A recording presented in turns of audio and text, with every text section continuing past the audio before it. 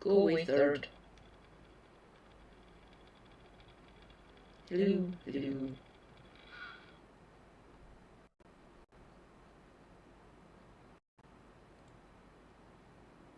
What the?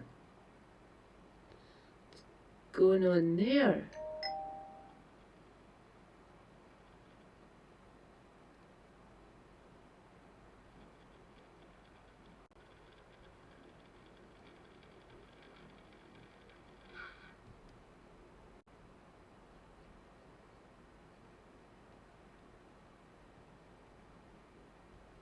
Hoi hoi. Hoi hoi. Okay. Yeah, just leave that for a bit. And I'm live. Hello, hello.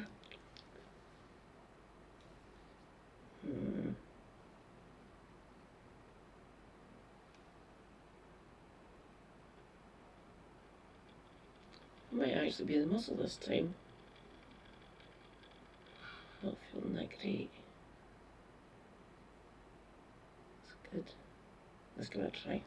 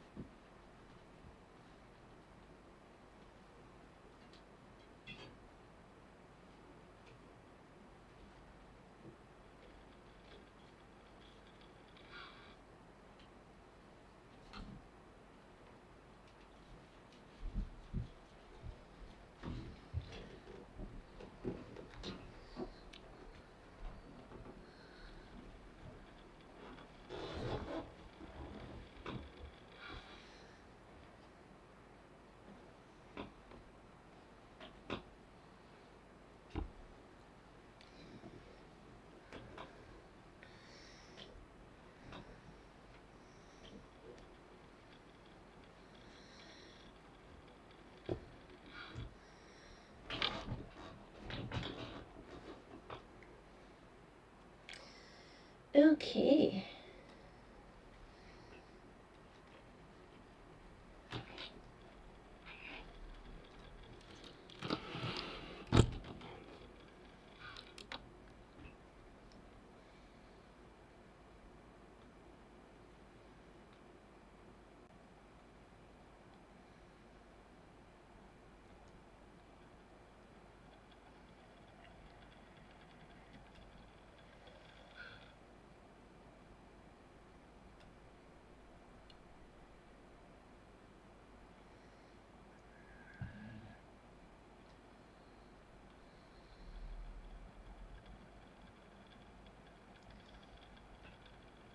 What the frick?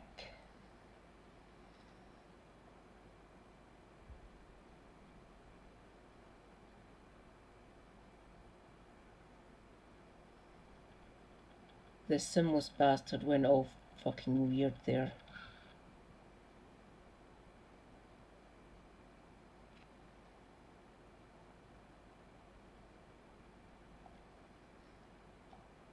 Oh shit.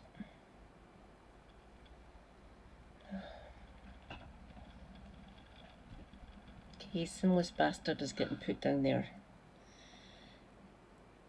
Relying solely on Twitch. I will still be able to see you on YouTube, don't you worry.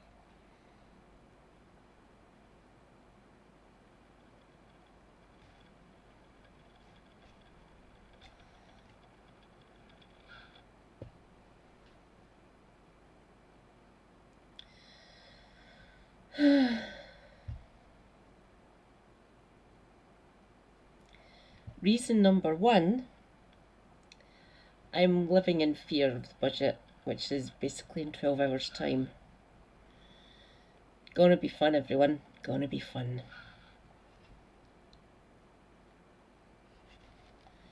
Rachel just...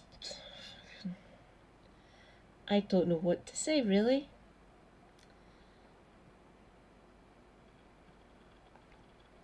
Can I believe that? Thank you, Jake. not the rotate, not one.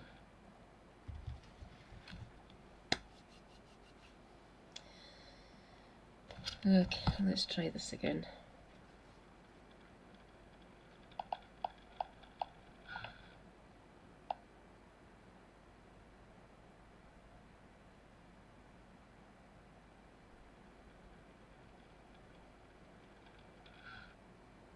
Come on.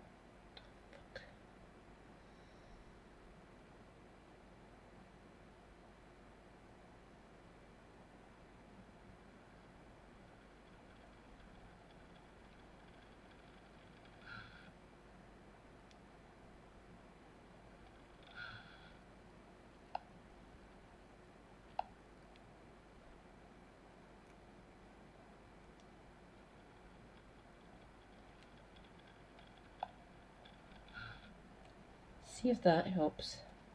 Restarting his phone. I have been tasked with doing the grocery shopping on the app and getting it delivered.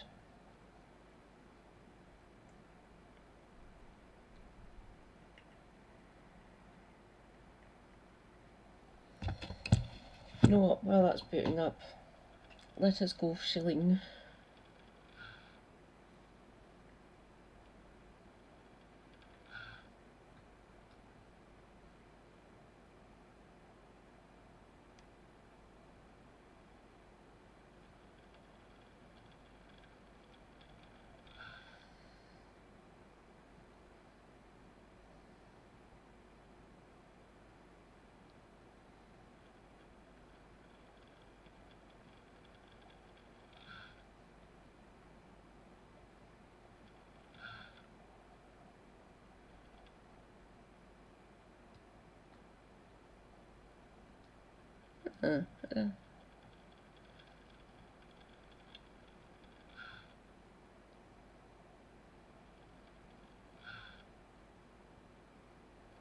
What the hell am I? Didn't actually realise it was this far back.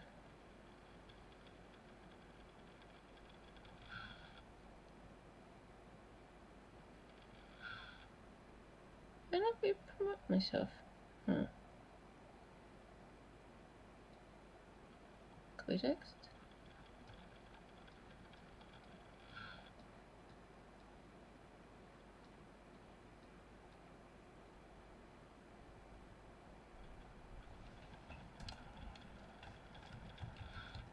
Hello, Moto.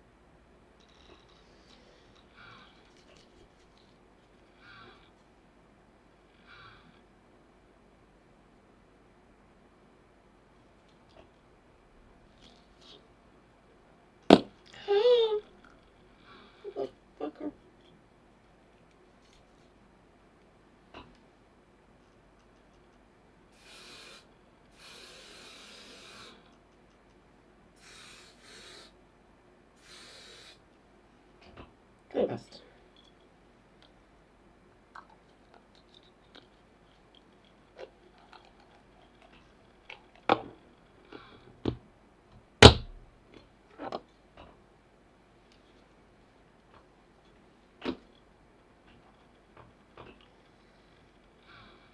There we go. 20 past 1. Cool.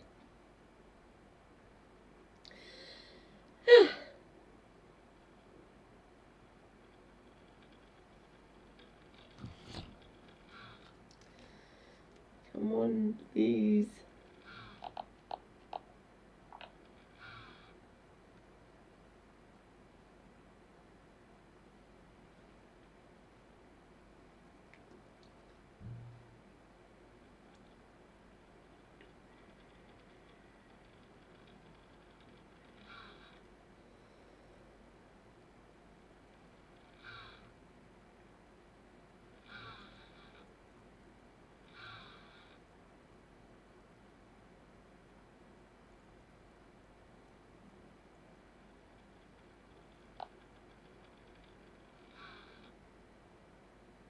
Mystery! Rejoice, comrades, mystery has arrived. My YouTube chat is on my Simless bastard, and it seems to be being a bastard. So I won't be able to pin anything. I'll check in with the phone to see if it wants to behave itself. And if you say anything based or good, I will get it pinned. Hot sauce in a can. Didn't know you could get hot sauce in a can. Our hot sauces come in glass jars or glass bottles.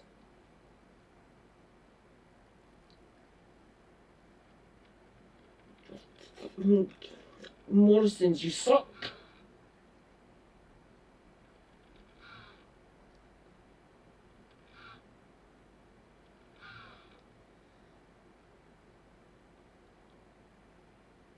I swear.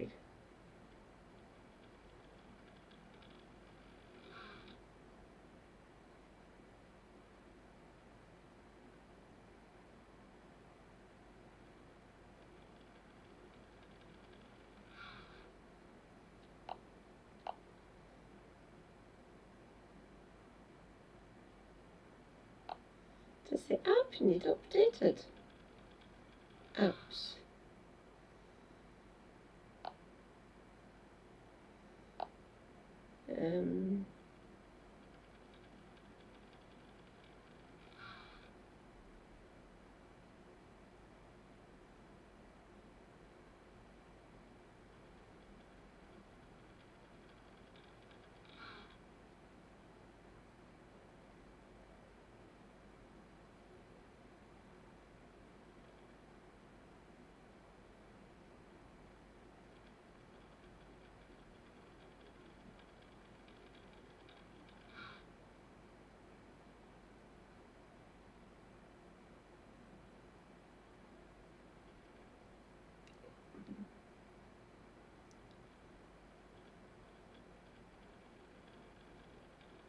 Huh. Well, that doesn't even updated.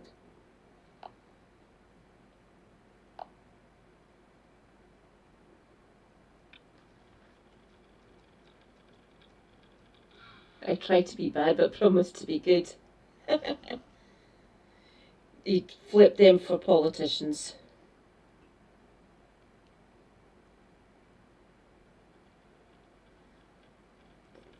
Motherfucker, give me a delivery slot.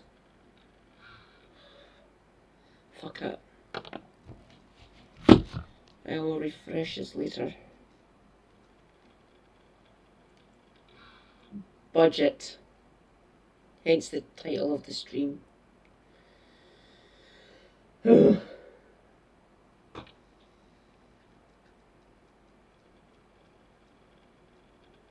Oh, thank you. You can go there. I'm trying to get my groceries delivered, and the supermarket app that we use, the main supermarket we choose, essentially, it is being a bit of a cunt. I just want to get my shopping delivered. You're not going to deny me my breaded cod, God damn you. Shall we?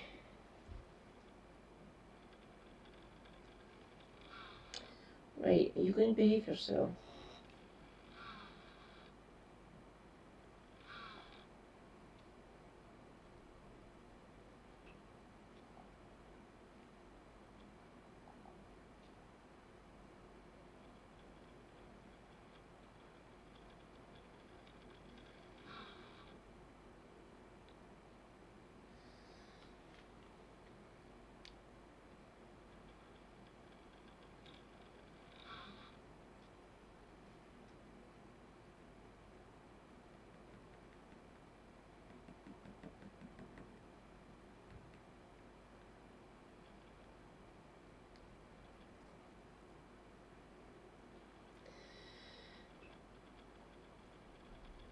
Five reasons why Department for Work and Pensions don't actually want to improve trust in personal independence payments.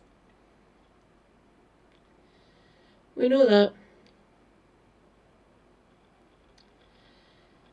The Department for Work and Pensions are apparently attempting to rebuild disabled people's trust in them. Good luck.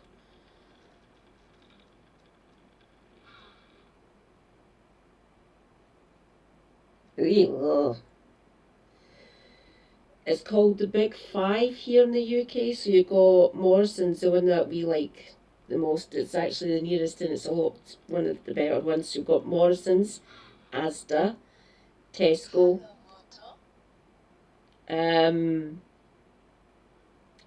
Sainsbury's, and hang on. There's the three main ones: Morrison's, Tesco, Asda, Sainsbury's, Lidl. So it's the Big Five. We've got other ones like Aldi. We've got a Costco here as well. Are you behaving? Are you going to behave so I can see my YouTube chat? Come on, you fucker. Okay, the Department for Work and Pensions are apparently attempting to rebuild disabled people's trust in them. The Morrisons are co-op. Our nearest co-op's in the south side, so it's about 5 miles away from us. We're in the north of the city. The nearest co-op's the other side of the river. There did used to be one on Union Street, but it got closed. I don't know where it is now. I think it might be a Tesco Metro or something. This came as a massive surprise to all of us here at the Canary. I bet it did. Who have been documenting the department's various forms of violence against disabled people for a long time. And I've been reading them on stream because Canary are based. And they're doing really good investigative work, especially in the Department for Work and Pensions. Many hope the horrific treatment of disabled people, your lass, would ease when Labour took control. I knew it wouldn't because the reasons. The Blairites, the right wing of the Labour Party, done a coup, got rid of Corbyn, kicked out all the leftists, all the centre-left people. Don't get me wrong, some of them are proving to be quite socialist now.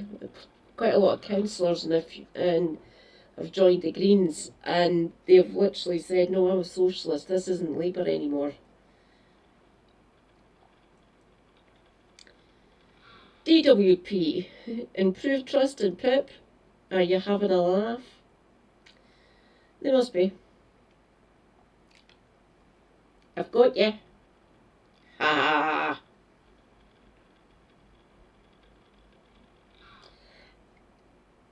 For the size of my hometown, that I come from Perth, by the way, they've got all the main... Oh, do they have Waitrose? I can't remember.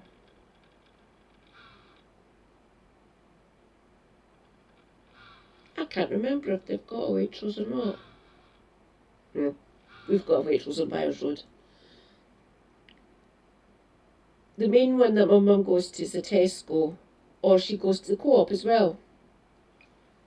There's also like an Asda and a Morrison's as well. A rather large Morrison's, St Catherine's Retail Park. I like that Morrison's. It's a little bit smaller than the one that I've got, which is just north of here. At the Triangle Centre in Morrison's, Bishopbriggs, if you wish to know. Ooh, I have people in my Twitch chat. The Minister for Disabled People, Stephen Timms, it's kind of lanky looking, was answering a written question about whether Capita would be required to record PIP assessments when he dropped the bombshell. MP Alex Easton also asked if the Minister would assess the potential impact this would have on the claimant's experience and evidence and appeals.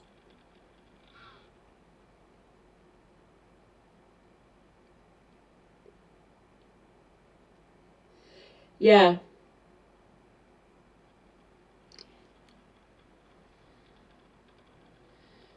How's your review going there, Timms? Timms answered that currently audio recordings are available for phone and in-person assessments. However, he explained that in Pathways to Work Green Paper, which means it's still going through the fucking Commons, the department set out that they wanted to record all assessments with an option to opt out, so they're automatically going to be recording all the work capability assessments Capita and other companies like them are carrying out for the government. Keeping a register of disabled people if you wish. That always goes well, doesn't it? It was then he dropped this line. By doing so, we hope to improve people's trust in the health assessment process. I will say again, good fucking luck. You've basically excluded us for about 3/4 of this process.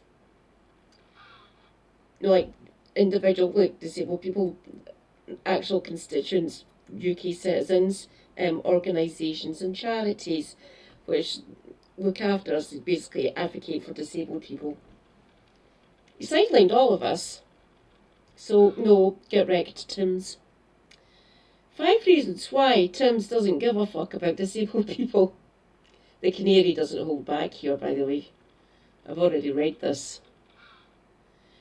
Tim says he wants to regain disabled people's trust in the process. But there are many, many reasons why that isn't true. Here are just 5 reasons why Timms is lying. Timms is politician. Easier. I suppose lying is shorter than politician.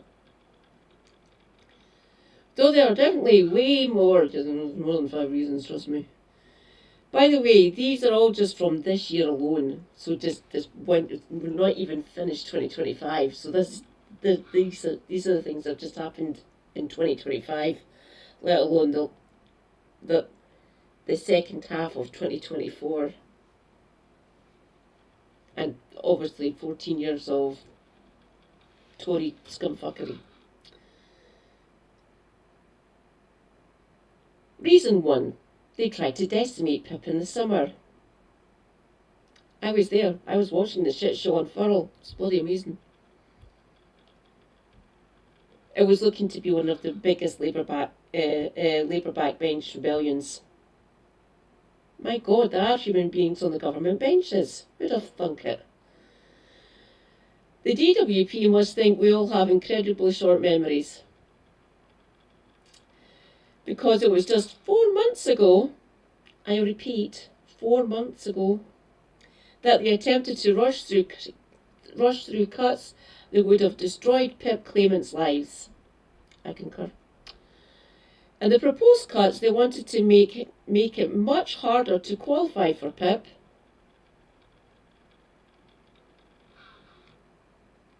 Which would mean thousands would have lost it. Correct. The cuts only didn't happen because because after mass campaigning by disabled people, charities, organisations, blah blah blah blah, we kept on emailing and writing to our MPs essentially. I emailed my MP 3 times about this legislation, and I just got the bog standard automatic response email from our team, from our office. She wanted to do these cuts. She kept the party line. She kept to the 3-line whip. Maureen Burke, fuck off. I hope you lose your seat in the next general election. I really do. Tim's played a Hail Mary at the last minute, taking Pip off the table during the debate, literally live, in the House of Commons, saying that instead he would lead a review. Might actually show that footage, it's fucking amazing. This meant MPs were able to vote through the universal credit cuts instead. So that's your standard job seekers benefit, essentially. So people who have work requirements, who go out and you have to stick to your job seekers agreement and all that fucking bollocks.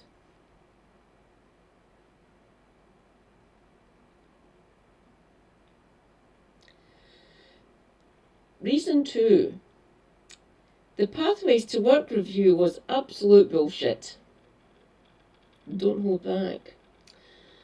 The Pathways to Work consultation didn't actually consult on the changes the government wished to make to PIP. Instead, they focused on how they would support people who lost PIP as a result of the changes, as if it was already a foregone conclusion, so they were already gearing up to actually kick people off the benefit and help them back into work. Get wrecked, no one's forcing me back into employment. At this point it was Liz Kendall, but now it's that, God. He may look and sound Scottish, he's here from Glasgow, but the now Working Pension Secretary, Pat McFadden, is a ghoulish bastard. He is a monster, and I am scared. This is probably because MPs were due to vote on the cuts the day after the consultation ended, so literally no right of reply. Like, you get a right of reply if someone mentioned in writes a column or something about you. We didn't get that. We didn't get given that option. They were literally going to fucking force them through the Commons. Screw you, scummy disabled people. Get back to work. Back in the mills.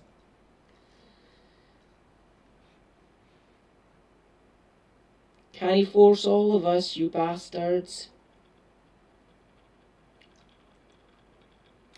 The consultation was only done in the first place because they wanted to make it seem like their cuts were completely different to the equally cruel ones the Tories done.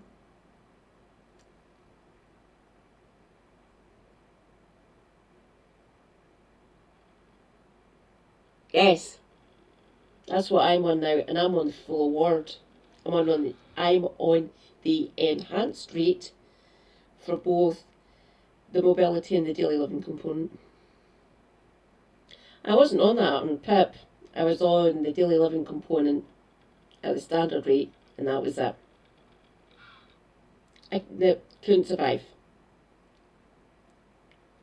Holy fucking Christ. Oh, that's burning. That's only 20 minutes. So the deep heat that I sprayed on my wrist, it is now starting to burn. When in fact the only difference was that the Tory consultation actually focused on solutions. Albeit those solutions were utter dog shit, vouchers instead of money. Vouchers instead of benefits. So they would take away our cash, basically our freedom or choices that we have, and give us vouchers to get shit. That doesn't fucking work. They literally got this from a ghoulish Australian bastard that he wanted to introduce down in Oz. They just took it wholesale and wanted to implement it up. That was the Tories, by the way, wanted to implement that here.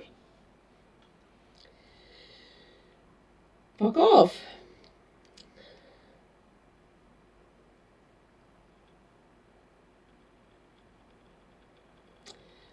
Reason number 3. White paper binned whilst they took all the trash out at once. After months of waiting, Pat McFadden decided that they just wouldn't be publishing the follow-up white paper to the Pathways to Work green paper.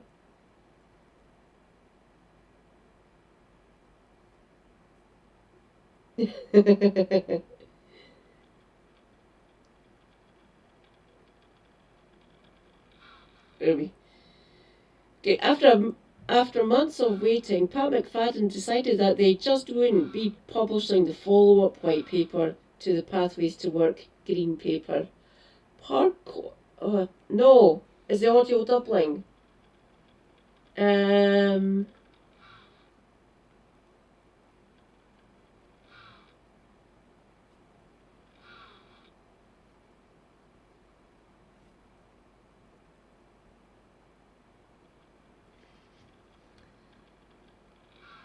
Hoi hoi. Is that better? No, speakers in here and actual speaker sitting here. And you can go back in there. You can just sit there. Mouse back.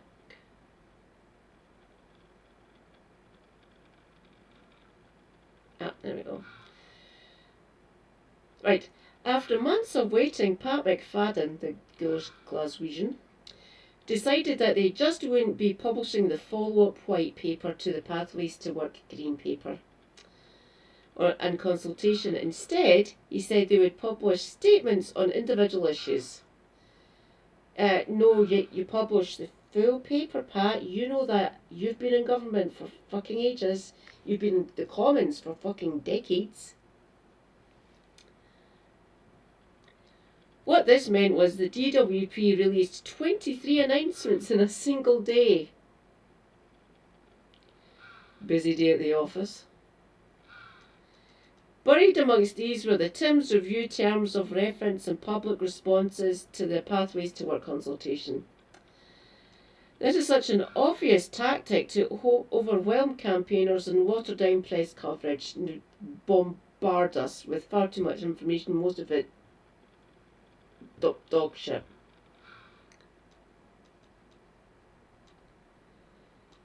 Reason 4. Tim's Review attempts to placate disabled people. Failed. Get wrecked. After rushing in last minute to stop Labour rebels, that backbenchers, essentially backbench MPs, yes, the Stop Labour rebels ruining their plans to kill disabled people.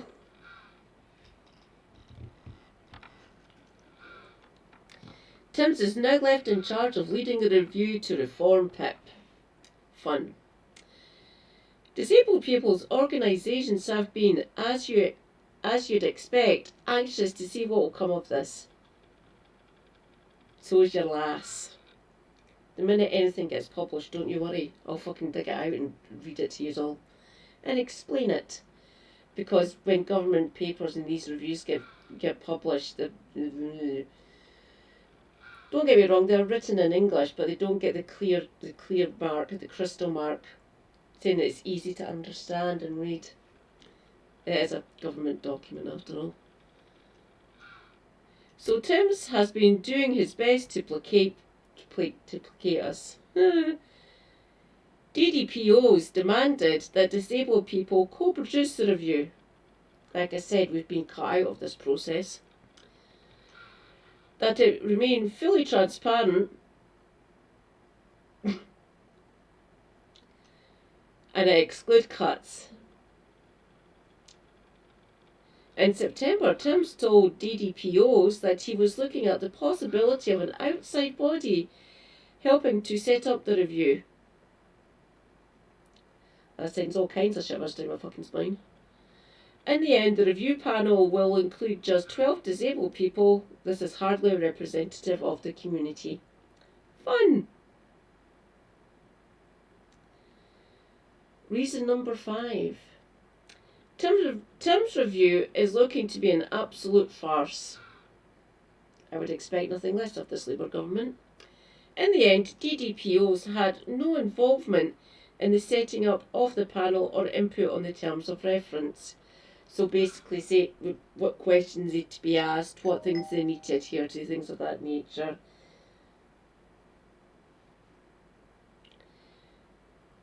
The terms of reference, whereas mentioned, slipped out along with 22 other pieces of information, probably to disguise the fact the review is going to be a fucking joke.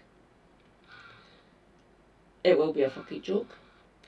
Hidden amongst platitudes about how they want to make the system fairer for disabled people are plans that will destroy disabled people's lives. Yes. Despite the DWP stating in the run-up to the cuts that the reforms would only affect new claimants, don't fucking believe them, they will consider whether they can punish current claimants too. Essentially, they want to kick as many people as possible off PIP any way they can.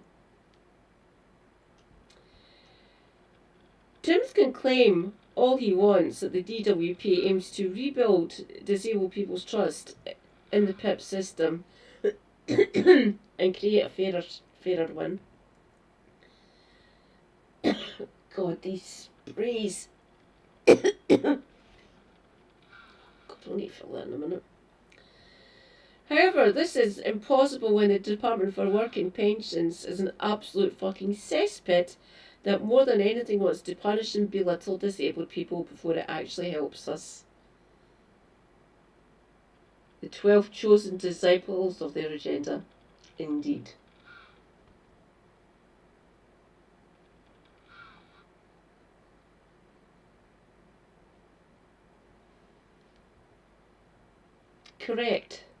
Correctness gets pinned. Well said, Mr. E. Stephen Timms, get wrecked. Don't you worry though, the minute that fucking review gets published, I will get my hands on it.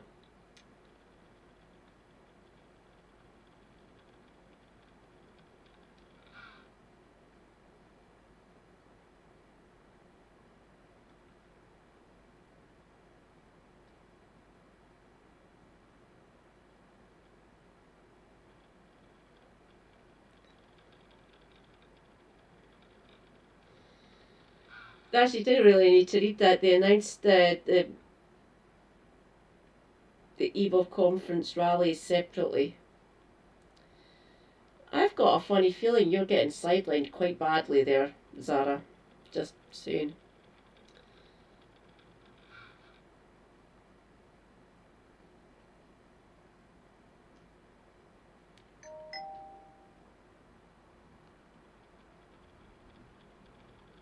Thank you for helping me with my audio per course. Much appreciated.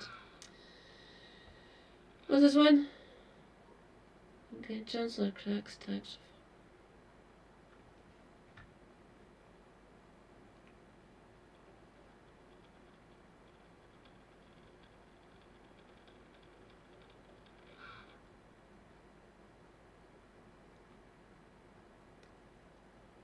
I don't think I really need to read this. I got Super Hubby to read it, by the way, earlier on. I didn't think I need to read it. We will find out tomorrow what she wants to do, obviously, or later today. Fun.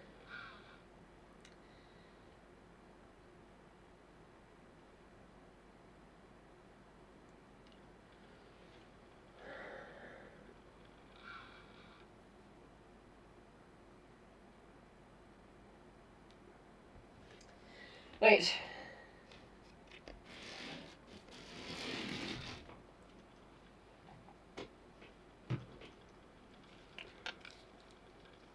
But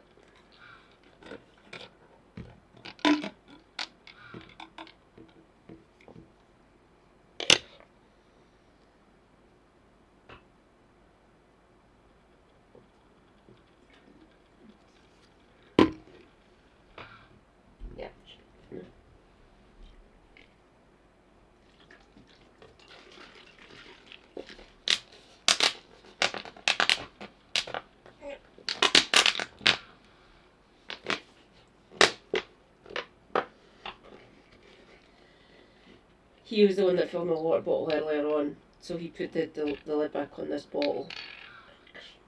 For fuck's sake, darling.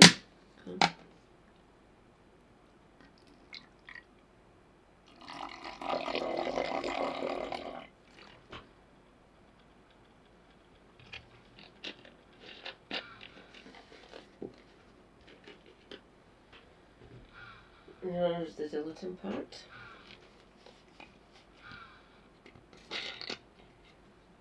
He's too.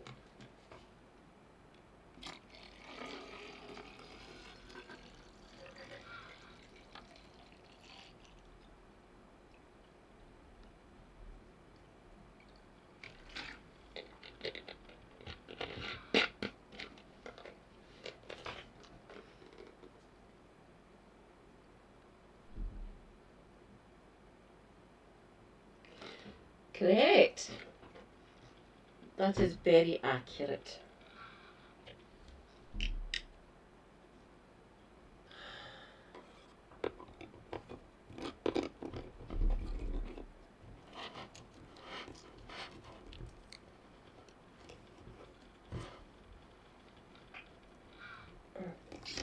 There we go.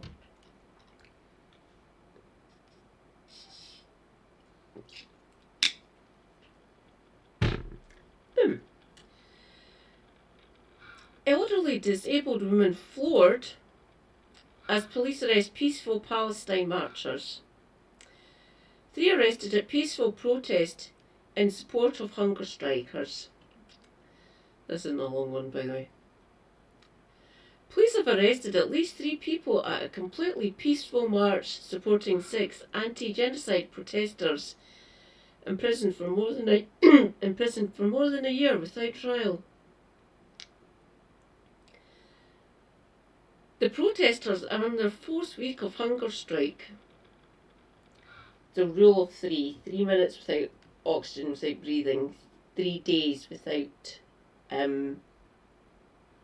water, and 3 weeks without food. That last one is up for debate because we've all got wildly different metabolisms. Essentially, it depends how long we last. There's probably people who have starved who literally who've done it just to check or see, because of lunatics, how long they can go, and people have went for 4, 5, 6 weeks before. So that 3-week rule is not hard and fast. The 3 minutes without oxygen is, though, oddly enough. And you can sometimes survive up to a week without water. You start going loopy, you start going, your essential bodily functions. This is literally a lubrication which takes everything around our fucking body, especially to here. The protesters are in their 4th week of a hunger strike, demanding an end to their detention beyond the legal 180-day limit. So that's for 28 days so far, with up to 2 years still to serve.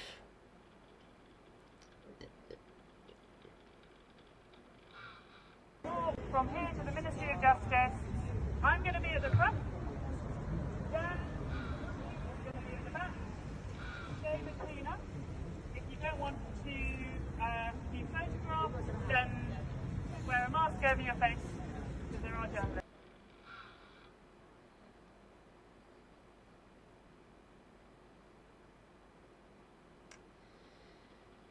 The march from Pentonville Prison, that's a Monopoly Square by the way, to the Ministry of Defence tonight was very peaceful. Unfortunately, it was only peaceful until the police decided otherwise, and 3 arrests were made at the SOAS encampment.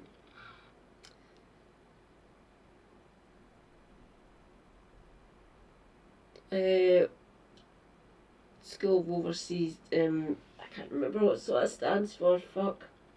Elaine or Kev would know. An elderly lady with crutches. What the fuck? Was knocked to the ground. Only a few people managed to get over to the Ministry of Justice, as some were intimidated and went home. Some went as a group to Euston Station and police followed them onto the tube.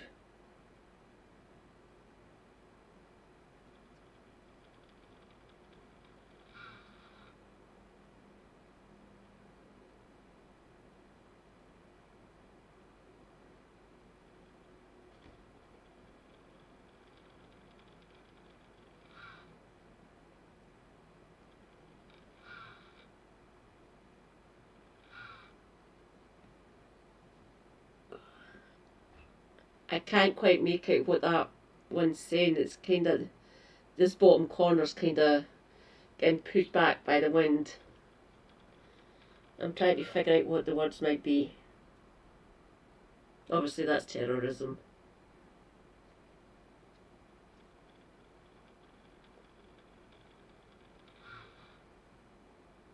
Oh, I figured it out. Resistance is not terrorism. Empire is planetary scale terrorism. I like that. I really like that. Wow.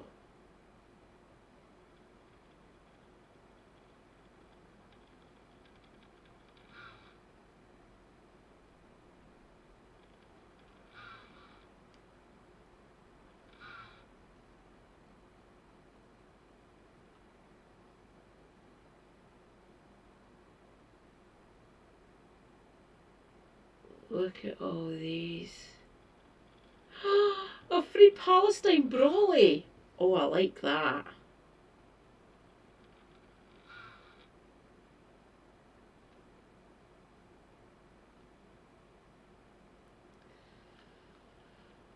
Bloody hell.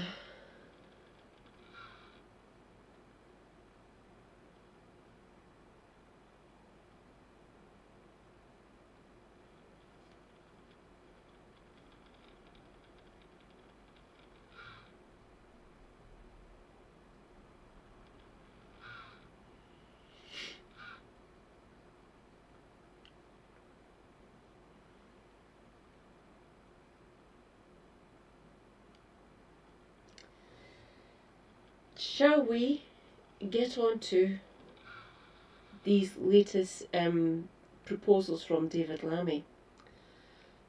What a vile human being this man is. Will it get mentioned? Will it be in the news section?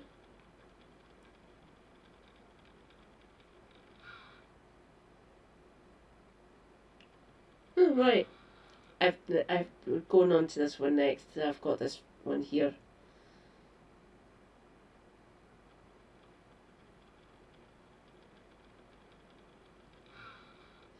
Yeah.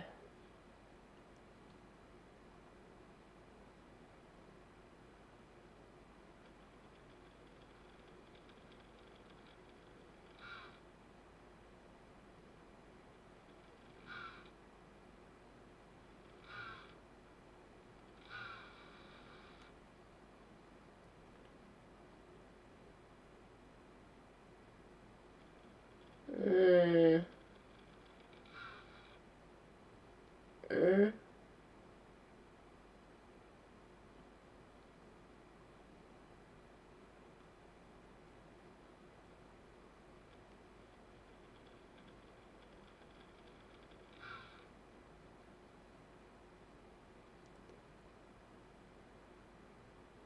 Uh,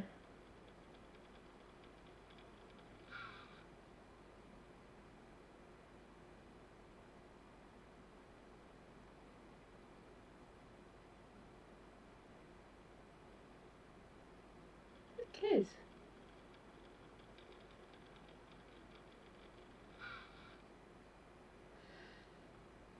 I have no idea if Helena's got this one up yet. Suppose it should be in our live stream. Give me a minute. No justice. Can I hear a crow cawing? In live stream, won't it? be towards the end. Streamed only an hour ago.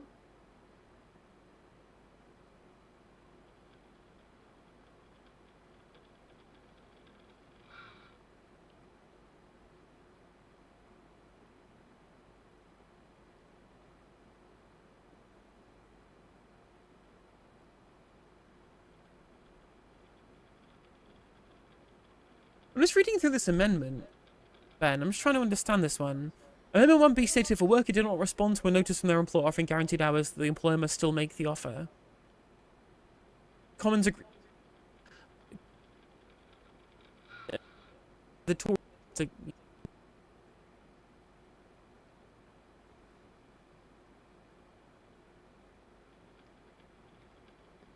Maybe? Please? It's just this section that I'm borrowing from. I remember where it was Paul Novak was complaining about. Well, I trust Paul Novak.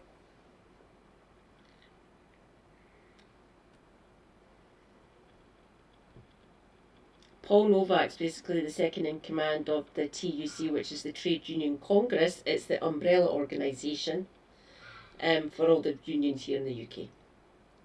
So you've got the TUC, you've got the STUC, which is basically the Scottish branch essentially, but they still get, but basically the remit comes from the TUC, which is based in Manchester. So my sister works for the TUC, and I'm trying to remember if it's Manchester or Liverpool. She goes down to. Can't remember. She goes down to London as well. I'm sure it's Manchester. Did Green Lords vote for Amendment 1B to the Employment Rights Bill? Right, let's try this. Vote with the Tories.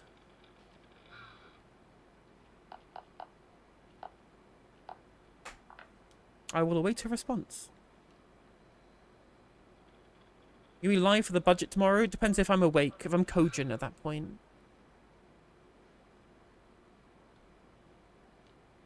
Your lass will.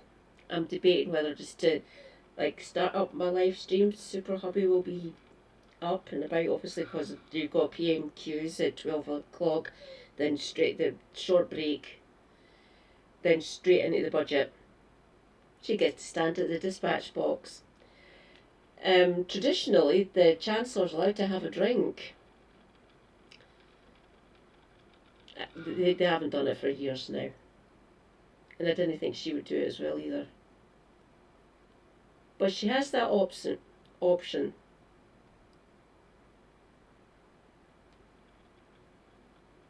God damn you. Just let me do the check. Let me book a fucking slot, you cunt. I find it funny that people are blaming Zach for the peers voting against the bill, but it's the whole point of the Greens that MPs aren't whipped and can vote with their conscience, or is that not allowed for peers? I mean, I think we need a whip system that's accountable to membership. I think Alex Salons was correct on Twitter in saying that there should be a whip system that's powered by members, so that members can hold their own MPs to account and have to wait until the next electoral cycle for the mandatory reselection period. I think we should be whipping people directly from the membership to the MPs themselves, you know? Correct, Mr. E. Especially if we're expecting defections. Like, if we're expecting defections from people who already have an ideological position that they agree to, we need to expect them to hold the members' interests at heart. And for that, you will need a whip that holds them accountable to the membership if they defect. You know?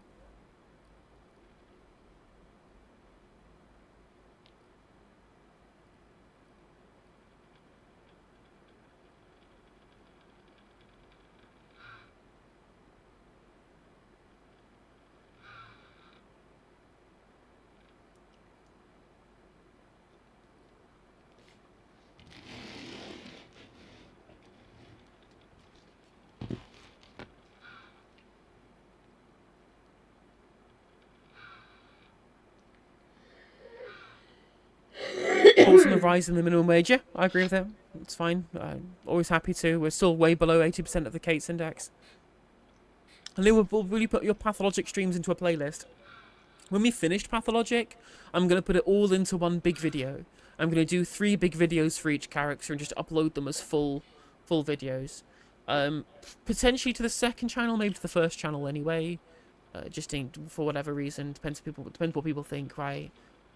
Maybe I'll just put on the first channel's already monetized, so maybe I'll just put it on the first channel to be a long video. But I will put all of the whole of the campaigns. I'll stitch them together and upload them as single videos once we've finished each one. The bill forces all employers to actively give guaranteed hours offer. The employee can reject.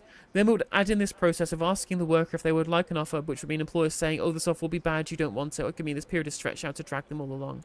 Okay, so yeah, they should have voted. They should have voted against the amendment.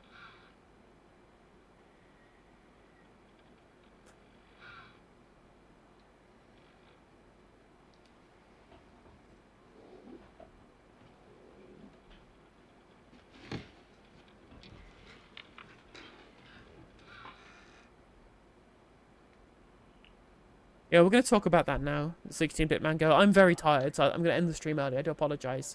But we are going to talk about these judicial reforms to start with, because they're fucking insane. Absolutely, genuinely insane.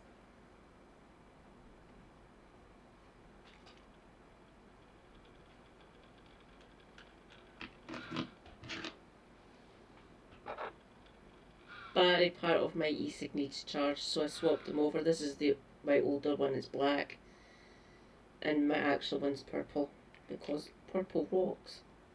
Purple is one of the best colours ever.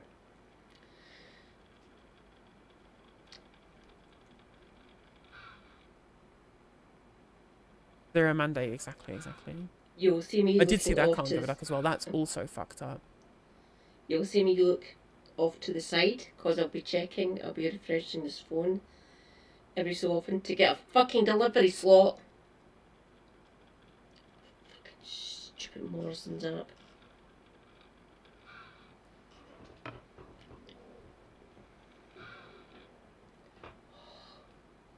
Finally got a footstool that's the right height and angle. Super happy bought it for me. What's that? Fuck, I just leave it a while again.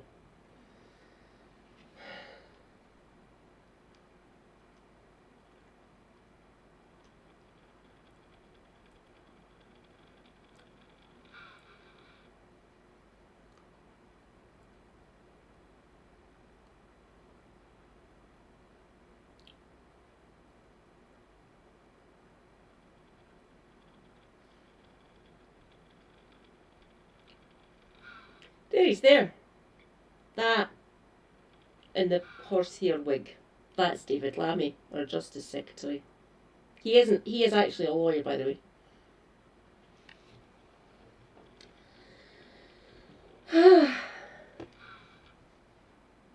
This is truly fucking dystopian. David Lammy, fuck off.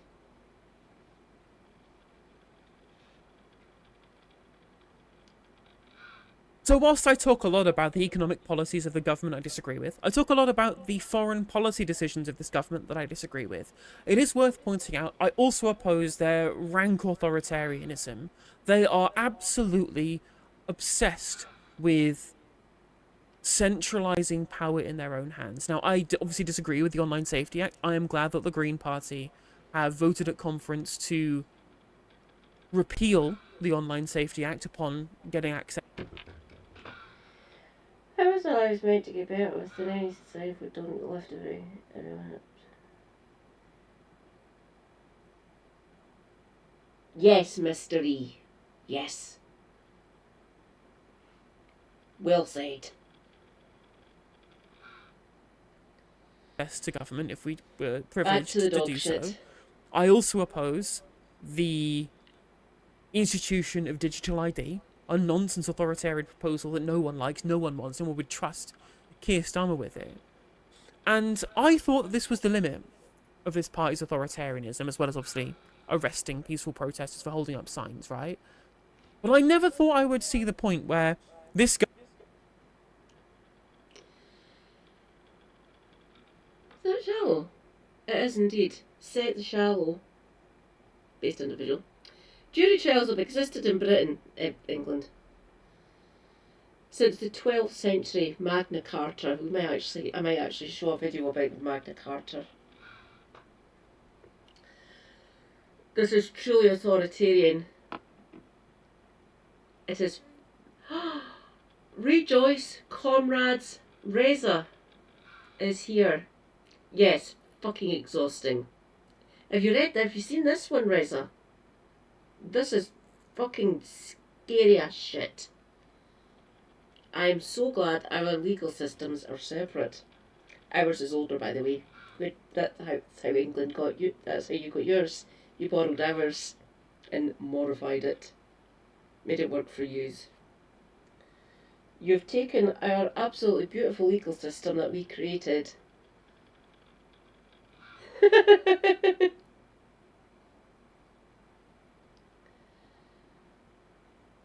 Judges and barristers and KCs and everyone like that, and there's robes. You have to wear shit when you're in court in Britain. So Keir Starmer would have wanted to get up like this as well because he was a lawyer. Government would actively want to remove people's judicial rights in this country. Again, like, these are the people who have been part of, like, the establishment institutionalist party in this country. And you'd think that they would hold at least some reverence for the history of this country, like the Magna Carta. Basic stuff like the right to be judged by a jury of your peers. Again, as has been pointed out, like 800 years of British history, of British convention being ripped up with no mandate.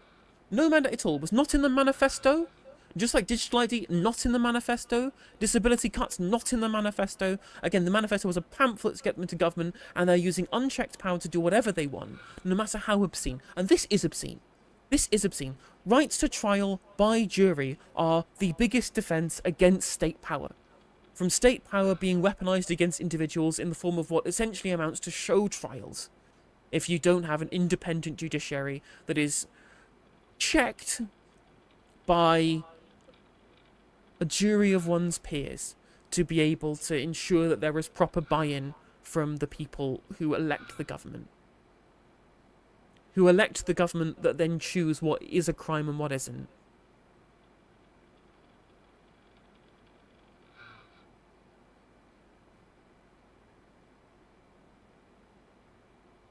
There is no reason for them to want to do this, other than to use their unchecked power against their enemies politically. There is no reason to do this, right? So the line coming from the government is that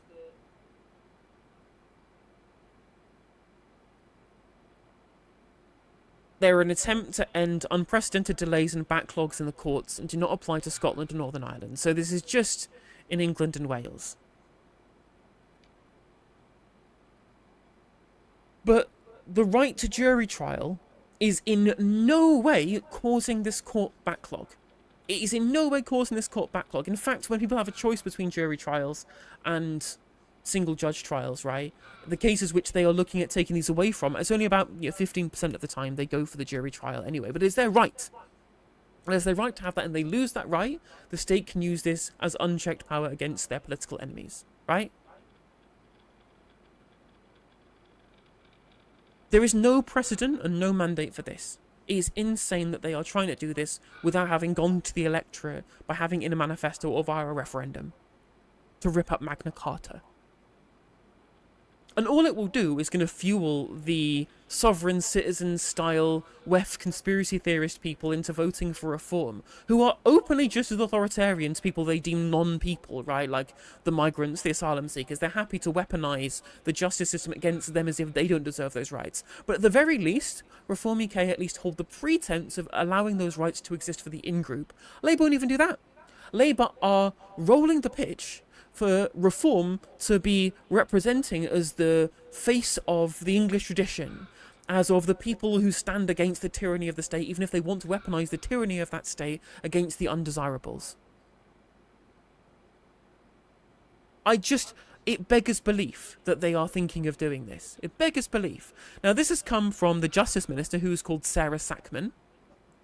This was leaked a couple of days ago, and I almost talked about it then, but I'm glad this has now been confirmed broadly in the press, so I can talk about it fully. It is worth pointing out that Sarah Sackman is somebody who has a history of working with countries and governments that are pretty authoritarian, that do show trials on people who they deem to be enemies of their own state. Because, yeah, turns out she was awarded a Judicial Clerk Scholarship at the Supreme Court of Israel in Jerusalem, being called to the bar of the Inner Temple in November 2008. So the Labour junior minister, who is in charge of rolling out this totally mandateless change to our judicial system to give more power to the courts and to the state and less power to the actual people, is somebody who quite literally was trained by the Supreme Court of fucking Israel. Why is it every time I look into this Labour government, suddenly I just find something to do with Israel just lurking in the background?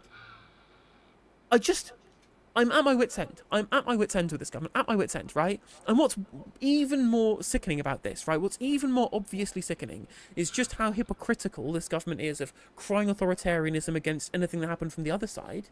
And not just hypocritical in that manner, directly hypocritical to the point where I have to agree with Robert fucking Jenrick. Here's David Lammy in 2020 saying that jury trials are a fundamental part of our democratic settlement, and criminal trials without juries would be a bad idea. Right? He's deliberately said this was a bad idea and is now wanting to do it in government.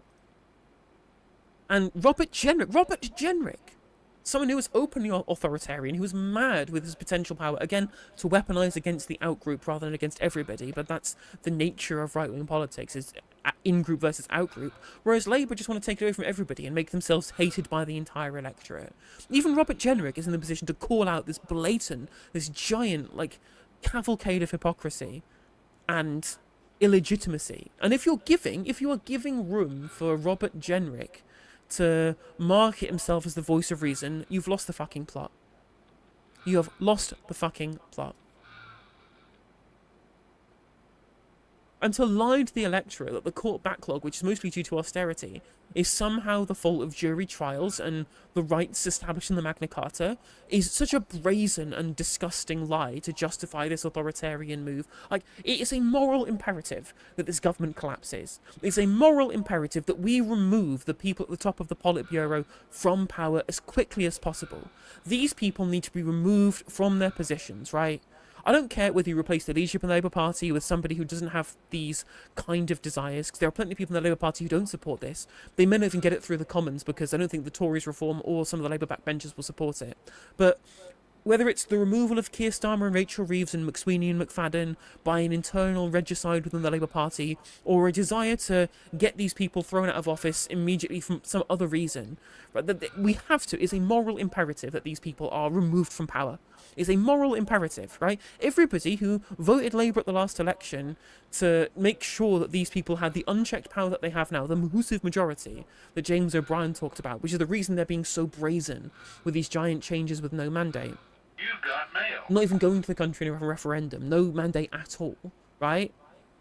He is going to be complicit in the kind of things that they do because they believe that they have unchecked power.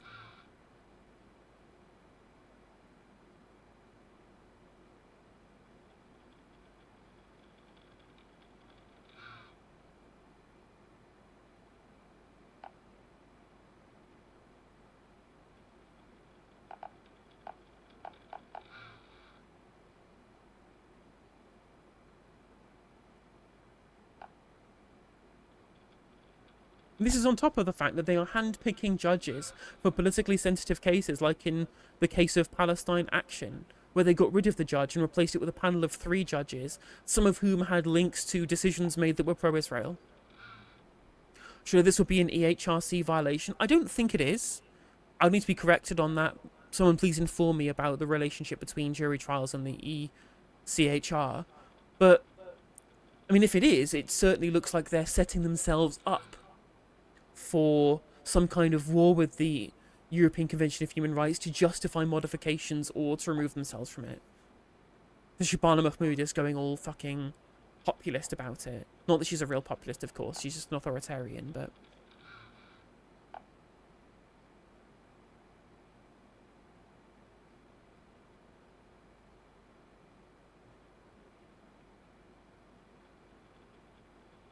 I think someone just pointing out on Twitter that a move such as the removal of jury trials with no mandate would justify a general strike if we had a labour movement that was large enough and militant enough to be able to organise such a thing, right? It's such a giant change of the basis of the foundation of the constitutional nature of this country that it would require mass labour militancy to oppose. But we don't have that in this country. We let ourselves just bend over and accept what the government gives us, no matter how grotesque it is, you know?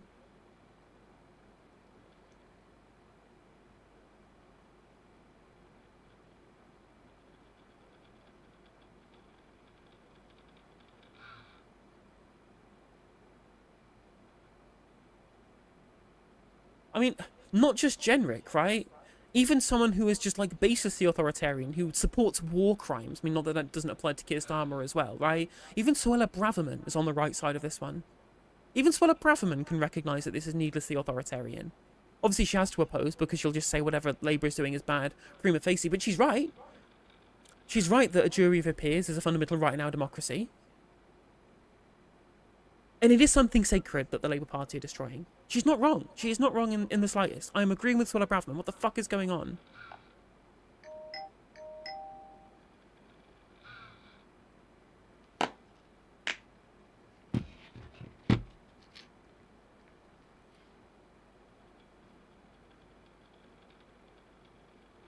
Good night, Mr. E. Sorry about that. I was going through the authorisation process. I mean, even Peter Stefanovic is pointing out that that senior lawyers are saying they would destroy...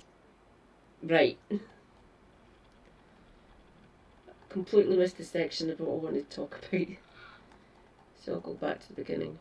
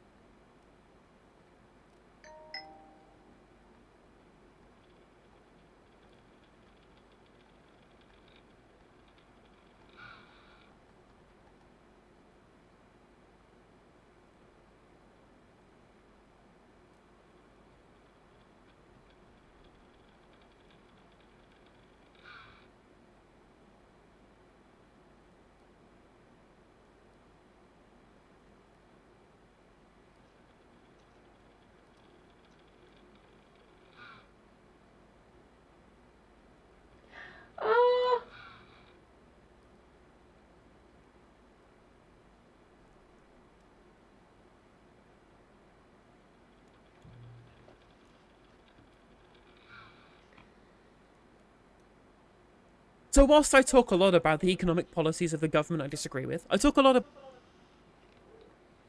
Thanks for dropping by. Always a pleasure, if you can still hear me. Stay hydrated. Self-care is good care. Take your meds. Stay based. Free Palestine. And fuck off David Lammy.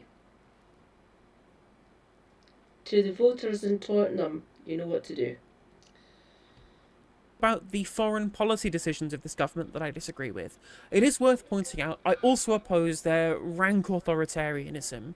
They are absolutely obsessed with centralising power in their own hands. Now, I obviously disagree with the Online Safety Act. I am glad that the Green Party have voted at conference to repeal the Online Safety Act upon getting access to government, if we were privileged to do so. I also oppose the institution of digital ID, a nonsense authoritarian proposal that no one likes, no one wants, no one would trust Keir Starmer with it. And I thought that this was the limit of this party's authoritarianism, as well as obviously arresting peaceful protesters for holding up signs, right? But I never thought I would see the point where this government would actively want to remove people's judicial rights in this country. again, like, these are the people who have been part of, like, the establishment, institutionalist party in this country. And you'd think that they would hold at least some reverence for the history of this country, like the Magna Carta. Basic stuff like the right to be judged by a jury of your peers. Again, as has been pointed out, like 800 years of British history, of British convention being ripped up with no mandate. No mandate at all. It was not in the manifesto.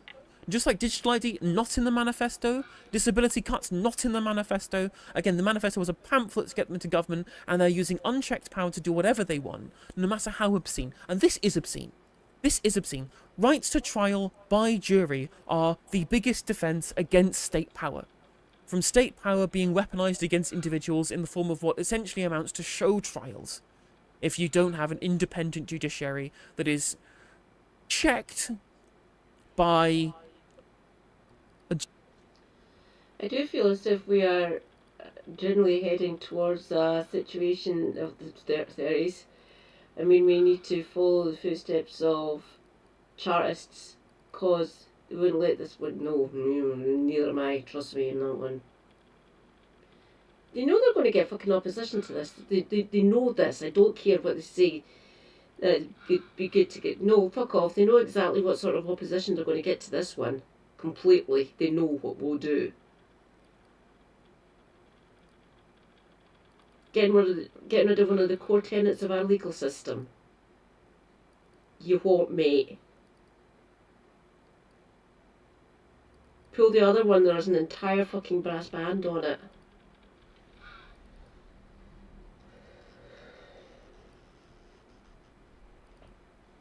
They're taking the piss with this one, so no, I'm not going to fucking stand for it. Jury of one's peers, to be able to ensure that there is proper buy-in from the people who elect the government.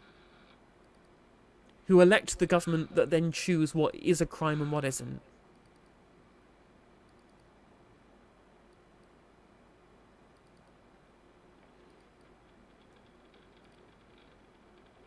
There is no reason for them to want to do this, other than to use their unchecked power against their enemies politically. Yeah. There is no reason to do this, right? So the line coming from the government, is that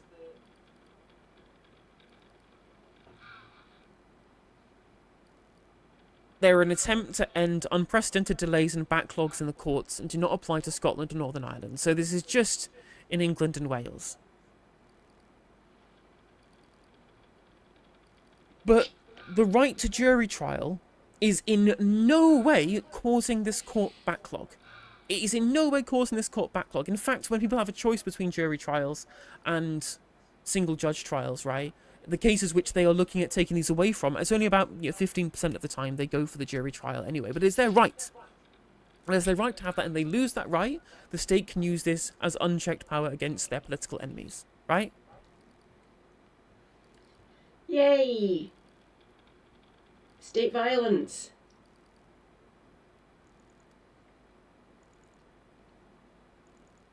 Yeah.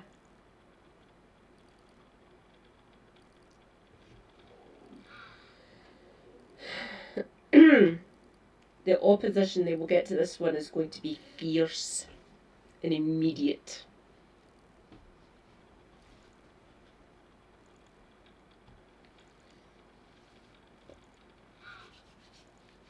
There is no precedent and no mandate for this. It is insane that they are trying to do this without having gone to the electorate by having in a manifesto or via a referendum to rip up Magna Carta. And all it will do is going to fuel the sovereign citizen style WEF conspiracy theorist people into voting for reform, who are openly just as authoritarian to people they deem non-people, right? Like the migrants, the asylum seekers. They're happy to weaponize the justice system against them as if they don't deserve those rights. But at the very least, Reform UK at least hold the pretense of allowing those rights to exist for the in-group. Labour won't even do that. Labour are rolling the pitch for Reform to be representing as the face of the English tradition, as of the people who stand against the tyranny of the state, even if they want to weaponise the tyranny of that state against the undesirables. Resident philosopher, where are you? We need Scribby here for this one. You might hear me. Scribby, where are you, mate?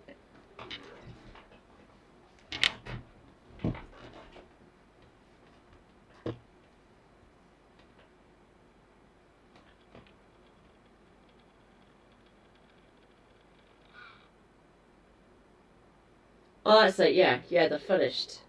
If they push ahead with this one, they're fucking done for. Yeah, we're not, the states action violence like this, literally taking out your political enemies like that, no, fuck, or ordinary citizens, no, fuck off. Fuck off. The British people will not stand for this. Well, technically this would be England and Wales because we're separate. They dare not push that sort of shite up here. You really do want to piss off the Scots. We do get kind of angry at times.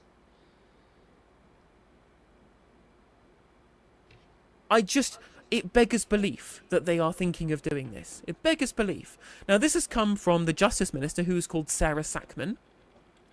This was leaked a couple of days ago, and I almost talked about it then, but I'm glad this has now been confirmed broadly in the press, so I can talk about it fully. It is worth pointing out that Sarah Sackman is somebody who has a history of working with countries and governments that are pretty authoritarian, that do show trials on people who they deem to be enemies of their own state.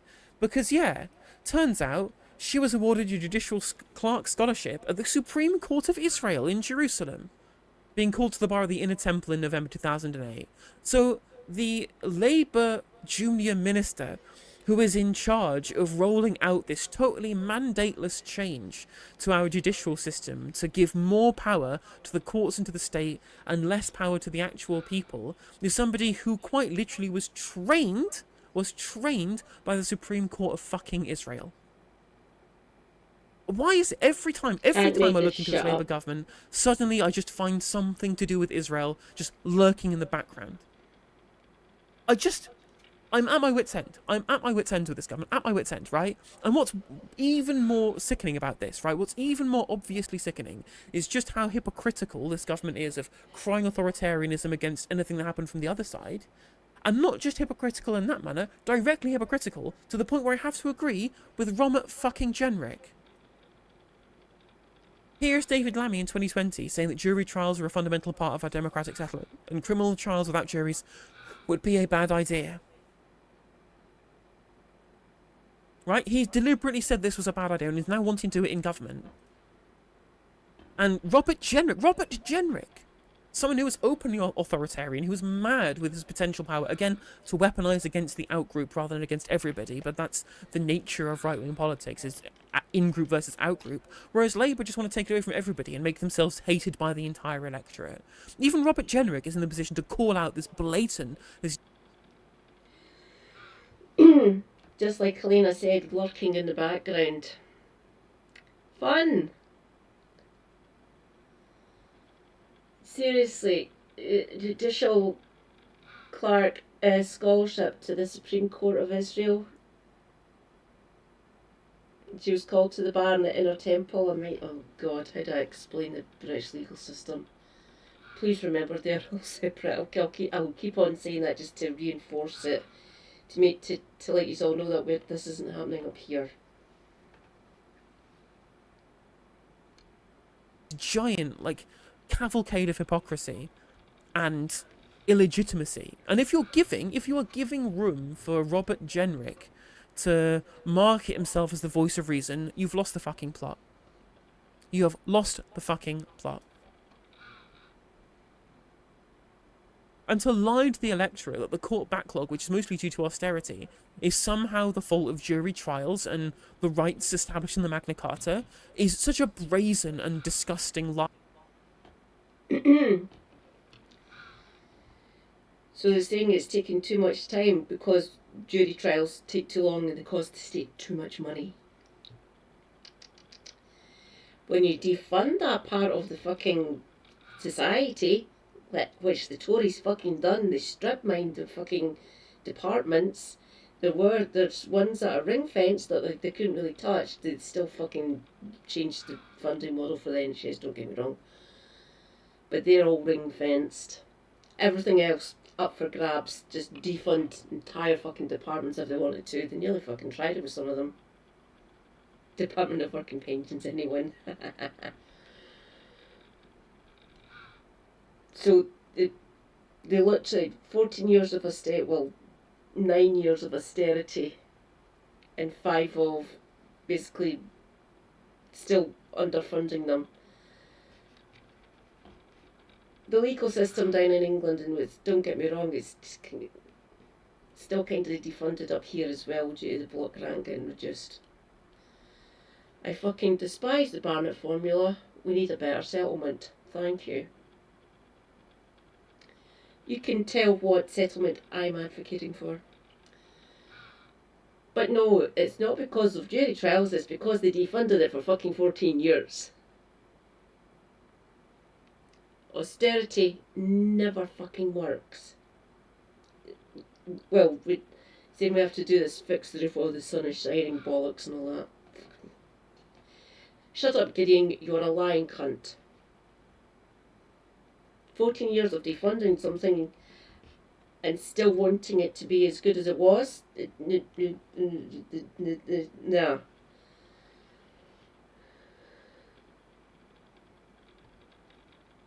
To justify this authoritarian move. Like, it is a moral imperative that this government collapses. It's a moral imperative that we remove the people at the top of the Politburo from power as quickly as possible. These people need to be removed from their positions, right? I don't care whether you replace the leadership in the Labour Party with somebody who doesn't have these kind of desires, because there are plenty of people in the Labour Party who don't support this. They may not even get it through the Commons because I don't think the Tories reform or some of the Labour backbenchers will support it.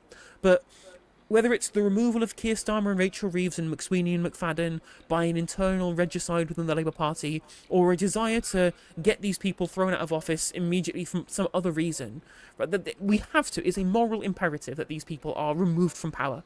Is a moral imperative, right? Everybody who voted Labour at the last election to make sure that these people had the unchecked power that they have now, the massive majority that James O'Brien talked about, which is the reason they're being so brazen with these giant changes with no mandate. Not even going to the country in a referendum, no mandate at all, right? Is going to be complicit in the kind of things that they do because they believe that they have unchecked power.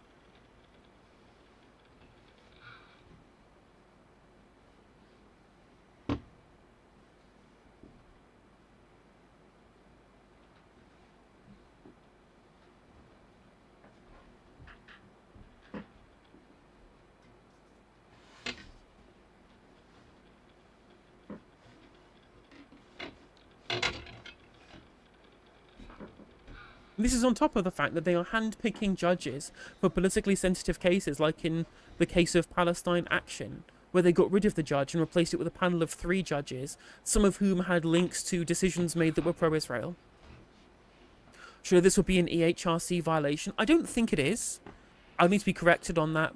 Someone please inform me about the relationship between jury trials and the ECHR. But, I mean, if it is, it certainly looks like they're setting themselves up for some kind of war with the European Convention of Human Rights to justify modifications or to remove themselves from it. The Shabana Mahmood is going all fucking populist about it. Not that she's a real populist, of course, she's just an authoritarian, but...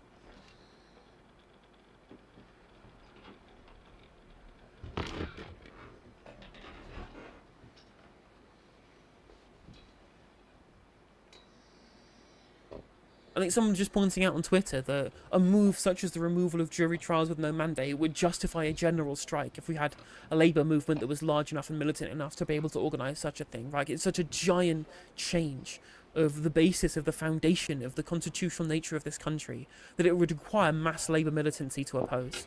But we don't have that in this country. We let ourselves just bend over and accept what the government gives us, no matter how grotesque it is, you know?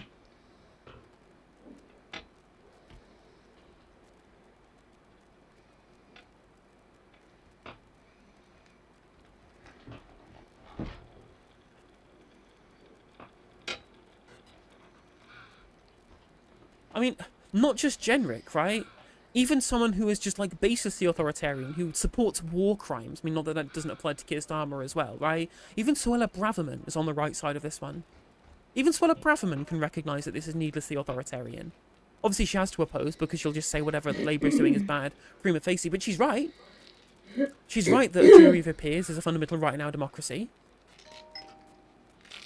And it is something sacred that the Labour Party are destroying. She's not wrong. She is not wrong in the slightest. I am agreeing with Suella Braverman. What the fuck is going on?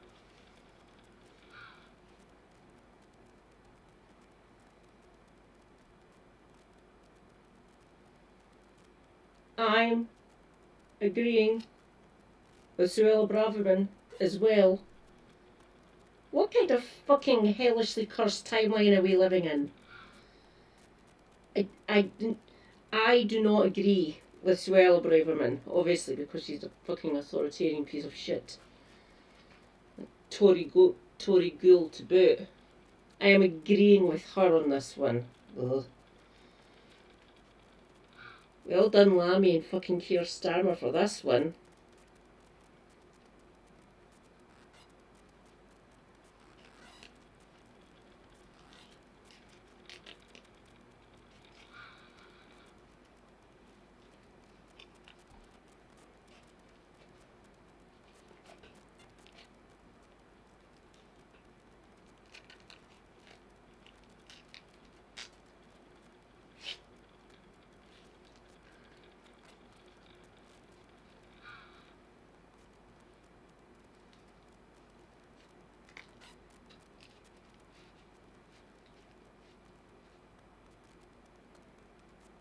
Haha.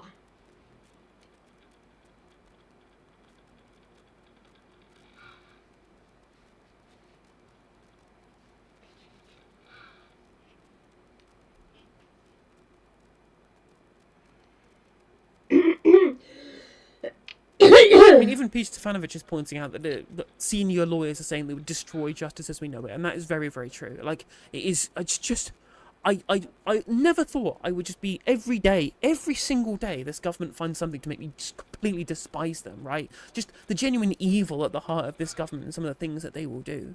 The lengths that they will go to extend their own power, you know? Just absolutely diabolical. Diabolical stuff.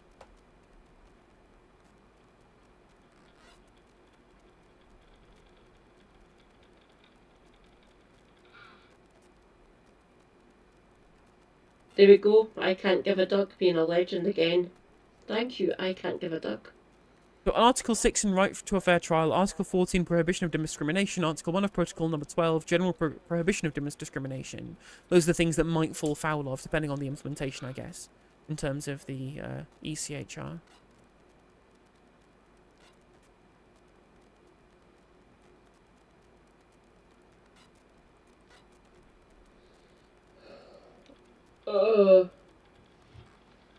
Making me agree with Suella Braverman. What the fuck, Lammy?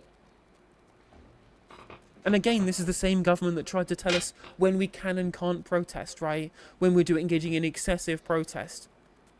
It's just insanely authoritarian. Again, like, yeah, imagine if it came from the Tories, you'd see people up in arms. I mean, luckily, Keir Starmer and Rachel Reeves and Pat McFadden and all that lot are all so close to the Tories now, they're indistinguishable, and you're seeing backlash from everybody. Previously, people who would be polarised towards Labour, who would defend it on the grounds of it being a Labour government doing, even they are saying that it's terrible. Even they are saying that it is dereliction of the constitutional nature of this country, right?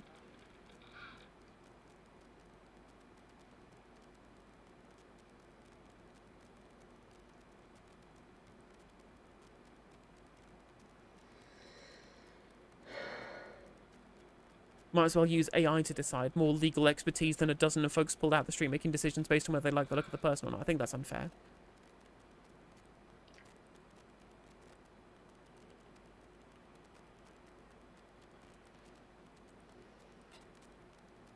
A wild Brummie in chat. It's fun when Kev arrives into the chat after he's finished streaming with Christy. You just kept on putting a link to something on Twitter, trying to get Helena's attention.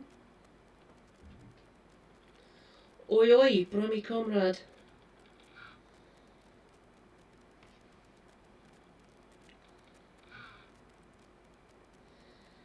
Oh, that's what I wanted to say. Mr. Satnav in the chat. LLM would make great lawyers. Data collation, maybe? Data collating? That's large language model, essentially an AI, a bot. Mr. Satnav, in certain aspects, no they fucking wouldn't. You still need the person. Same for healthcare. You still need the nurse, you still need the doctor, you still need the dentist, you still need the physiotherapist and the surgeon.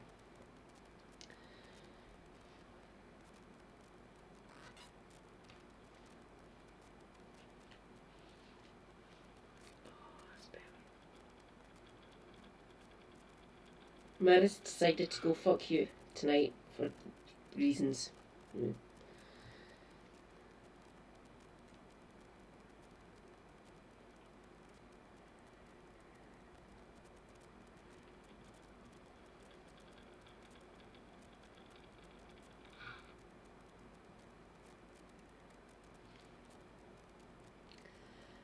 Oh, set the shallow again. Juries are biased, but so are judges. You have to remember, juries are made up of people, and judges are people. I know people. I know what people are like and what they're capable of. So yes, they're deeply flawed and obviously human. People are people.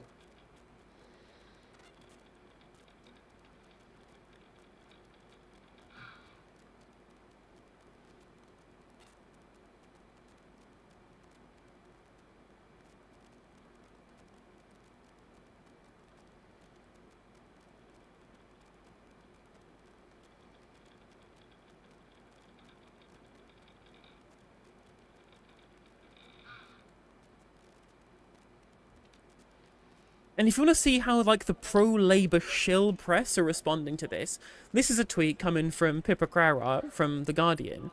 It comes after our Jessica Elgar... Pippa Crowra is Scottish. Pippa, stay down there. If you're backing this, one of the core tenets of the legal system down in England and Wales, don't come back up. Don't come back home. You're not going to get a warm welcome. Essentially giving support, backing this fucking authoritarian lunacy.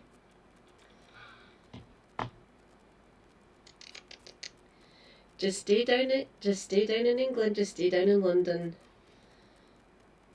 revealed that criminals will be stopped from gaming the system by choosing trial by jury to increase chances of proceedings collapsing, and the government was planning radical changes to limit jury trials by the next election. Do you notice what's wrong with this tweet, chat?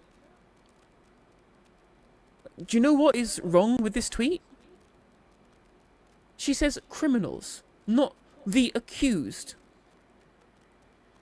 Like, she's so bought into the Labour framing on this that anyone who is accused must be a criminal. The fact they are going to a trial means you have not convicted them yet. They have not been found guilty of any crime by the fact that they are going to see judges and going to courtrooms to decide it. And Pippa Crowra is just openly agreeing with the government, essentially going, well, criminals will just abuse the system if there is a jury trial, so we have to get rid of it. And like, they are not criminals until they've been convicted. That is, again, a basis of the legal system in this country is guilty until proven innocent. And here we have the press, the Labour-aligned press, right? The Labour-aligned liberal press trying to, again, roll the pitch for it, to lead with a language that explicitly is trying to back up the government's position.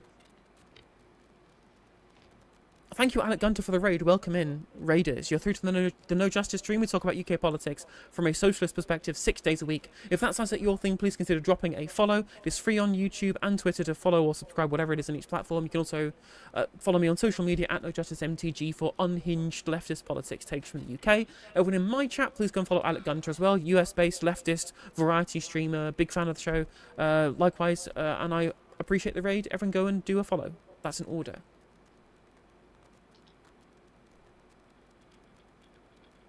I can't remember if I'm following Alex or not. I'll need to go and check. Currently, we're discussing the fact that our current Justice Minister and our current Justice Secretary and Justice Undersecretaries are trying to remove the right to trial by jury with no mandate, right? That's what's going on in the UK, American viewers, right? Whilst it's your right-wing conservatives who are doing insane authoritarian shit, which is totally unconstitutional, in us, it's our supposedly centre-left party who are trying to remove the right of trial by fucking jury.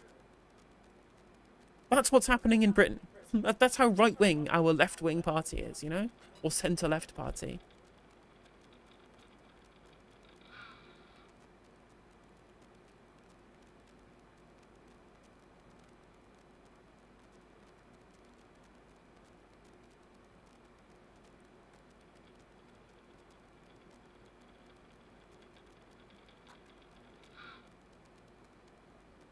I mean, to be fair, this is the same minister, David Lammy, who praised Azerbaijan for liberating the Nagorno-Karabakh. And also the guy who's just been openly, like, providing cover to Israel during their genocide in Gaza. Just an insanely monstrous individual.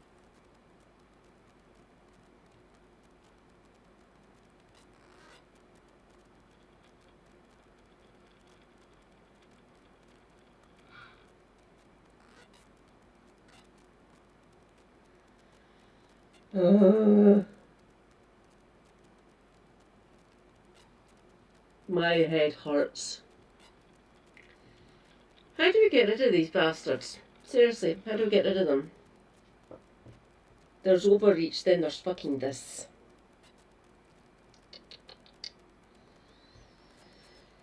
Just you fucking try it, you bastards. We've had trial by jury for fucking centuries, thank you. Oh, need to wash my hair. Oh God, budget.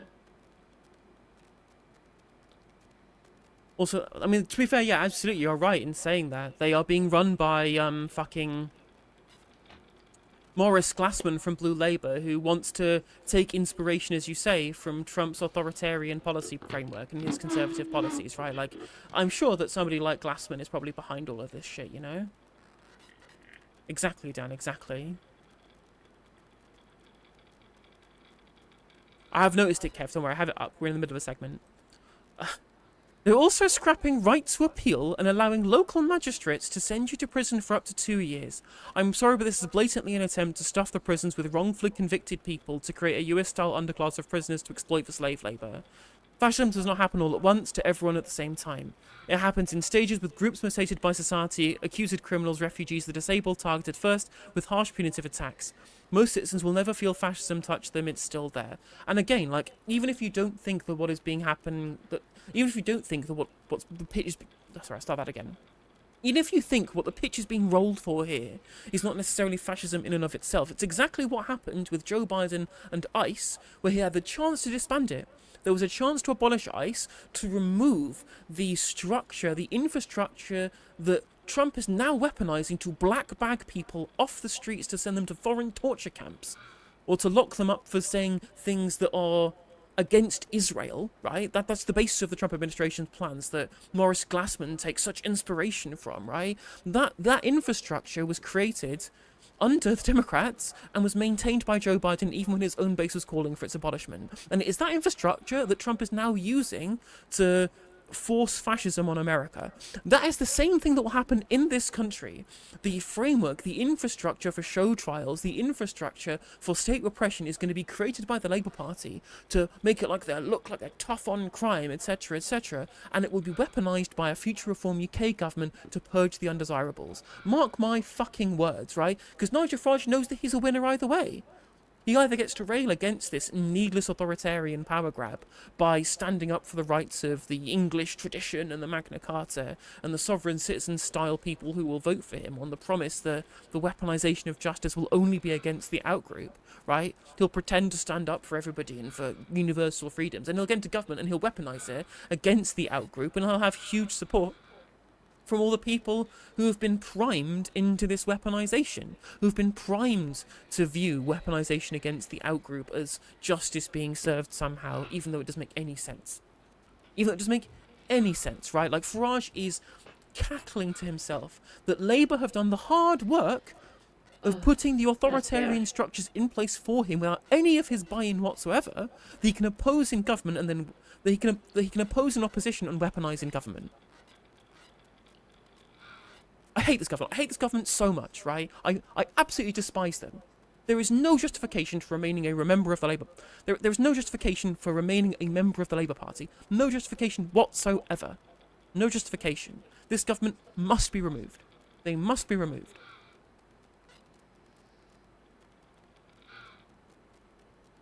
A small, elite, socially narrow judicial profession becomes the sole decider of guilt. Removes citizens' last-time defence in the UK. Jury is one of the very few remaining constitutional counters. Exactly. And, of course, Labour want to get rid of it.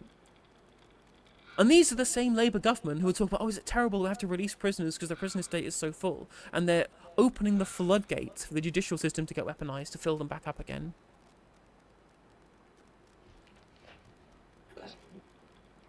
Fucking shocking posture. Hang on, let's...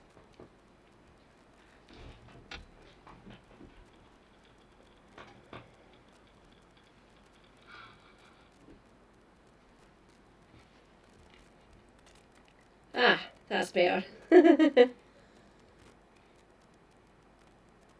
Christ's sake.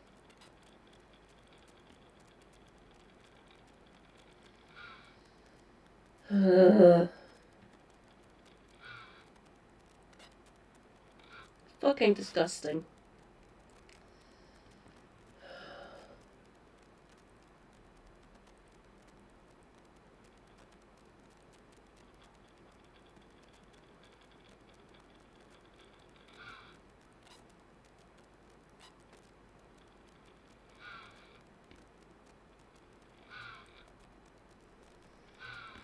Yeah, thank you to Kevin for the link on this one. Like, obviously, prior to what we were talking about before with the Green Lords voting against Amendment 1B, the Green peers voting with the Tories and the Lib Dems to weaken the Employment Rights Bill. They've been written to officially... Zach's been written to officially by USDOR, which is really good. Really good that USDOR are holding them to account, and they should be. They should be holding them to account. It's good to see. I mean, even the Melt unions are holding them to account, which is good. But I mean, I've just met... Let's see if I've got a message back from... No, I've not got a message back from the Greens organised people.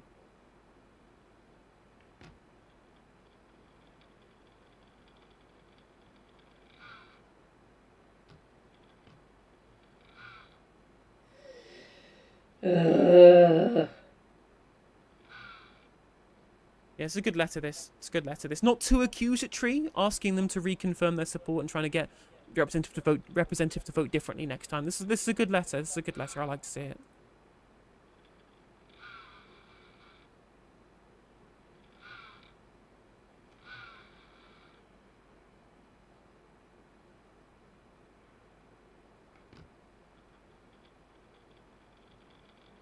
Again, just broadly, we need a whip system that's accountable to the membership. Simple as that. Simple as that. Oh God, I'm sorry. I'm just tired. I'm fucking angry now. I'm just gonna have to raid out. I'm sorry, chat. I wanted to give you more content, but I just... Fuck this government. Fuck them so hard. I'll raid you over into my left eye over on YouTube. You've got mail. Let's use live over on Twitch.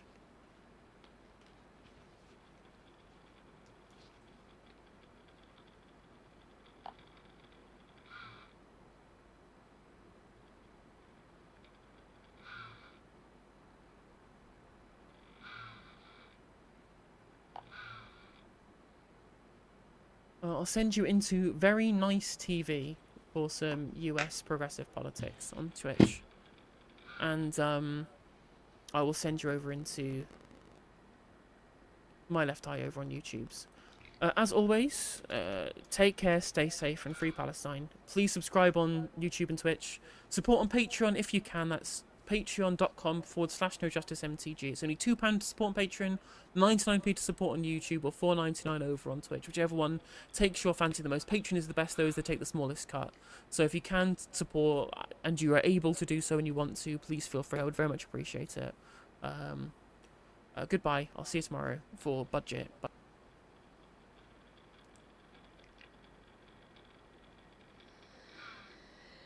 Okay.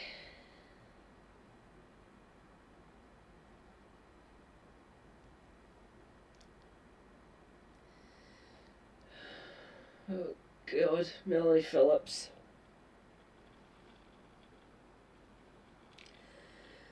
Warning, Melanie Phillips incoming.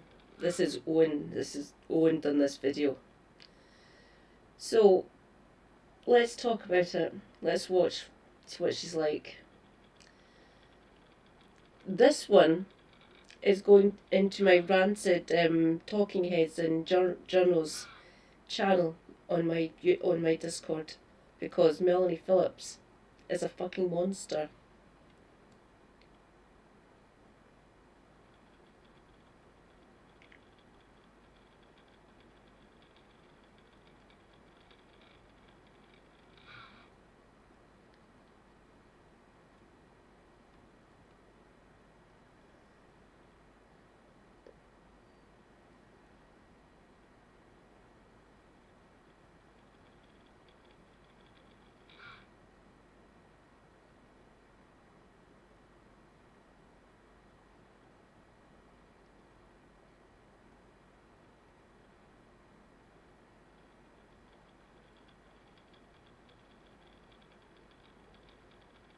Oh, no.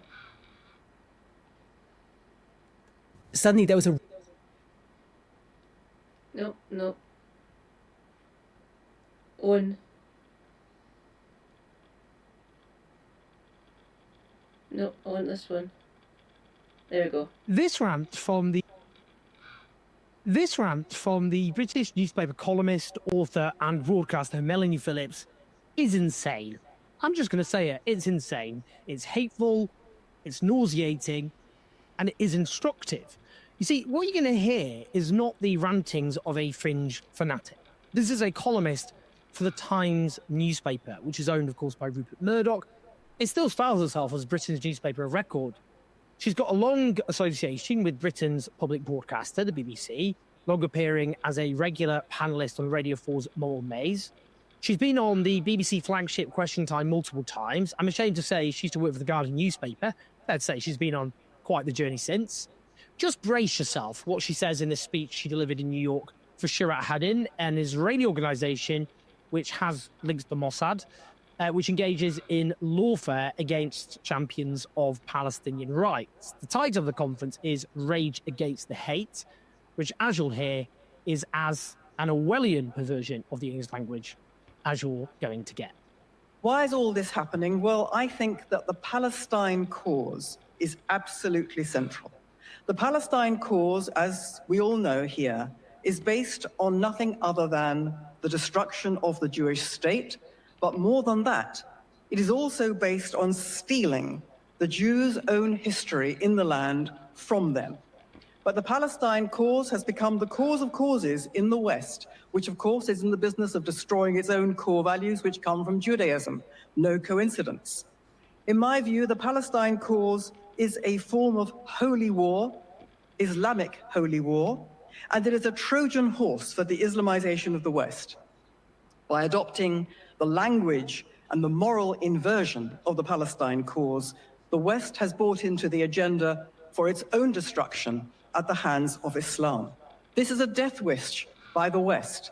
And if you have a death wish, you cannot fight a death cult, which is what the West is facing in the forces of Islam. It cannot fight it because it no longer knows what it is. The West no longer has the will to defend itself because it no longer knows what that means. And insofar as it ever knew what it means, it has tried to destroy it by telling itself that the West is to be hated. This has created a vacuum into which has marched the Islamists to conquer the West because the West is paralyzed. Where to begin? She frames the Palestine cause, as she describes it, as not simply solely driven by the destruction of Israel, but an Islamic holy war, which she calls a Trojan horse for the Islamization of the West. She's very clear about who she sees as the enemy. She identifies it as Islam, which she claims seeks to destroy the West. Islam is a death cult, she says, and makes it clear that it is intent on conquering the West. Very important here to emphasize, she says Islam. That's what she says. She didn't say, in that context, Islamist, fundamentalist extremism or whatever. She very clearly is referring to Islam as the religion, the entire religion of Islam, the second biggest religion on earth, a religion which 2 billion people believe in, a quarter of the human race, the dominant religion of Indonesia, which is the biggest Muslim country on earth, or Pakistan, Nigeria, Turkey, as well as over 200 million Indians and indeed tens of millions of Westerners. She presents here a hateful conspiracy theory. That means, of course, disregarding, erasing the Palestinian experience, that when the British Empire promised Palestine to the Zionist movement over a century ago, 90% plus of Palestine's population were Arab, Christians and Muslims, and yet the vast majority ended up being violently expelled 3 decades later, with 15,000 or so slaughtered. And then its people were subjected to the longest belligerent occupation in modern times, the land illegally colonized, its people subjected to apartheid, vast numbers brutally incarcerated and tortured, their basic civil rights taken away, Gaza besieged and then subjected to what a consensus of genocide scholars, including Israeli genocide scholars, have concluded is genocide. So rather than Palestinians being driven by a sense of obvious burning injustice arising from all of that, as any people on earth would feel in those circumstances, they are simply reduced to being irrational haters of what she terms the Jewish state. She then links this to a hateful and groundless conspiracy theory that the Palestinian cause is part of a conspiracy on behalf of Islam to Islamize the West. Now, let's park the fact that the Palestinian cause has long included both Muslims and Christians, and non-believers for that matter, that the long dominant Palestinian movement was the secular Palestine Liberation Organization, which I'd note Israel sought to weaken by supporting the rise of Hamas, believing that they would therefore have a divided Palestine National Liberation Movement and Palestine National Movement, which would then prevent it from ever succeeding. Because, you know, they'd say, well, Hamas is an unacceptable partner in peace, having supported the rise of Hamas for this reason. And Fatah doesn't speak for the whole of Palestine because it doesn't rule Gaza. Now, what's her evidence for these claims? Is there some secret central committee of what she describes as Islam, which decided that the Palestinian cause would be used as a blunt instrument to Islamize the West? What is she talking about? What's her evidence? What's she citing here? Could it be actually that the vast majority of Muslims are just people trying to live their lives without being part of some grand conspiracy? Now, let me be very clear. The claim that there is a conspiracy on behalf of Islam to Islamize the West, the Islamization of the West, it's a far-right conspiracy theory. By definition, at least, a fear and bigotry against Muslims as a whole. Now, on that, in 2019, Phillips penned a column for the Jewish Chronicle headlined, "Don't Fall for Bogus Claims of Islamophobia." She wrote that the concept of Islamophobia is profoundly anti-Jew, adding to equate it with dehumanizing, insane, and essentially murderous outpourings of Jew hatred as obscene. Here's the thing. I believe anti-Semitism is dehumanizing, insane, and essentially murderous, and so is Islamophobia. You know, it's actually really easy to be consistently opposed to prejudice in all its forms. Give it a go, Mel. Now, this is the same Melanie Phillips who wrote another column headlined, "If you support the Palestinian cause in any form, you're facilitating Jew hate." Not an exaggeration. That's what the headline was. They changed the headline because of the outrage, but the column remains, in which she said, "Deranged fear and hatred of Jews and the aim of exterminating them define the Palestinian cause, which happens to be the signature cause of the West's progressive classes." She condemned Jewish people and others who supported the Palestinian cause, concluding, "If you support the Palestinian Arab cause today, you are facilitating deranged and murderous Jew hatred. Own it." Yeah, nothing wrong with people who are deranged, is there, Melanie? Look, in my view, this is straightforward racist.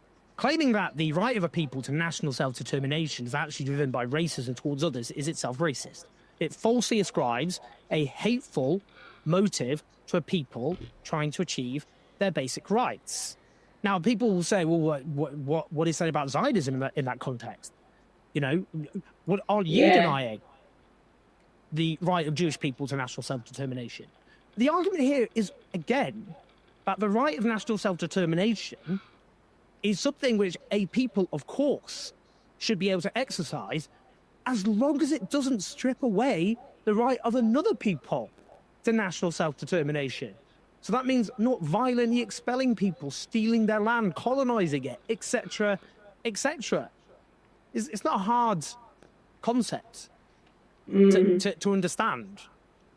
Indeed, given the opposition of Melanie Phillips to any form of Palestinian state, what fate is she advocating exactly for the Palestinian people, given there are as many Palestinians as Jewish people living between the River Jordan and the Mediterranean Sea? Is her view that they just languish there indefinitely as fourth-class citizens? That being a best-case scenario, given the genocide perpetrated by Israel against Gaza, she already made clear that the Palestinian cause, or the Palestine cause as she calls it, is based on stealing the Jews' own history and the land from them. We'll talk more about that. Here are some more clues in this part of her hateful rant. The world has been made to believe that peace and justice in the Middle East hinge on the Palestinians getting a state of their own. Justice for the Palestinians has been deemed to be the issue that drives all before it. By apparently denying that happy outcome, the state of Israel has come to be perceived as the enemy of humanity itself. This is the big lie that we are all up against. But the Jewish world has never identified this big lie as such and has never fought it. It has never told the world the truth. There is no such thing as Palestine. There is no such thing as the Palestinian people. The Jewish world has never told the rest of the world that the indigenous people of the land of so-called Palestine are the Jews, that the Jews are the only people who have any entitlement to any of this land, an entitlement based in law, in history and morality, and they are the only people who have an entitlement to all of it. The Jewish world has never said that. So, to repeat, the big lie, grotesque use of that here, how to say, as far as she's concerned, is the very existence of the Palestinians. She says there is no such thing as Palestine. There is no such thing as a Palestinian people. The Jewish world has never told the rest of the world that the indigenous people of the land of so-called Palestine are the Jews, that the Jews are the only people who have any entitlement to any of this land, an entitlement based on law and history and morality, and they are the only people who have an entitlement to all of it. The Jewish world has never said that. The erasure of a people like this is racism. It's truly dangerous racism at that. I don't really think it needs much more unpacking why denying the existence of a people is racist. But why don't we just do a little history lesson here? David Ben-Gurion, the first Prime Minister of Israel, essentially the founding father of Israel, is among those who believe that today's Palestinians are in fact descendants of Jewish people who converted to Christianity and then in many cases to Islam. And DNA findings have subsequently backed up the fact that Palestinian Arabs are indeed close to Ashkenazi Jews in their genetic makeup. Jewish people and Palestinians with heritage from Palestine descended from the Canaanites. One Israeli historian interviewed in the Jerusalem Post has even said that he can declare with certainty that nearly 90% of all Palestinians are descended from the Jews. Further complicating things is that some of today's Jewish people don't have any heritage from Palestine at all. Israeli historian Shlomo Sand, he wrote The Invention of the Jewish People, notes that many of today's Jews are descendants of converts. He argues the claim that Jews were forcibly expelled from Jerusalem by the Roman Empire is not true. He notes that Jewish communities lived all over the Mediterranean before the fall of the Second Temple, that most Jewish people didn't leave and ended up converting to Islam. He notes examples of people living around the Caucasus converted to Judaism between the 4th and the 13th centuries. And these are then people who, it's claimed, have the right of return to Israel today. That they don't have themselves. They're not descended from people who are from what was the ancient Israelite kingdoms. Now, there's also the rather important fact that how we define being Jewish today is completely different from ancient times. I mean, obviously, all sorts of concepts we have today are completely alien to ancient times. I mean, nationalism It's something that only arose in the 18th century, from the French Revolution, etc. I mean, Zionism is a nationalist movement in itself. But being an Israelite and being Jewish in those days was not interchangeable. A significant proportion of Jewish Israelis today, for example, are atheists too. Now, they are certainly Jewish as we understand it today, but in ancient times, the very concept of being an atheist, for a start, was essentially alien. But, even the idea of being a secular Jew today is a concept we have that they didn't have. It's just not how they understood the world.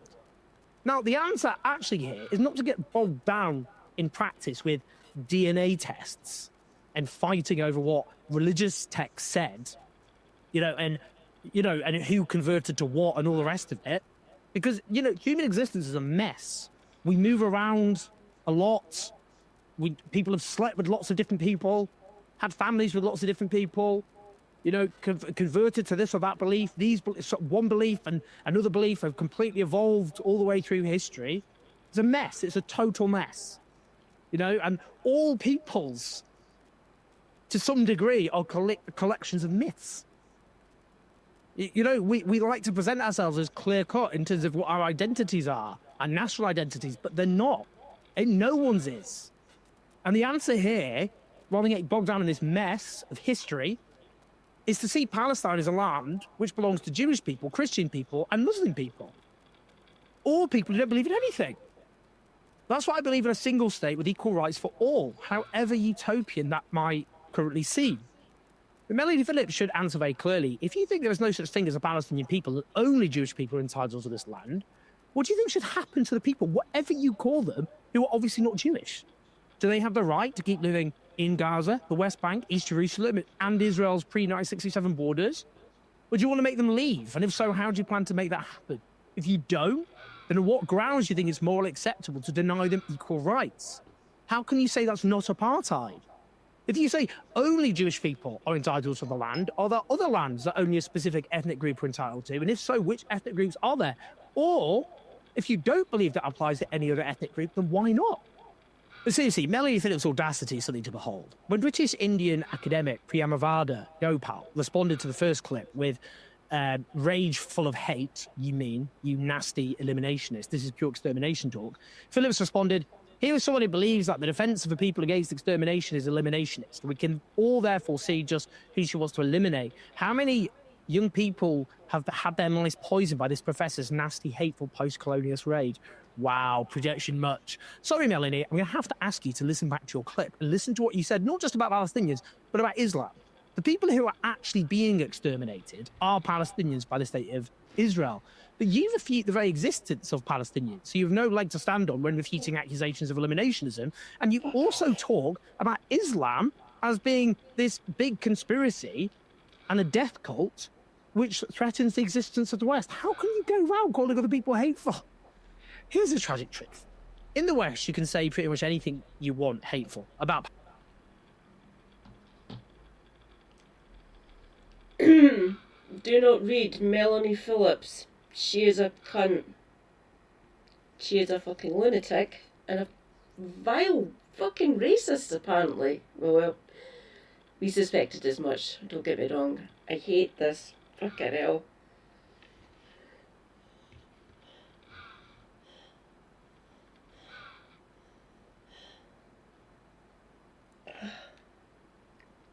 Fuck it. Palestinians, about Islam, about Muslims, with no meaningful consequences. Yet there are people being deplatformed, sacked, arrested, deported for opposing Israel's crimes against the Palestinian people who are falsely accused of hatred towards Jewish people.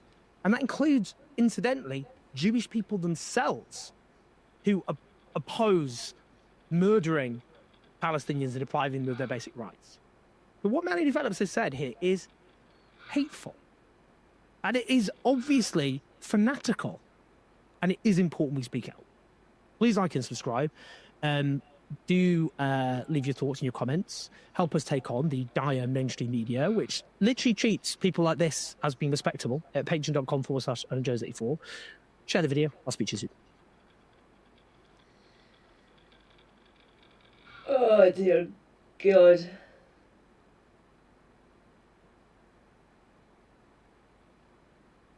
People think that teachers introduced gender studies into schools, and then suddenly we saw all of these trans and non-binary kids. It's entirely the other way around. Why is everything so shit? It's a question we need to...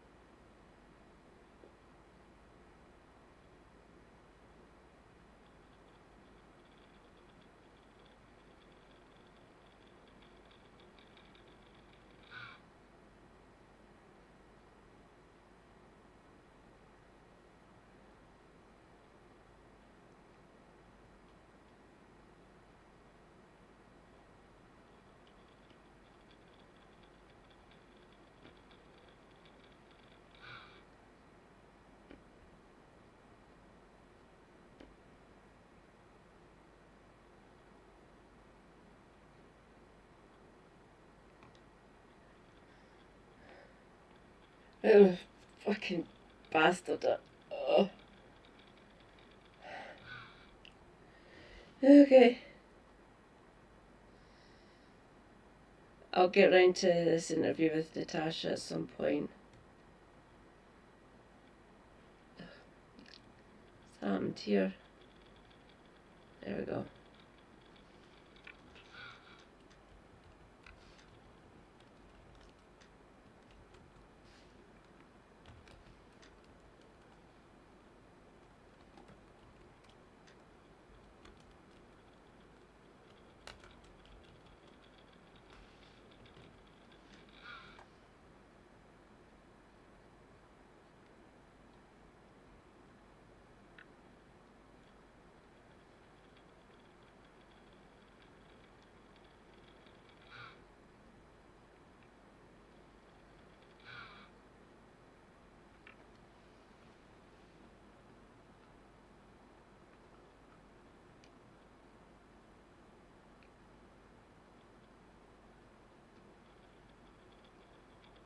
Yeah.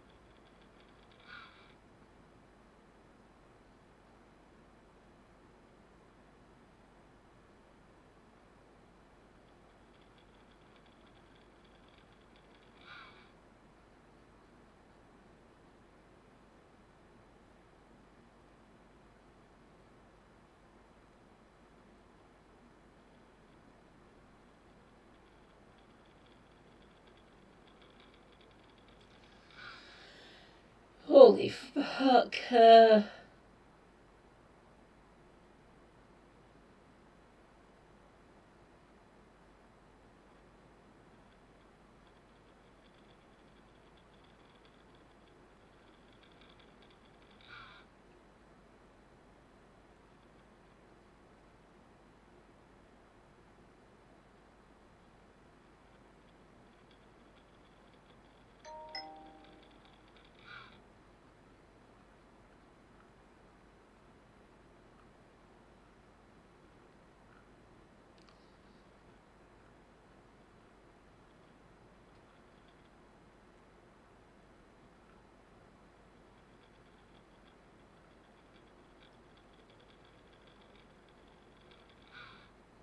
Fuck it. It's only a short one. And it's for kids.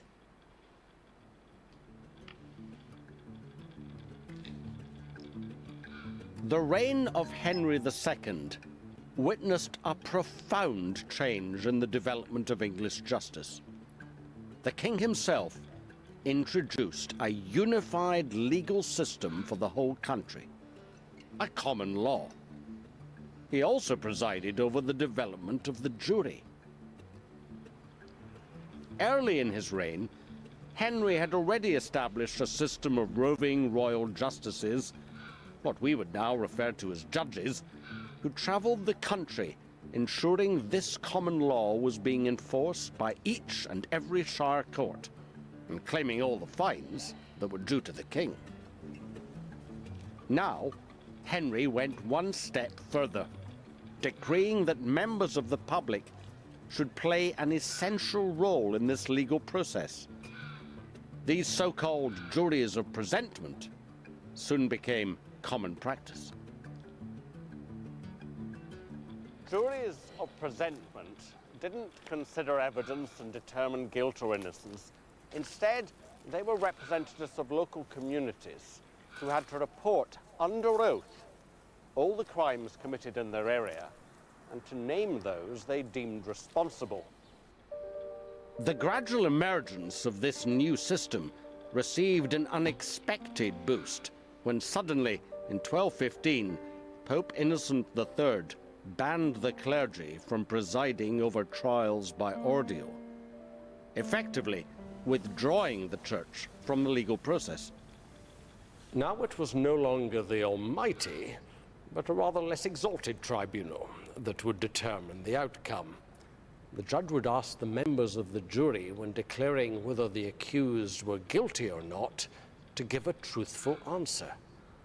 In the Anglo-French of the time, a verdict, our verdict. The first known English jury trial took place in 1220. A woman called Alice, condemned for murder, accused 5 others of criminality. They chose the judgment of their neighbors. In the phrase of the time, putting themselves for good and ill upon a verdict.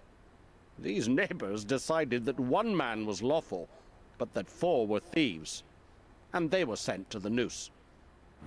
By the late 13th century, such juries had become a familiar part of English law. Unlike modern ones, they didn't weigh evidence, but came to a decision based on their own knowledge or belief. For ordinary people to have such power in a society that was, in other respects, full of inequalities, was revolutionary. Your peers had been given an authority that had previously been the preserve of God. Your guilt was now decided in public by members of the public, independent of the state. The jury, the institution that most defines English justice, truly begins here.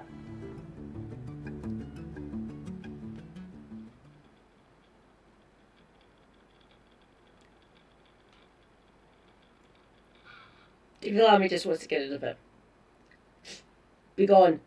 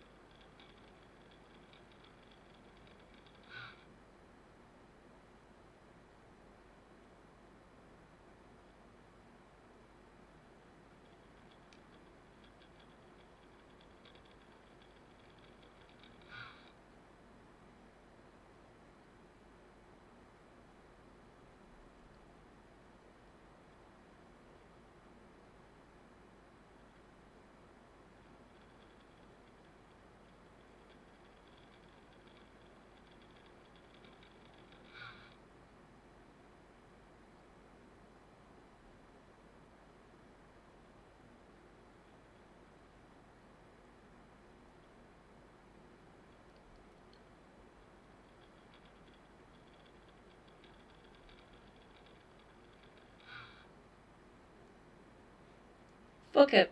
We'll just watch Sky News 1.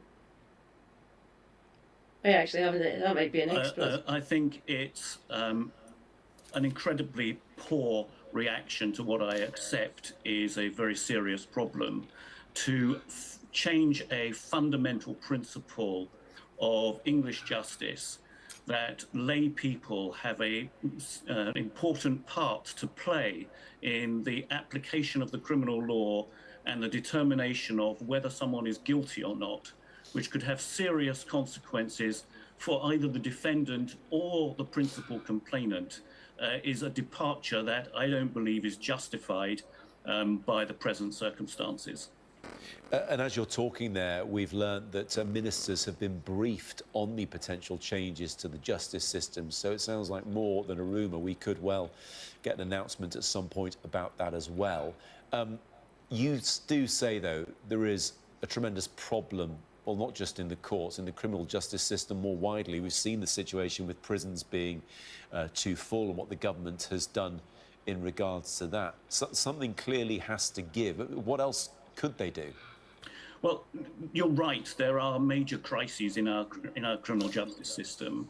The government's initial response was to commission various reports. So we had David Gauke's report looking at the overcrowding in prisons, and we had Sir Brian Leveson, who is currently still in the process of preparing his report. He's already provided part 1, and he came up with the idea of the Crown Court Bench Division, which would have taken jury trials at the lower end of those cases appearing in the Crown Court, taken the juries away from those and put them in the hands of a judge and 2 magistrates. Now, we felt that Rejoice. Elron Hubward. If judges were impartial, wouldn't be surprised problem, but they are not. Keith wouldn't try this if it made things better.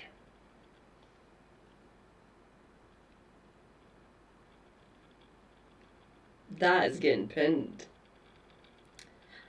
Hi, Elron.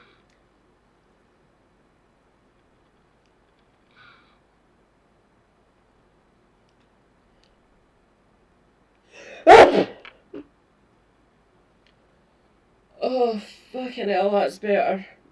Might probably dust in there or something. Or that spray that I used in my wrist earlier. I used a heat spray on my wrist. I'm now wearing a support. My wrist had decided to be bastard tonight. Where is this? Oh, it's up there.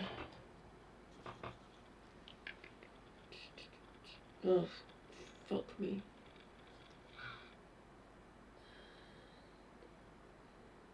Active ingredient.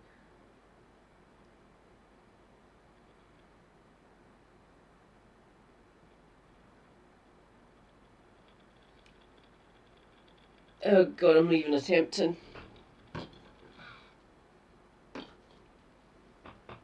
So the stuff in it irritates my nose, obviously. Oh, don't worry about it.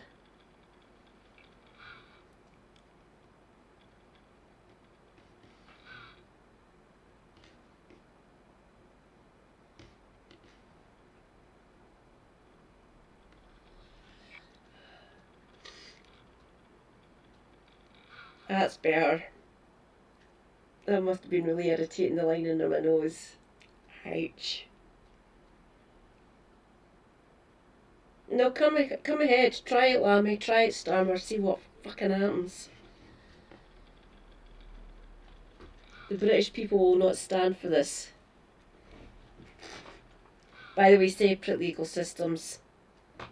Ours is older than yours. You basically borrowed ours and started modifying it, essentially. Things happening. What is happening? Something is happening. Oh my god!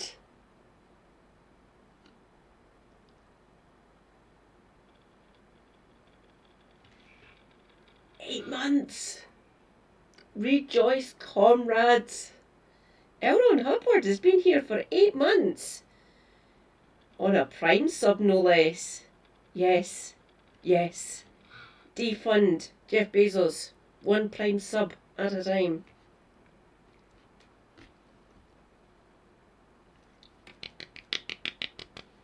Mwah. Thank you, Elron. Thank you.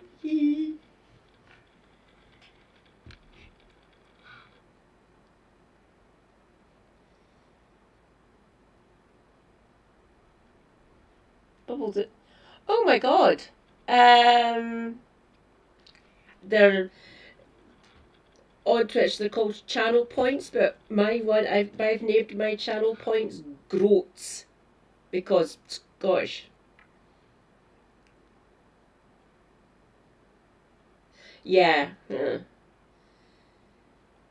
So the part of your Prime. Well, I'm Prime as well, by the way. I use it to get stuff delivered from Amazon. I try not to use Amazon too much, but at the end of the day, our new telly, which is up there. Oh my god.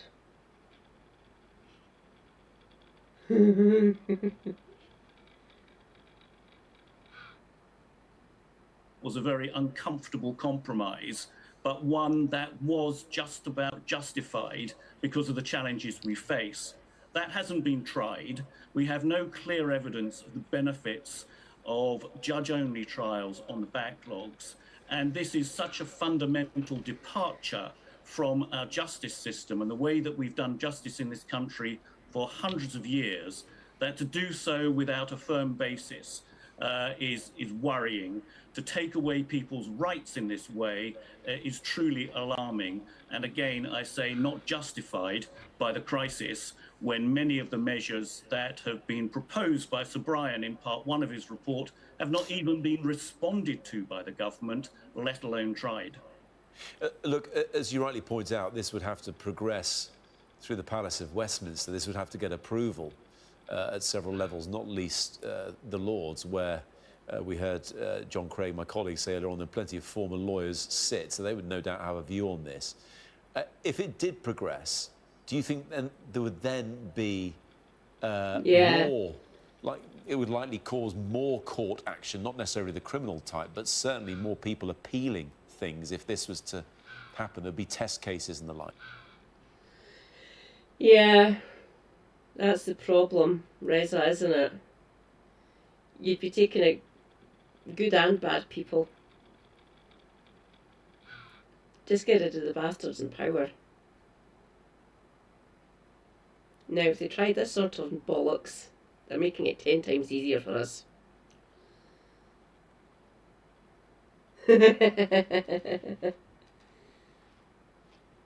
Move up to Scotland.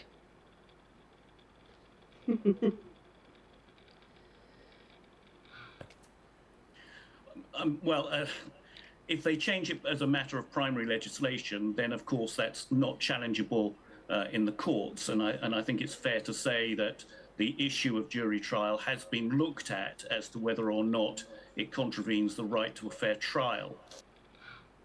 Help me, Zach Polanski.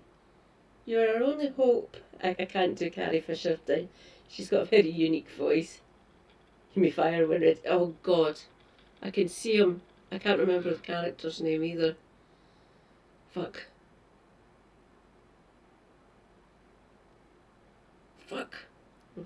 Yeah, I can see him standing there behind the person that comes from there. So I don't think there are judicial challenges to a primary legislative move by the government to take away those rights. But there will undoubtedly be an outcry, I suspect, not just from those who have experience of the criminal justice system, working within it, both as members of the... Elron! Thank you. Was that Peter Cushing? Fucking hell. Christ, so it was. Here's me meant to be a movie know-it-all. I was a movie and music person on my quiz team back in the day, a few years ago. I'm not saying how long ago. Between me and my best friend, we were like entertainment and shit like that. Then just my boyfriend, super hubby. He was history, news, shit like that, current affairs, blah blah blah. And the other two members were more specialist in music and food and things of that nature. Everyone groaned when they saw us come. Well, we all came in at different times in the lead up to the quiz. Was 9 p.m. on Mondays. I was usually the one that turned up early. I was there first, sitting at the bar waiting for them all.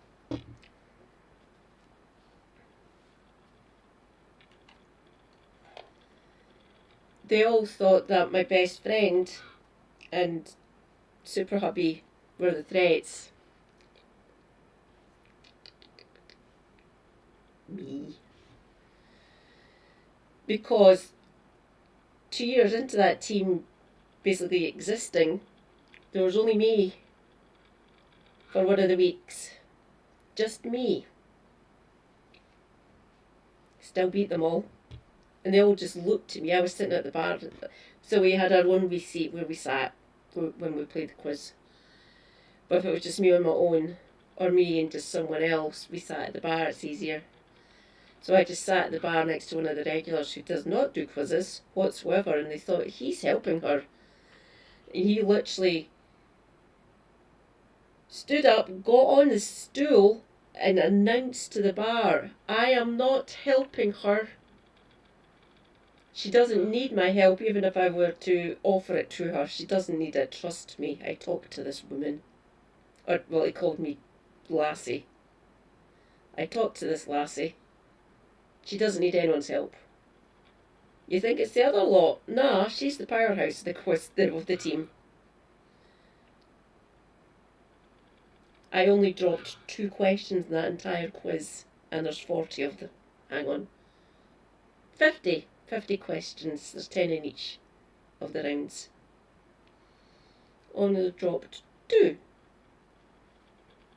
I would have done it on my own that time for the team. So I kept our winning streak going on. Know it all. A font of useless knowledge. I am a threat at quizzes.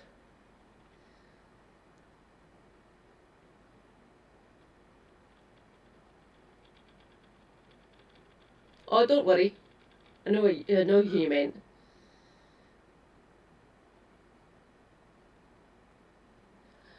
Wow!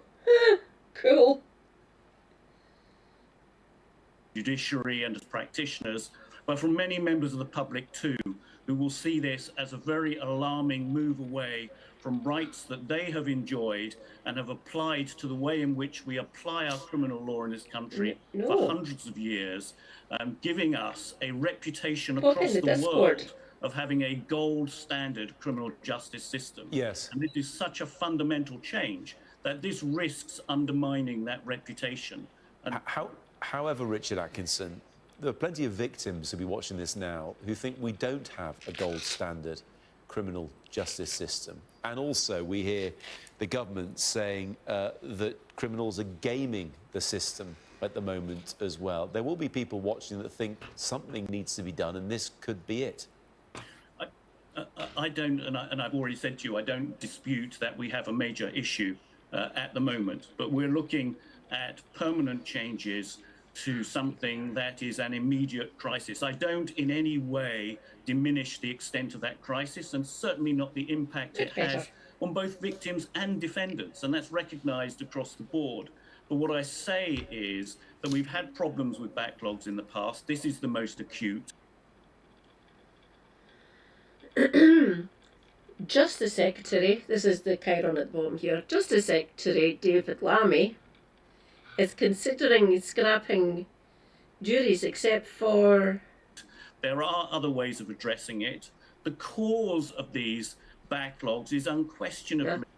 murder, rape and manslaughter, so basically where people being brutalised and deaded or unalived. For some strange reason I am not believing him. I wonder why. a lack of funding through the last 30 years in the criminal justice system, which needs to be addressed. And simply taking away people's rights when there is no proof that this is going to solve the problem, when there are underlying issues that still need addressing, is a very dangerous move on the part of the government. The timing of this could be construed as interesting, right? We are the evening before a budget. You're talking about the criminal justice system needing more money. Do you suspect that behind the scenes there's been a discussion and there just is no more money, so they're going to have to do something else? I think that's a level of speculation on which I'm not particularly well informed to be able to comment. There is unquestionably a need for investment in the criminal justice system. He says that, but I've got a sneaking suspicion this is one of the most senior lawyers, a former senior lawyer in all the land, in England and Wales at least.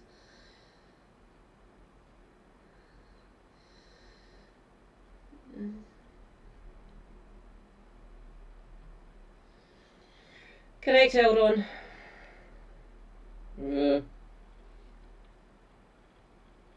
And this is deeply, oh god. Like, there's the pair of them. We've got Lammy. He's a lawyer, by the way. I can't remember if he's a K. I said at the beginning I thought he was a KC. I think he might be.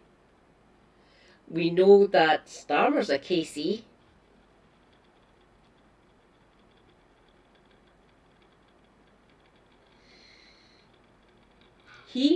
Both of them, the pair of them know this will not go down well. Trying to distract us from the budget, maybe?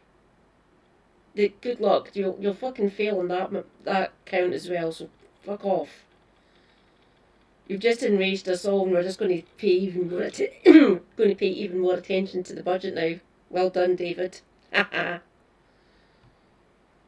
Where the politics of that lies between the Ministry of Justice and the Treasury, I don't know. What I do know is that for the last 30 years, it has always come down against investment in the criminal justice system, and the Treasury had withheld significant investment that's needed in the past. But what's being said at present, I actually don't know.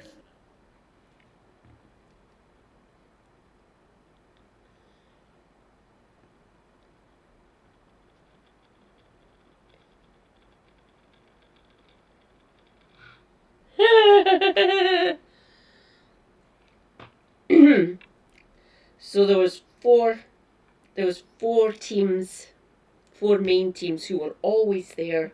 Mines. There was another group of regulars. One of the lassies was my friend as well, and she's quite a very fun, very knowledgeable individual. And two others. A team of two gay men, a lesbian, and someone who is now transitioned male to female. But at that point, they were still going through the process, essentially. And then another team of, like, a band who came in. They've done the gigging around Glasgow and parts of Ayrshire and stuff. So there's four main teams. The other three all kept on coming up to me and asking me if I wanted to defect. No. Thanks for asking, though.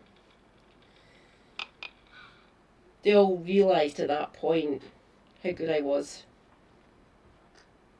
Oh, I done the science ones as well, obviously. It's a scientist here.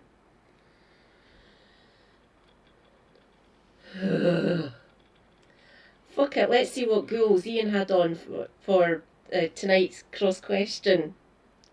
I wonder what the topic will be.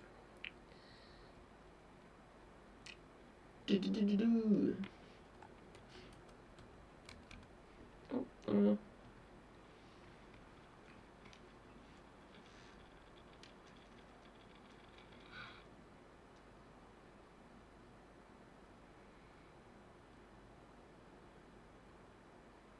Dale. Hello, a very good evening to you. It's 8 on LBC. Ian Dale is a wanker. Punch the dude.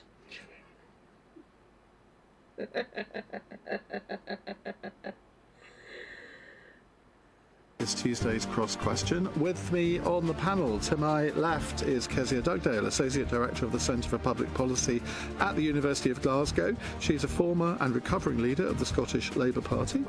Next to her is Graham Stewart, Conservative MP for Beverley and Holderness, who's a former Energy Security and Net Zero Minister. Kez. It's my middle sister's friend, by the way. Well, used to be. They haven't talked for a good few years now. I don't know why they fell out. She still remains mysterious about it. I ask my sister every so often why they fell out. They went to uni together.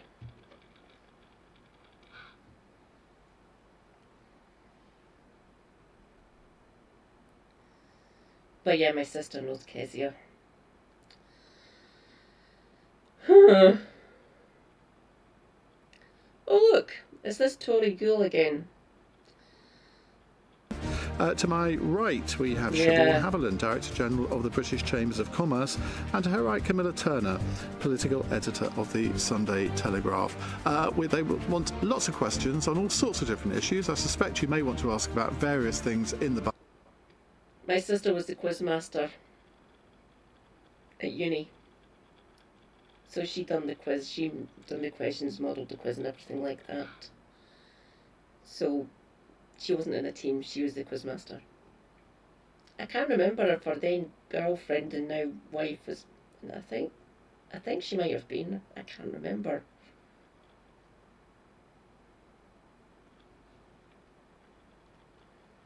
Budget or various things that have been announced before the budget. For example, today, tourist tax, vast increase in minimum wage. How will those affect growth? You may want to ask about that, but lots of other things you can ask about as well. Fuck.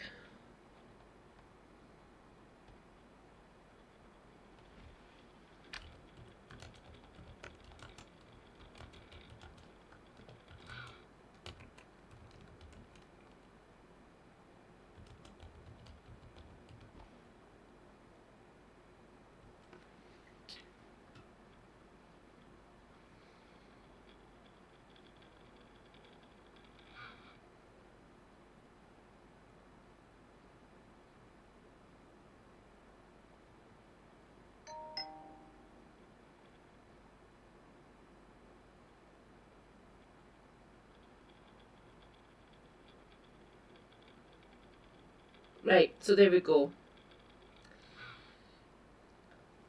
As of the 1st of April this year, 12/21.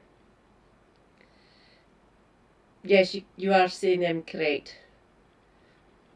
So 18 to 20-year-olds, tenner an hour, shite. 12.21 an hour is crap. But 16 and 17-year-olds, £7.55 an hour, still doing the same fucking job as anyone who's older than them, but getting paid shit. And it's suspected to be going up, so with the London waiting, £12.71, and the rest of the country, £12.55. Still too low. Yeah. Correct.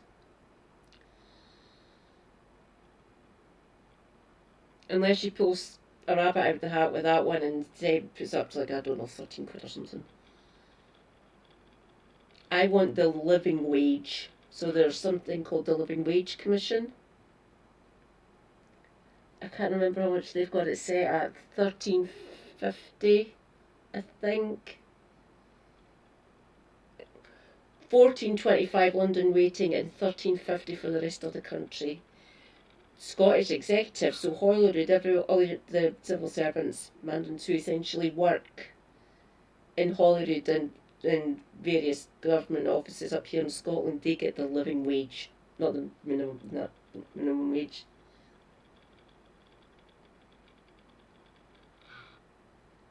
Yeah. Ugh. And of course, you can watch us on Global Player, the LBC app, and the LBC YouTube channel. Call 0345 6060 973. Tweet at LBC. Text 84850. Cross question with Ian Dale. This is LBC. Right, let's start off with a text question from Andrew. It's been reported today that the Chancellor is considering raising the minimum wage above inflation. With many employers still reeling from her last budget and the increased costs she inflicted on businesses then, which have damaged the economy, is the Chancellor right to place even more cost now on businesses rather than let them decide for themselves what they can afford?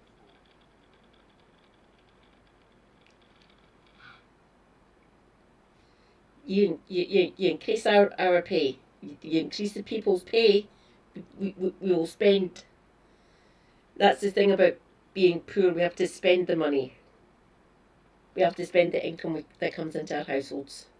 So if you increase the wages, we can buy things. We can buy and feed into the economy. So raising wages is actually fiscally good. We'd be able to spend the money to do stuff, buy things, pay rent, mortgage, pay council tax, buy groceries, things of that nature, buy fucking laptops, whatever, buy washing machines. So we'd be buying stuff, putting money back into the economy, getting this shit. Going on a holiday, going on day trips, to whatever, going to the theatre, going to a gig, going to the cinema. So if you raise our wages, we buy stuff. It makes sense to me. Just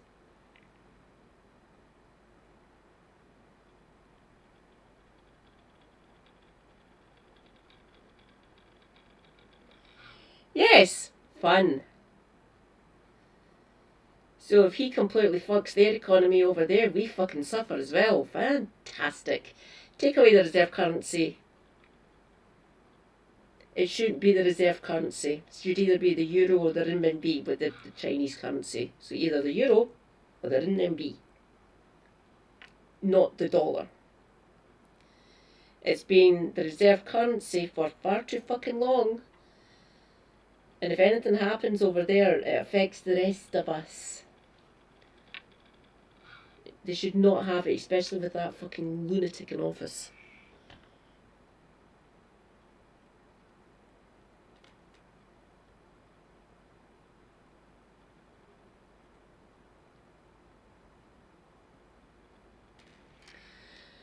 Correct, Elron.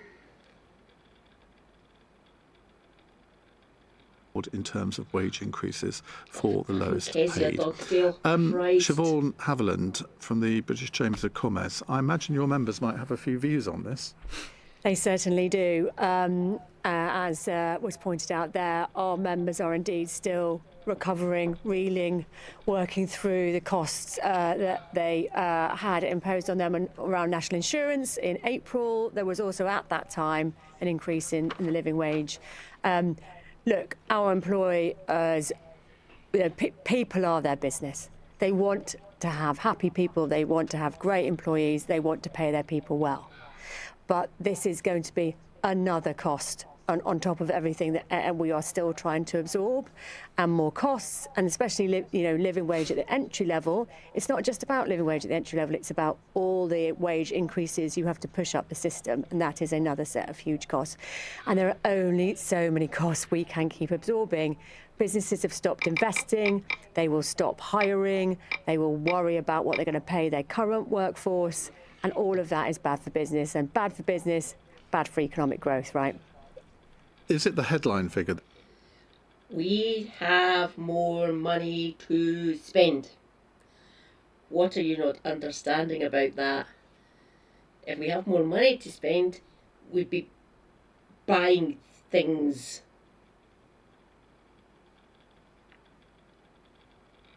You're worried about the 4.1% increase, or is it the fact that they're trying to close the gap for 18-year-olds? So in a few years, they want 18-year-olds to have exactly the same minimum wage as 21, 25-year-olds.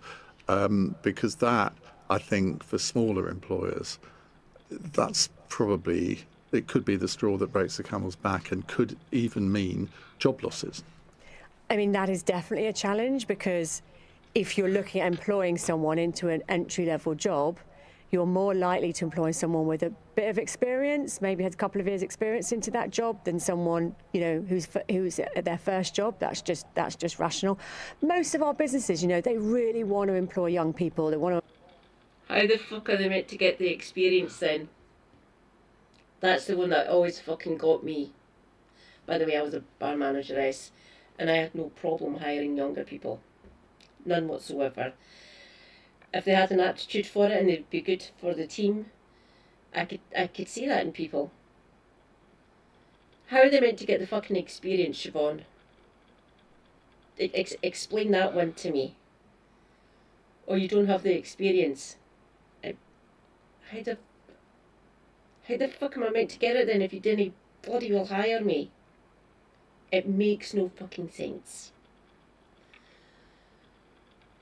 Employ people from their local communities. They want to give people their first job, and even some people who are quite far from the workplace, and all of that makes it much harder. And you know, it's not just that entry level. Remember, it's the wages that you have to increase for their supervisor and their line manager and up the chain, and all of that is an on cost. And when you've got more costs, you stop investing or you stop recruiting, because money only goes. We've got to balance the book somewhere, right? Kezia Dugdale. So I don't think it's a surprise that Labour government would want to increase wages, being the party of the minimum wage, to see that rise ahead of inflation in order to address the cost of living crisis is a very Labour thing to do. The problem is so many other aspects of this budget are not traditionally Labour policies that I worry about the compound effect on business for many of the reasons that Siobhan has outlined. This would have been quite a different policy to announce if it had come alongside an income tax increase. You could sell that better to the public, but we're faced now with what looks like, you know, a picky bits budget, a little bit of everything. We don't know quite what the compound effect of that's going to be on, you know, the small and medium-sized businesses, which are the...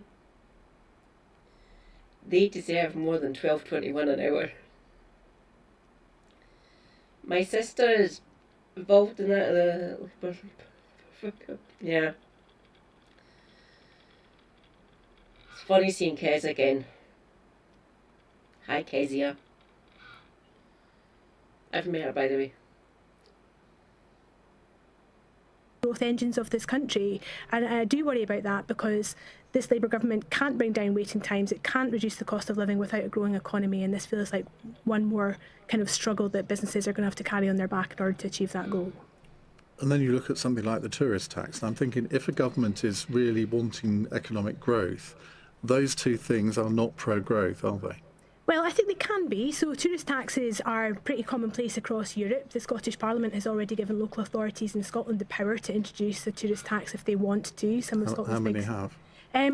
So I think Edinburgh and Glasgow have both introduced proposals, but so far I think they're the only councils to do so. I think that level of local autonomy is quite important, actually.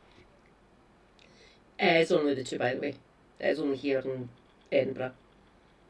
But we're high tourist areas. We get lots of fucking tourists. Edinburgh and Glasgow get we get the majority of tourists. They base themselves here and go out and explore different areas around. There's lots to do here in Scotland. So yeah. I suspected my local council up the road might have done it as well. So that'd be Perth and Kinross Council, by the way. So I'm fine. It's actually to offset the cost, the damage, not damage. Damage is too strong a word. You get rid of it, I'll use damage anyway. Not damage, but something equating to it. Like upkeep of the city, bin men, things like that, tour guides, blah, blah, blah, blah. Is to maintain those as well and offset any sort of climate effect as well. So I agree with the tourist tax.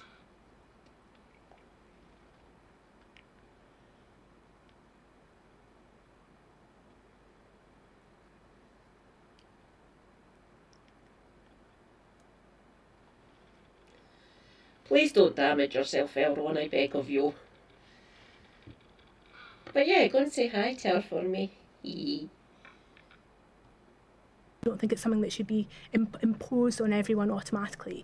But the ability for big cities like Edinburgh to raise more in order to improve the public realm that supports so many tourisms, I think is a good economic policy. It will lead to a better experience for tourists, and it means that your everyday taxpayer in Edinburgh isn't paying the cost of having the city flooded by, 500,000 people every summer from their own pockets. In that sense, it makes a lot of sense and fairness. Okay, Graham Stewart. Well, to Andrew's question, I think putting the minimum wage up when we are already seeing employment going down. I mean, we've had 4 million additional jobs created over the 14 years of the last Conservative government, 800 a day, and every single month since Labour came to power, unemployment has gone up. There's 200,000 fewer people in work. Think of the 200,000 people paying tax, spending in the shops, paying VAT. All that's gone, and putting the minimum wage up in this way.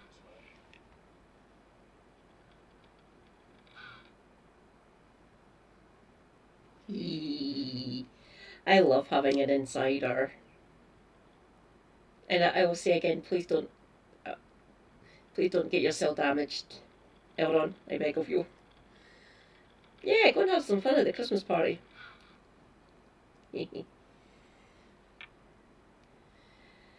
Raising the minimum wage means more moolah in our pockets and in our purses and wallets. We'd be spending. That helps the economy as well, Graham. Not on my watch. It's my NHS, remember. Mine's.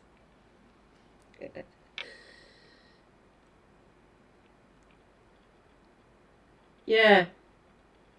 We need to dissuade them of that notion, don't we? I think is going to hurt the businesses they've already hurt the most. We've seen 100,000 of those 200,000 jobs have gone in hospitality. And it's a double whammy. They want to put in the minimum wage. They're lifting up, hoiking up for young people, for exactly as Siobhan says, that we're going to see fewer jobs, fewer chance to get on the ladder, to have that first job. And people who come into... You lot said that when they introduced the minimum wage, back when Blair was fucking Prime Minister. It's all you fucking said.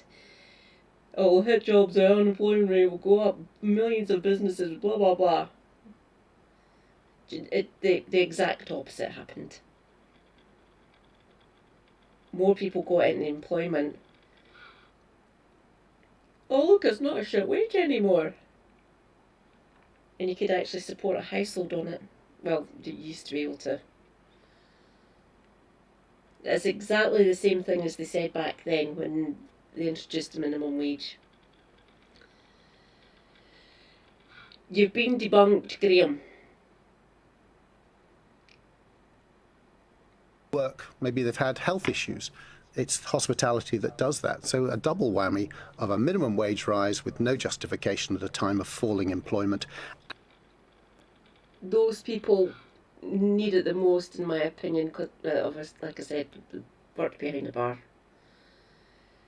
Hospitality need better wages for the job that they do.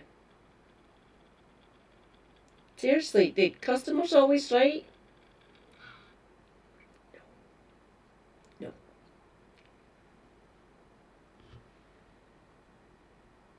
And then a tourism tax. You cannot tax your way to health and wealth, and Labour looked like they want to test it to destruction. Last year's budget was a horror show, and now we've got Horror Show 2, the sequel, and as we know, the sequel's nearly always worse than the original.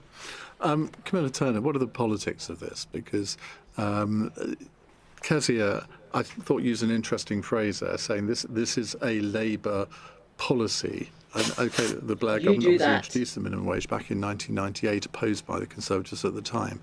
But do you think the politics of this work? Well, I suppose when we talk about the politics of this budget, there's two aspects to it. There's a budget that will go down well with the people, the general population, the electorate, and then there's also a budget that will go down well with an increasingly rebellious Labour parliamentary party. And I think every measure we have to see with that dual effect there. On the one hand, Rachel Reeves and Keir Starmer are trying to keep an incredibly mutinous party at bay, throw them a bone here, throw them a bone there, take a manifesto breaking measure off the table because they were all up in arms about the briefing war. It's a bit all over the place.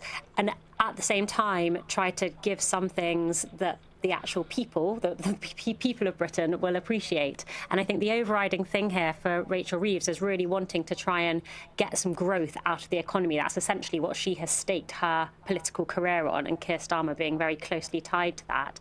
And I think for a chancellor who said that what she wants to have is growth, she's going about that in a pretty interesting way, to put it nicely, because so many of the measures we've seen so far have been things that business leaders aren't particularly impressed with, and are actually saying that far from growth, these are going to be pretty stifling and pretty difficult measures for them. Do you think the fact that there isn't a single person around that cabinet table who's ever run a He's from Carlisle. I don't know that. Oh, for fuck's sake. He went to Glenalmond College, which is a private school in Perthshire. I know exactly where that fucking school is. He went to Selwyn at Cambridge. Okay.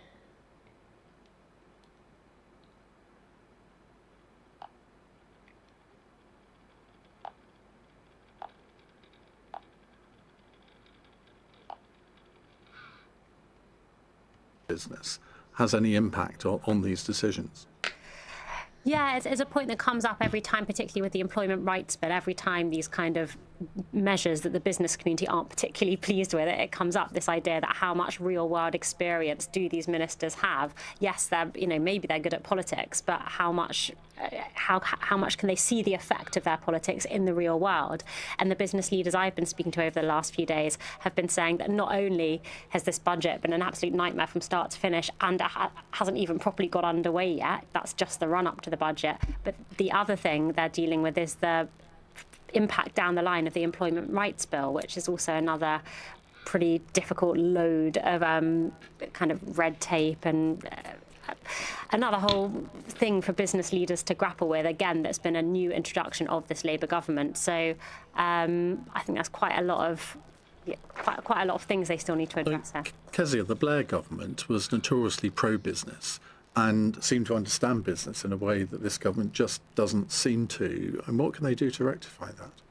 So just when you were talking about the lack of business figures in the cabinet, I was reminded that Ian Murray, who was until recently the Secretary of State for Scotland, I know, but he is in the Department of Business, and he's got a brief around culture and AI and various other things. That's a man who knows how to run a business, and he would be very alive to some of the issues that we're discussing in the here and now.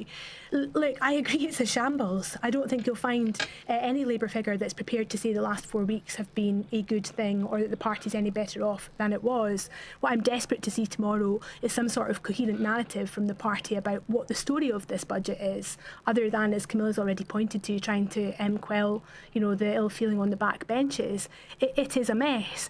What I will celebrate tomorrow, though, and maybe we'll come on to this in a bit, is finally the party looks like it's committed to scrapping the two-child cap. That is a really, really good policy, both from a child poverty perspective and an economic perspective, actually, because, keeping kids in poverty comes at a cost. It's the best return of investment you'll get, is lifting 300,000 kids out of poverty in one move tomorrow. So I'm holding on to that as one bit of good news that could come. Well, of course, it's overwhelmingly unpopular with the public. That's not true. I've seen polling that shows that actually lifting kids out of poverty is incredibly popular. What ghoulish bastards are you talking to? Oh, there's people in the public who are against it.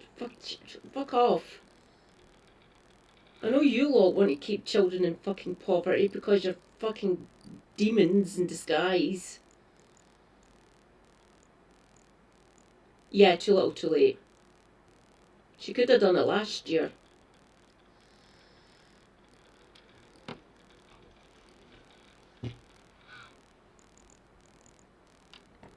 Apparently she's only going to be doing it for kids born after 2017.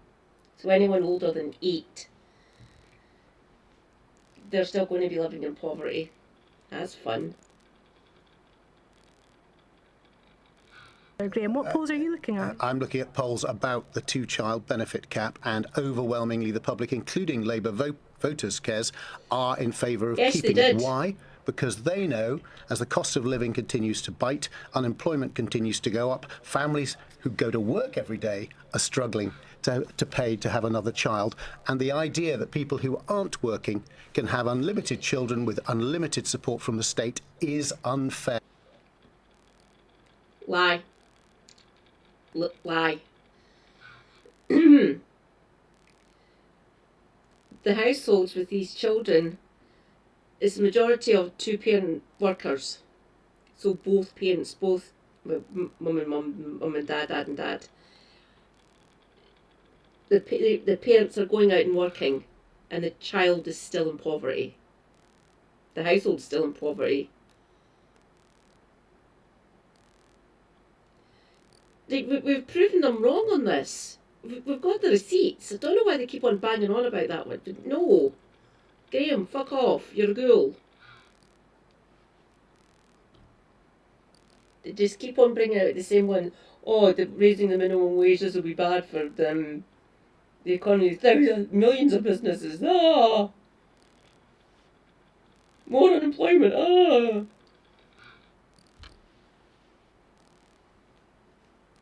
The majority of the households who get child benefit, the parents are working.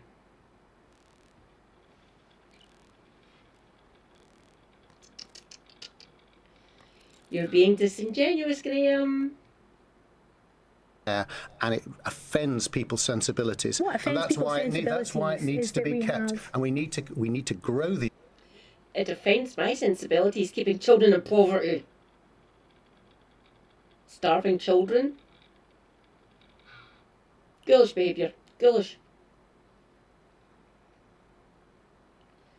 I will use my own family, one that I was part of. So, I'd be fine. I'm the firstborn. I'm the eldest. Middle sister. Youngest. Wouldn't get it. Mum was barely getting by as it was, looking after the three of us. So if that was in place then, no, we won't. Their party's dying right in front of our very eyes. It's brilliant. Graham, your party's dead.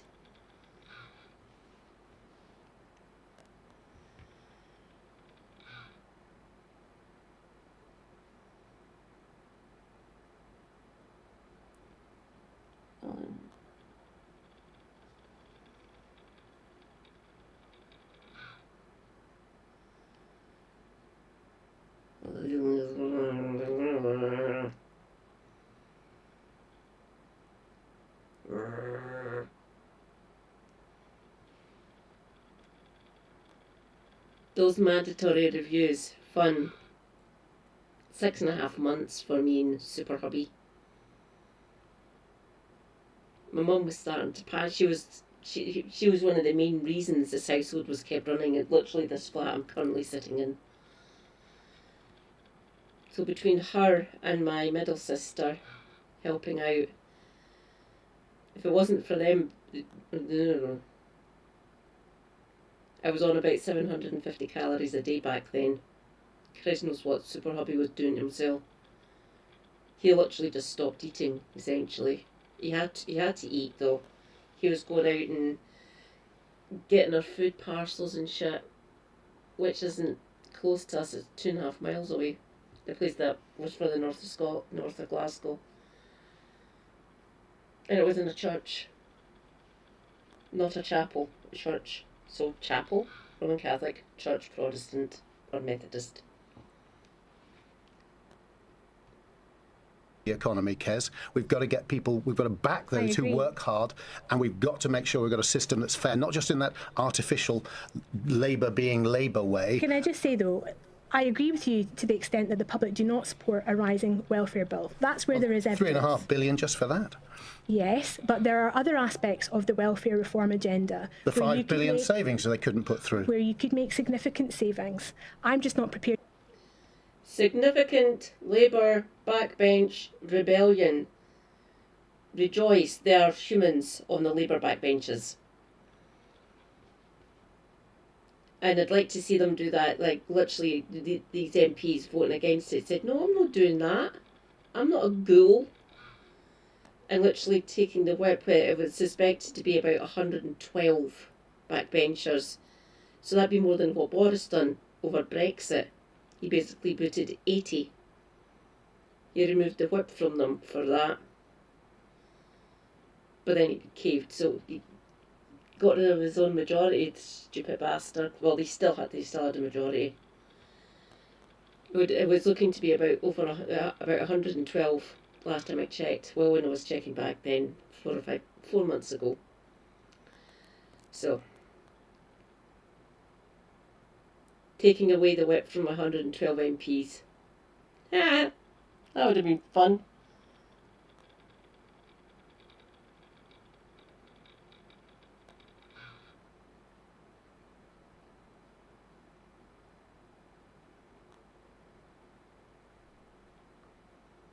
Bastards.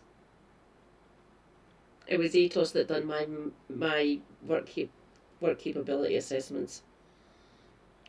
I have issues with Atos, as you can suspect.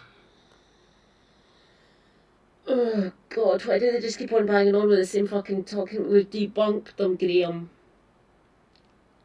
If you listen to us, you'd find that out. We've debunked all these fucking bullshit talking points you keep on bringing up. Especially where the minimum wage is concerned. You've been banging on about it for 30 fucking years. So get wrecked.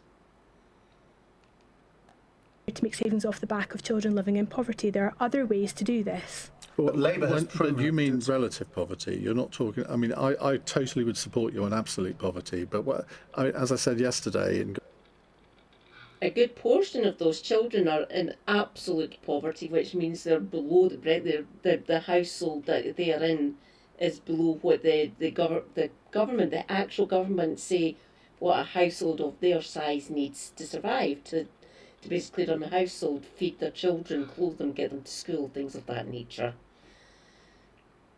So there's relative poverty, which is, it's like, here, this is where you're meant to be, or above it. So below that section in there, that is relative poverty. You're either just below it, or you're just above it. Just about managing, if anyone can remember that phrase. Then you've got absolute poverty down here. There are still households with children living in absolute poverty. We need to deal with both of them. Raising the minimum wage, getting rid of the 2-child cap, things of that nature. You're giving money to those households that they can spend. Forget about the economics for a bit. Starving children is ghoulish. Ghoulish, I say. I hate these Tories. I fucking hate them.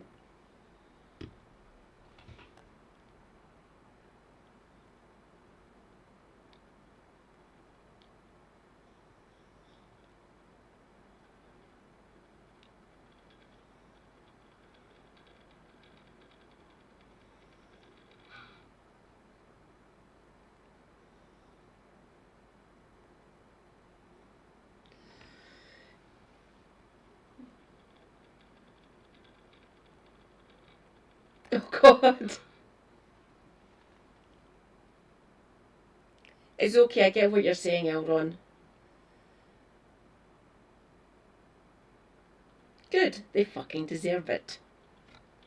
Both Labour and Tories. Seriously, I hope they all get fucking kicked in the teeth, metaphorically, in May.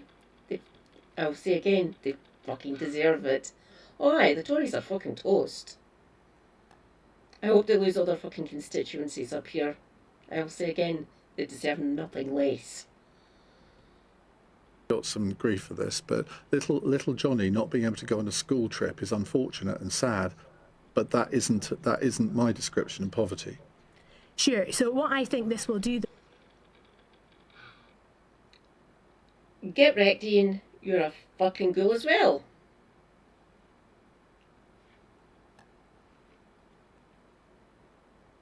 surrounded by fucking ghouls and demons and devils in disguise. We need to get rid of all of them. Is address a significant number of the children in this country who are poor because their housing costs are extortionate and they're stuck in private rented sector properties that they cannot get out of. Now that is something that should exercise us all because it's the product of a broken system. That's the type of thing we can fix with this.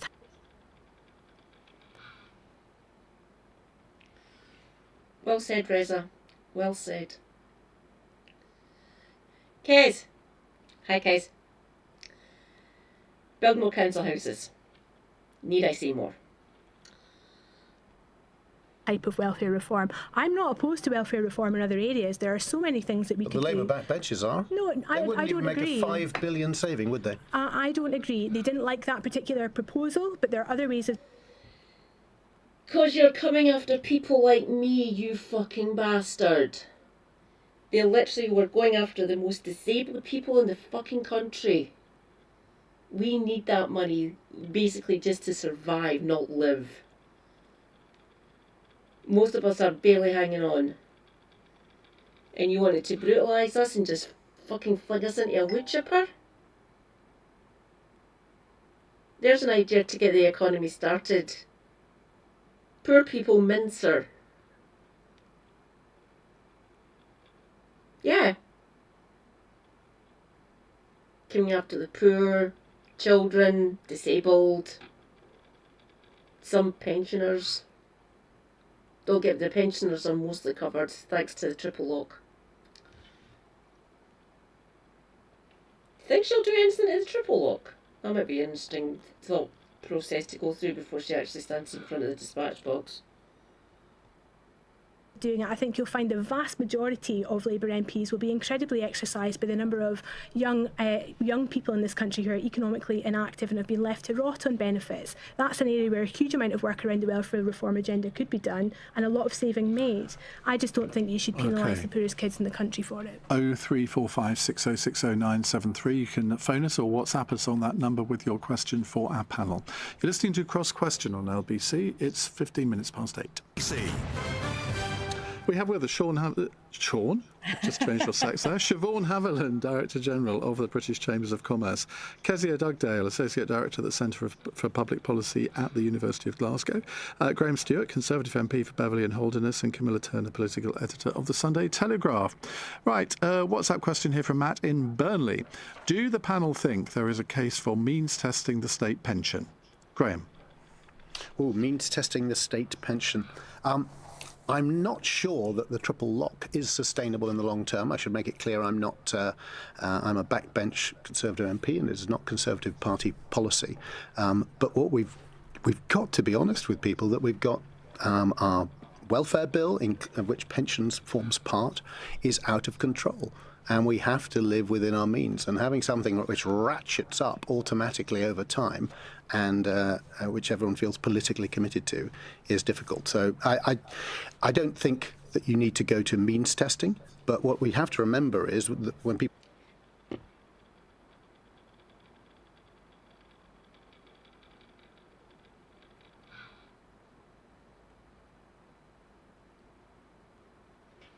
No problem, Elron, at all. I get where you're coming from, I really do, and you've got a lot on your plate.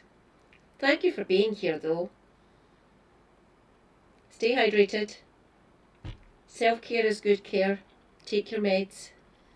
Stay based. Free Palestine, and fuck all the Tories. Including the ones who are currently in government.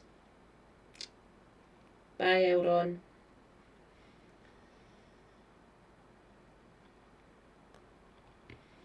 People say, well, we have one of the lower state pensions compared to other states. Our system was never designed for that to be your primary means of sustenance. We had the strongest private pension system in Europe until, unfortunately, that great bogeyman, Gordon Brown, came along with a £100 billion tax raid and helped kill that market. You're insulting Kezia's hero. Well, I'm not, yes. These are the best, Graham, aren't Yeah. they? Still...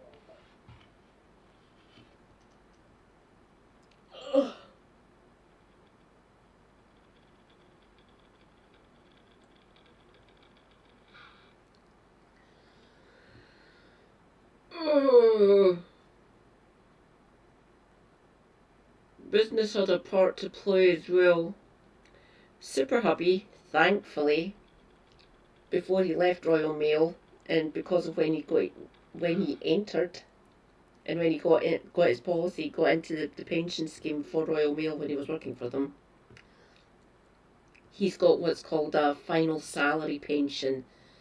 So over the last 5 years of his employment with Royal Mail, he gets 60% of it as a private pension on top of his state pension. So he gets 60% of the best year of his last 5, which would have been the year I met him, I think. 2000? 2001?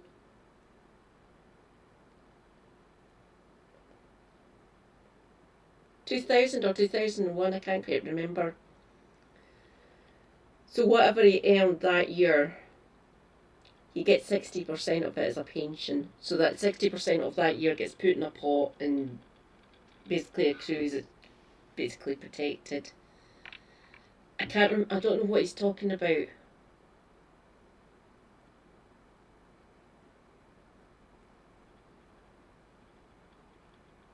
Some sort of tax on insurance policies? I can't quite remember. And yeah, Gordon Brown is Kes's fucking political hero. Tells you a lot, doesn't it?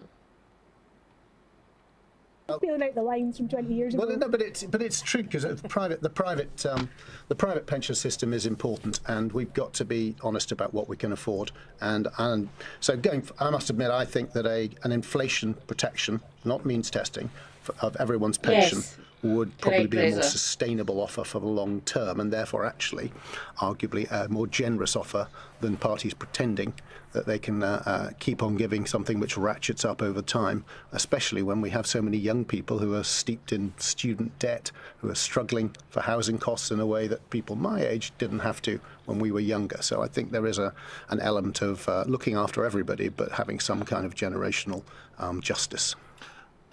Kezia, apart from the Gordon Brown bit, you were nodding through quite a lot of that. I agree. I think the pension triple lock really is something that needs urgently looked at. We talked earlier about the need to bring down the country's welfare bill. That is a huge part of it. I think it's nearly 40% of the welfare bill and likely to get larger in years to come.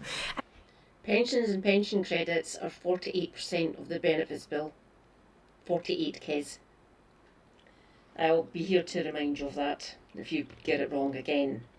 It's 48% of the benefits budget. Gets paid out towards pension, everyone over pension age, either through pension credits, state pension, winter fuel allowance when people aren't trying to get rid of it or means testing it.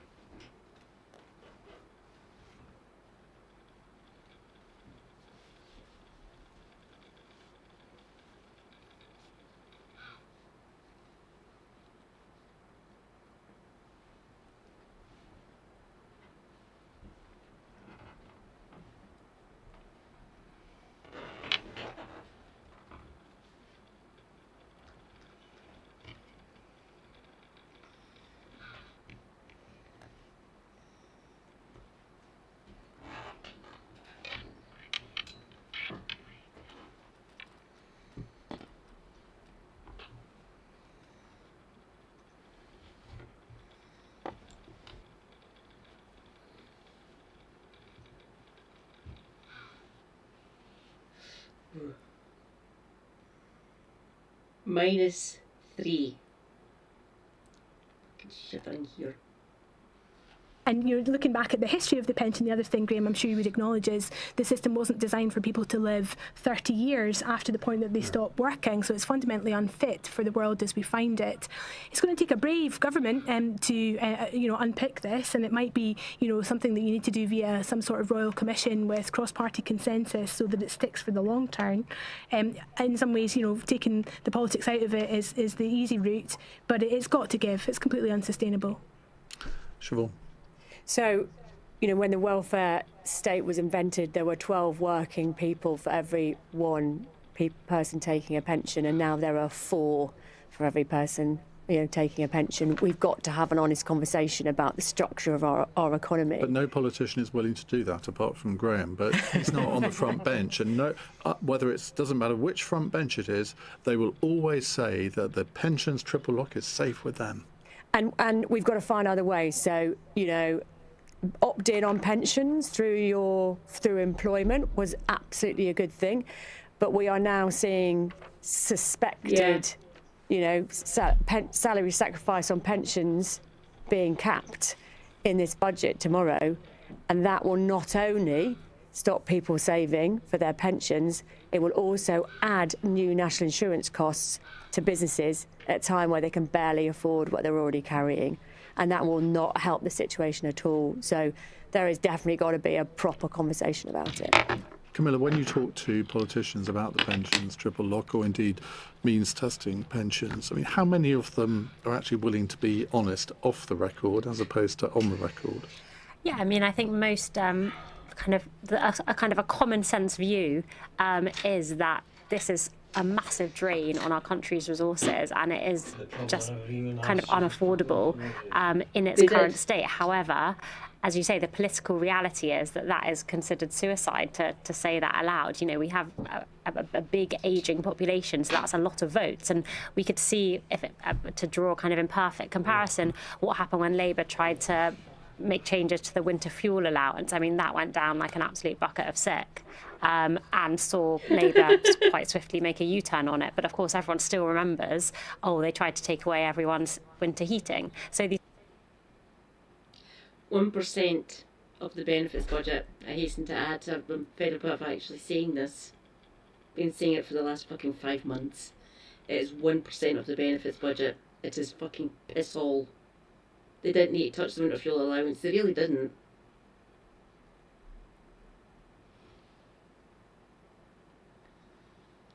Things go down really badly, and I think there's just no, either Labour, Conservative, there's no party that probably wants to tackle this head on and would rather tinker around the edges and try to make savings elsewhere in the welfare bill to avoid keeping tinkering at all with this triple lock, which has become a kind of a sacred thing in politics. But I wonder if at some point it will get tackled, but it feels like there isn't much appetite for that at the moment.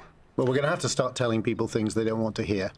And I think this arguably is one of them. And if you are going to do it, unlike the...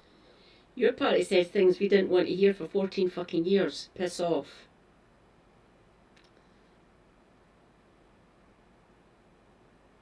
Yeah, they're doing a fucking speed run to death, essentially. We've noticed it's a gradual rot with the Tories this time. Long time coming, obviously. 14 years of austerity, essentially. But Labour seem to be hell-bent on doing it in a speed run. Fun. Yeah, just carry on doing that here.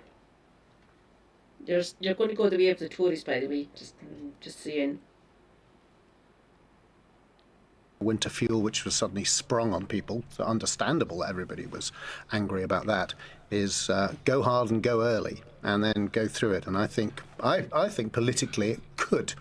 I recognise the risks, but it could actually work in your favour, because if people think it's fundamentally true, you're being honest about it, and you're able to give an offer such as CPI inflation protection, because there would be significant savings compared to the triple lock, but it would mean that the value of the pension in real terms, not relative to earnings, not relative to 2.5%, but in real terms would be protected. And I think that's a pretty solid offer to make to people, while hopefully maybe as part of a balanced package, you're reversing some of the measures which it looks like Rachel Reeves will do tomorrow, and you incentivise people to save more in their own personal pension. That's what we want. We want people to work, make. Defined benefits suck. Final salary was the best one, and for a long time, the state, the people who worked like mandarins as civil servants, they had final salary as well. Some of them still do. Some of them have been working basically in government offices. And up here in Scotland, since the devolved administration. Some of them still have the final salary. So people who have been in their jobs for 40 plus years at this point, really, their final salaries, entrance got protected. If you signed on into a final salary scheme, you managed to keep it.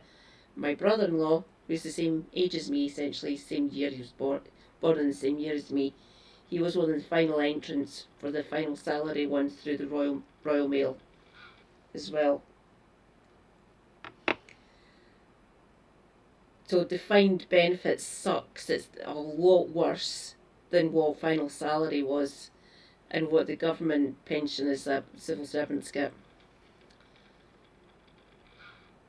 Sacrifice today, knowing that they're going to get repaid in the future by putting that away. It's a fundamental conservative thing. If it's conservative being conservatives, we appeal to people for deferred gratification. We say sacrifice a little today for the long-term good. And I hope that would also appeal to older people to say, look, really, you might want the triple lock, but do you think it's fair on your children and grandchildren if it's not sustainable? And that's what a lot of expert commentary says. And I think with CPI protection, it can be sold, but I recognise I'm a minority voice. Let's see what Kemi Badenoch thinks of that when she's sitting in your chair there, Kezia, tomorrow evening, taking questions after the budget.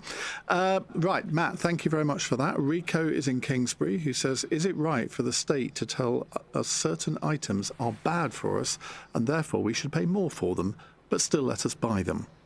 Now, the Health Secretary, Wes Streeting, has announced an extension of the sugar tax to include milk-based drinks such as coffees and milkshakes sold in shops, but not cafes and restaurants, and have also lowered the threshold for products to be subjected to the sugar tax. Camilla? I guess the short answer to that question is yes, I think that is. So I'm grouping these in sort of sin taxes, like sin tax, alcohol sin tax.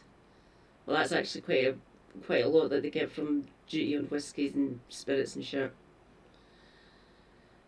So they're sin taxes. They're trying to get us to change our buying habits, essentially. These things are bad for you, so we're going to tax them out of existence. Forgetting that some people don't really buy them that much, and we use them as a treat. I love chocolate milkshake. It is delicious. But only doing it on... The way they're going to be doing this, it looks weird. If you're going to do a sin tax, just do a blanket sin tax, and wherever thing is bought, tax it there as well.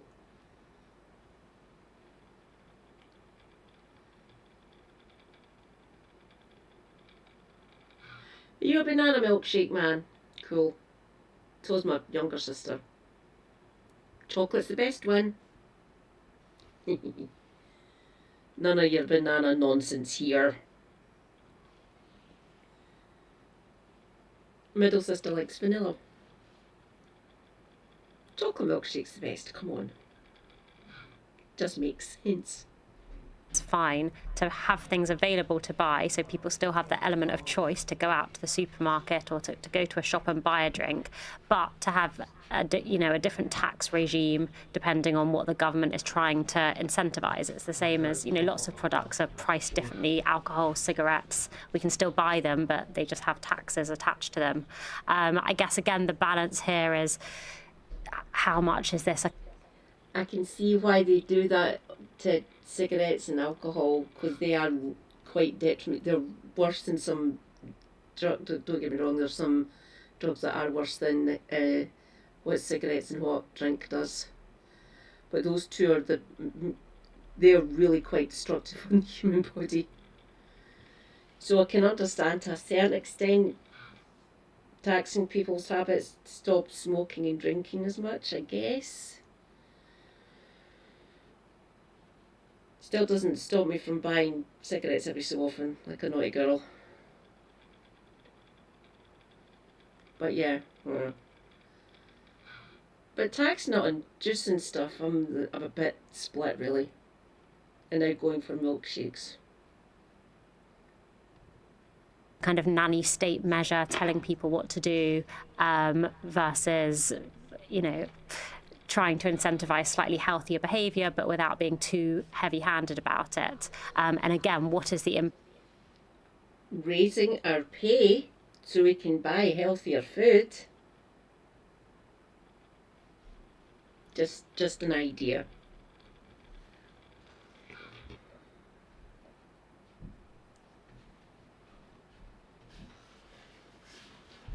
I don't think I'm fucking registered with Tesco Mobile with a fucking username and password. What?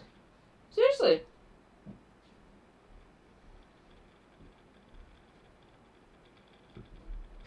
impact of this going to be on businesses, on the economy more widely? Coming back again to that issue of growth, is this helpful, is it not, if we take it as a kind of broad measure? I guess doing the carve out for cafes and restaurants, I suppose, is helpful because it means people's prices of going out for a meal or going out for a drink doesn't change too But they're already being affected, aren't they? I was told today that in Wetherspoons, I think it was, that if you order a hot chocolate now, because it's so sugary, they're only allowed to sell you one. You can't come back for a second. And in Nando's, which I'm very partial to, you can't. They've got to stop having refills. So you pay $4.95 and you can have as many sort of Fantas or Cokes as you like. They've got to stop doing that now. Now, Siobhan, I can't imagine a lot of the companies that belong to your organisation or member organisations. I can't imagine that they think that's a good thing. Look, no tax, more tax is a good thing. It takes money out of the system, and these sort of things, you can have them here and you can't have them there, and you can have it on milk drinks, but you can't have it on another thing. It's like more complexity driven into the system. We just have to come back to the core idea here, and your listeners will totally get this. You've got to give businesses opportunity to grow, because growing businesses, you guess what? They employ more people have jobs, they have money in their pocket, and they pay taxes back to the Chancellor, and she can use that to pay for our teachers and nurses. So let's just get away from taxing and tinkering and focus on the upside. How are we helping businesses export more? How are we signing off more infrastructure? How are we helping, get skills to get people back into work? Where's the upside? Kezia. So stop charging for education to begin with. That might help.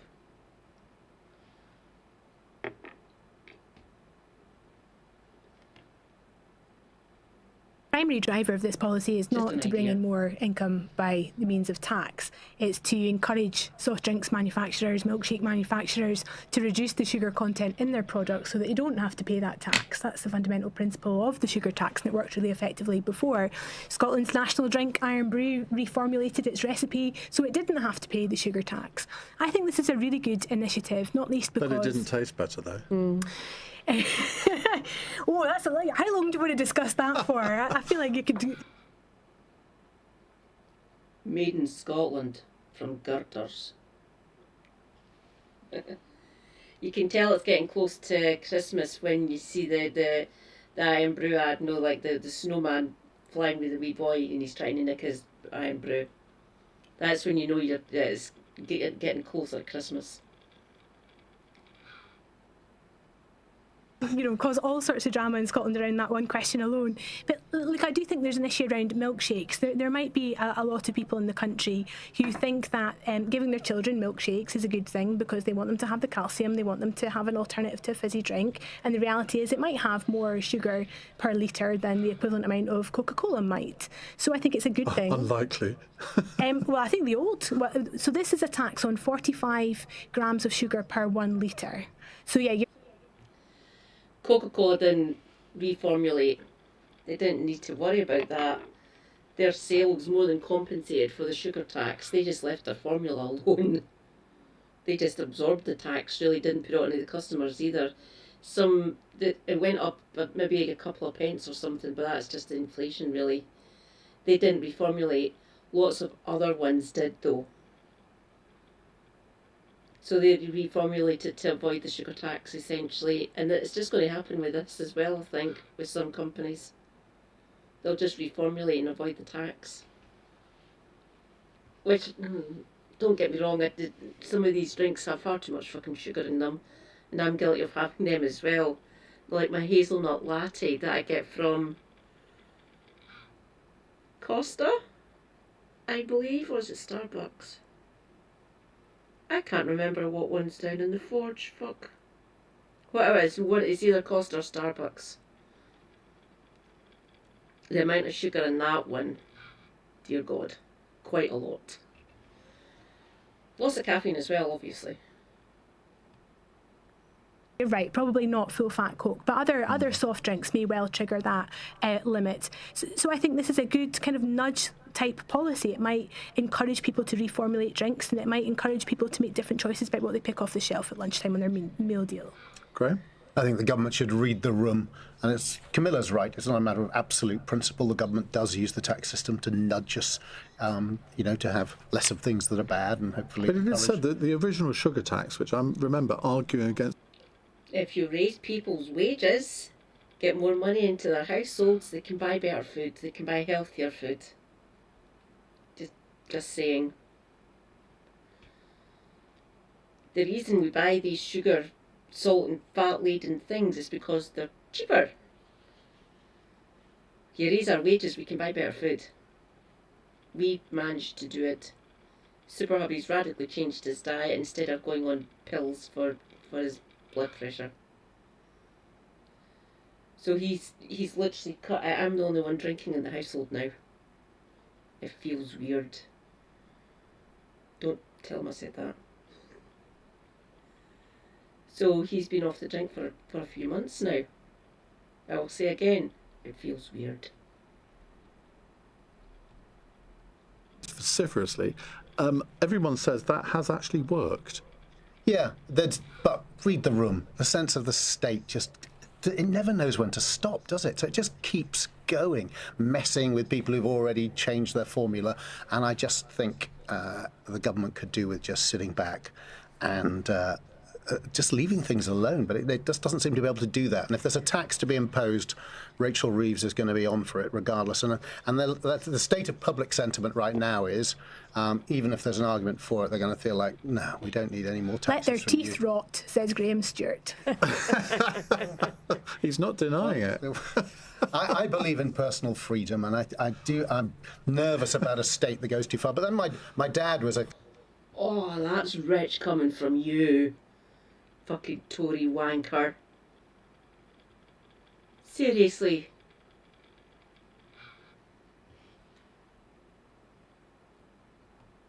Consultant anaesthetist at the Cumberland Infirmary and was ferociously opposed to compulsory wearing of seatbelts on the basis of personal freedom.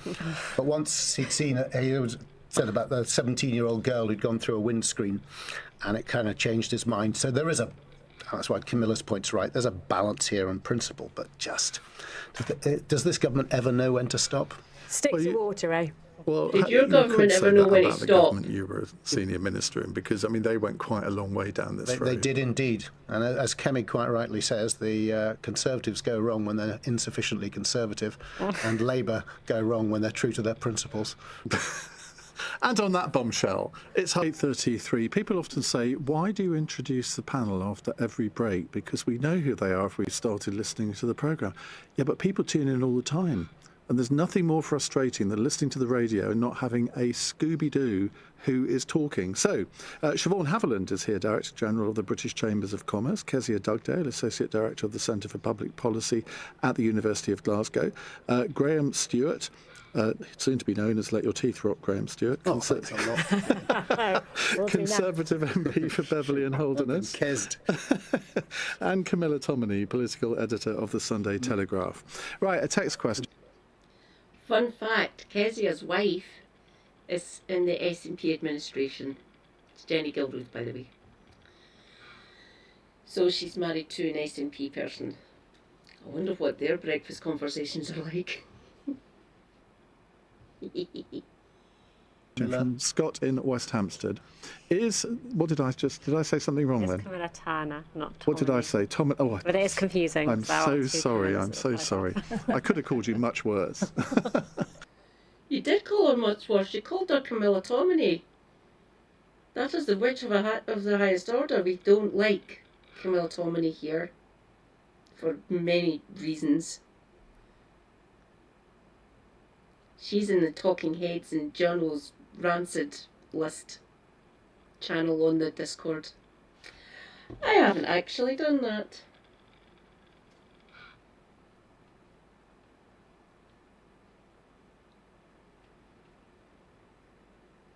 She does. Go away.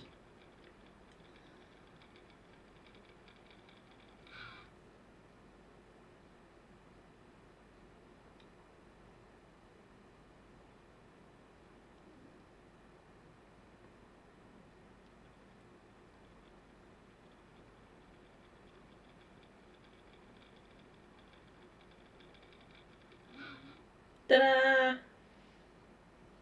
Not to women Discord.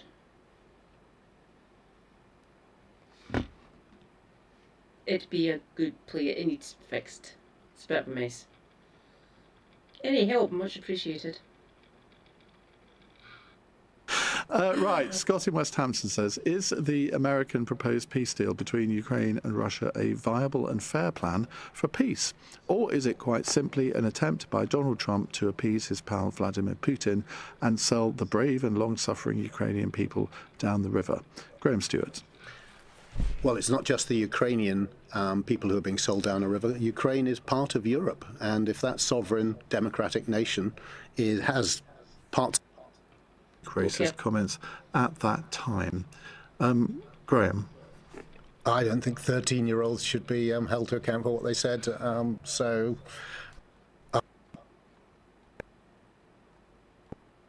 over the economy, if that's true, and that would be very serious. Right, let's move on to Sean in Preston. Sean, hello, what would you like to ask? Hello, Ian. Yeah, my question is, should anyone be held to account for things they said when they were 13? You're referring to Nigel Farage, I guess, who's denied having, quotes, directly having racially abused anyone while at school, after 20 people who went to school with the Reform leader claimed he did make racist comments at that time. Graham? I don't think 13-year-olds should be held to account for what they said, People from back then are saying that he bash.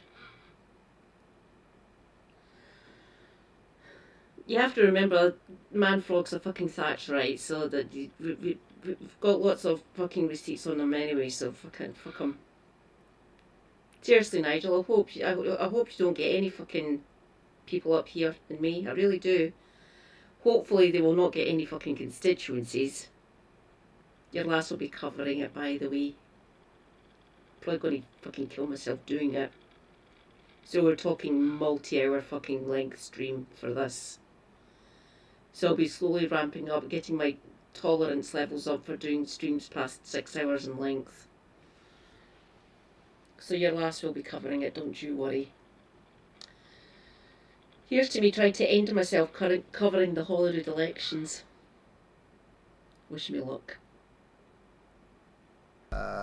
Yeah, this is If anything, I'll probably blow up with rage. Especially if Reform get any fucking MSPs. God. Tory, Labour, Lib Dem, kicked in the teeth, metaphorically of course, and Reform, fucking nothing. Lose their deposits.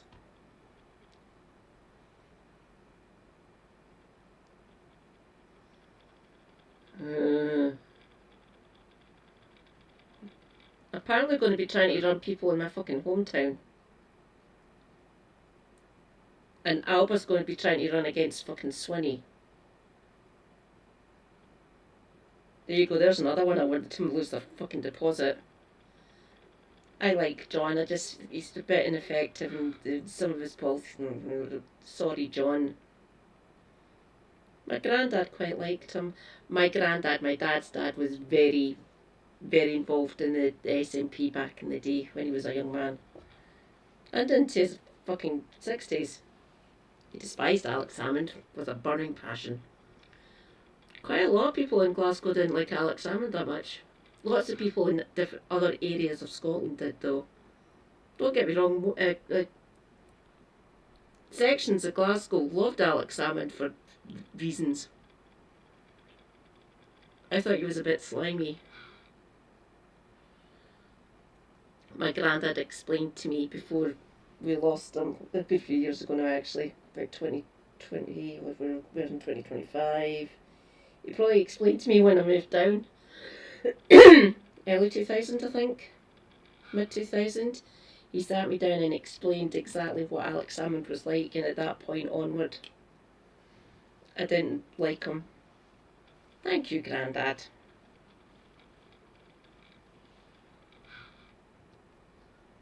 A hit job on Nigel, whether there was indications that he continued to express that when he was. Yes, it was him being a cunt. Funny that. I don't like speaking ill of the dead, but yeah, just slate out Alex Salmond all you want to your heart's content. Grandad was based as fuck. He was a draftsman. Essentially, his boss was an architect. He used to work for the council in the government, so all the post-war housing, Drumchapel, the overspill areas, Cumbernauld and stuff, he was the actual draftsman on them. So all the schematics you see that architects use, my granddad drew them, and he helped design. He was involved in the design process for Drumchapel, an area out west from here, way over there. So yeah, Grandad was really intelligent, really interested in history as well. 13, of course, that might be taken slightly differently, but I think we should take people at face value, especially when they've been in the public life as long as Nigel Farage has. I'm sure he said plenty of things which we would find reprehensible and disagree with, which he's not denying, as opposed to trying. He said things that are reprehensible now, Graham.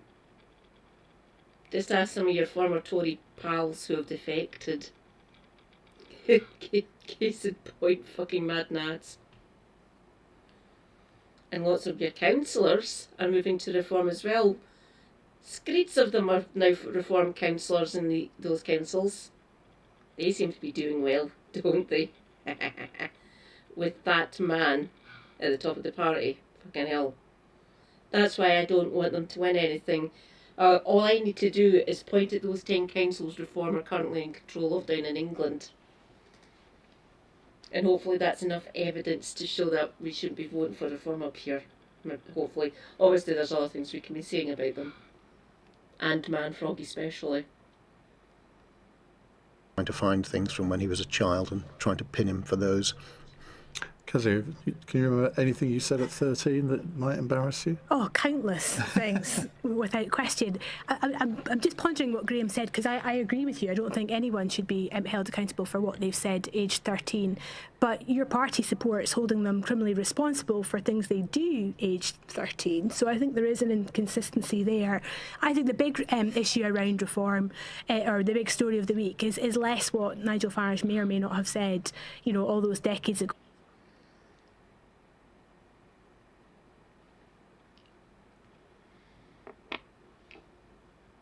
Oh, don't worry about it. I know what you mean. Yeah, she is loopy.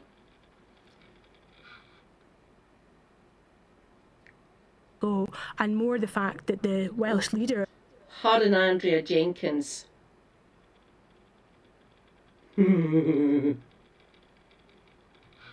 of reform has just been jailed for 10.5 years for conspiring with Russia. That is an astonishing story that I think has had, and other broadcasters, of course, Ian, nothing like the coverage that it should have done, because it tells us so much about the character of that party and the people within it. That's what should concern us, their actions now, and that needs to be understood loud and clear, the length and breadth of the country. Okay, Siobhan? I think any of us who've had a 13-year-old child would recognise that they probably shouldn't be held to account for the shenanigans that they come up with. But I would have thought... I put it down to bad parenting, personally. Well, so does my mother-in-law. I think that I'm pretty sure Nigel... There wasn't social media when he was 13, right? But there is now. So what I do say to my kids is, whatever you say and do and write down on the internet out there is going to stay with you for the rest of your life. lives. So you need to be really careful. Camilla. I think whilst on the one hand we should hold our elected officials to account to the highest possible levels if they're elected representatives of the people. However, I think, you know, children will say all sorts of things, and as you say, luckily our generation didn't have social media as children, which is a very different story for anyone growing up now. So I think whilst, yes, we should expect the highest possible standards of members of parliament, I think having a go at someone over what they said as a 13-year-old seems... Not just the House of Commons, Mrs. Council. Everywhere you're in an elected position, you should be saying shit, being fucking idiots. Which a lot of these reform people are. They're fucking numpties of the highest order. Anyone that gets voted in by the people of the area, and they're saying daft shit, they should be held to account.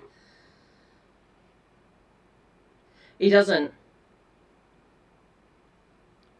Yeah, the Wicked Witch of Nottinghamshire. It seems like we've probably got better things to debate, like what they've said and done as adults, for example, might be a bit more of a pressing issue. I think also this story was around many, many, many years ago, wasn't it? But the Guardian seemed to have found 20 people who remember exactly what they heard from Nigel Farage at the age of 13, which I'm thinking, well, I'm not sure I could remember anything my schoolmates said at the age of 13. I find it all that that child as well. It's pretty distasteful. I worry about 21-year-olds. They're definitely fully adult, aren't they? But when I was 21, I think my friends were 21. I'm glad there wasn't social media around. I'm glad people didn't have cameras. Who knows the law anyway? Now, the government says it has not yet made any firm decision on jury law. Any years, yours. It's 8:45. This is LBC. See app.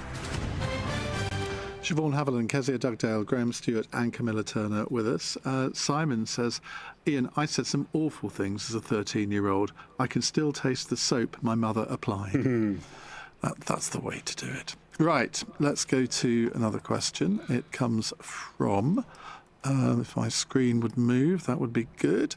This is from Millie in Hertford. Though David Lammy is getting rid of juries because it takes years to get a trial at the moment, wouldn't you rather your fate be decided by a judge who knows the law anyway?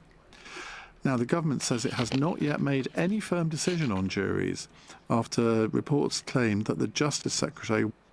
Ghoulish. Fuck off. Not doing it. Then he fucking try us.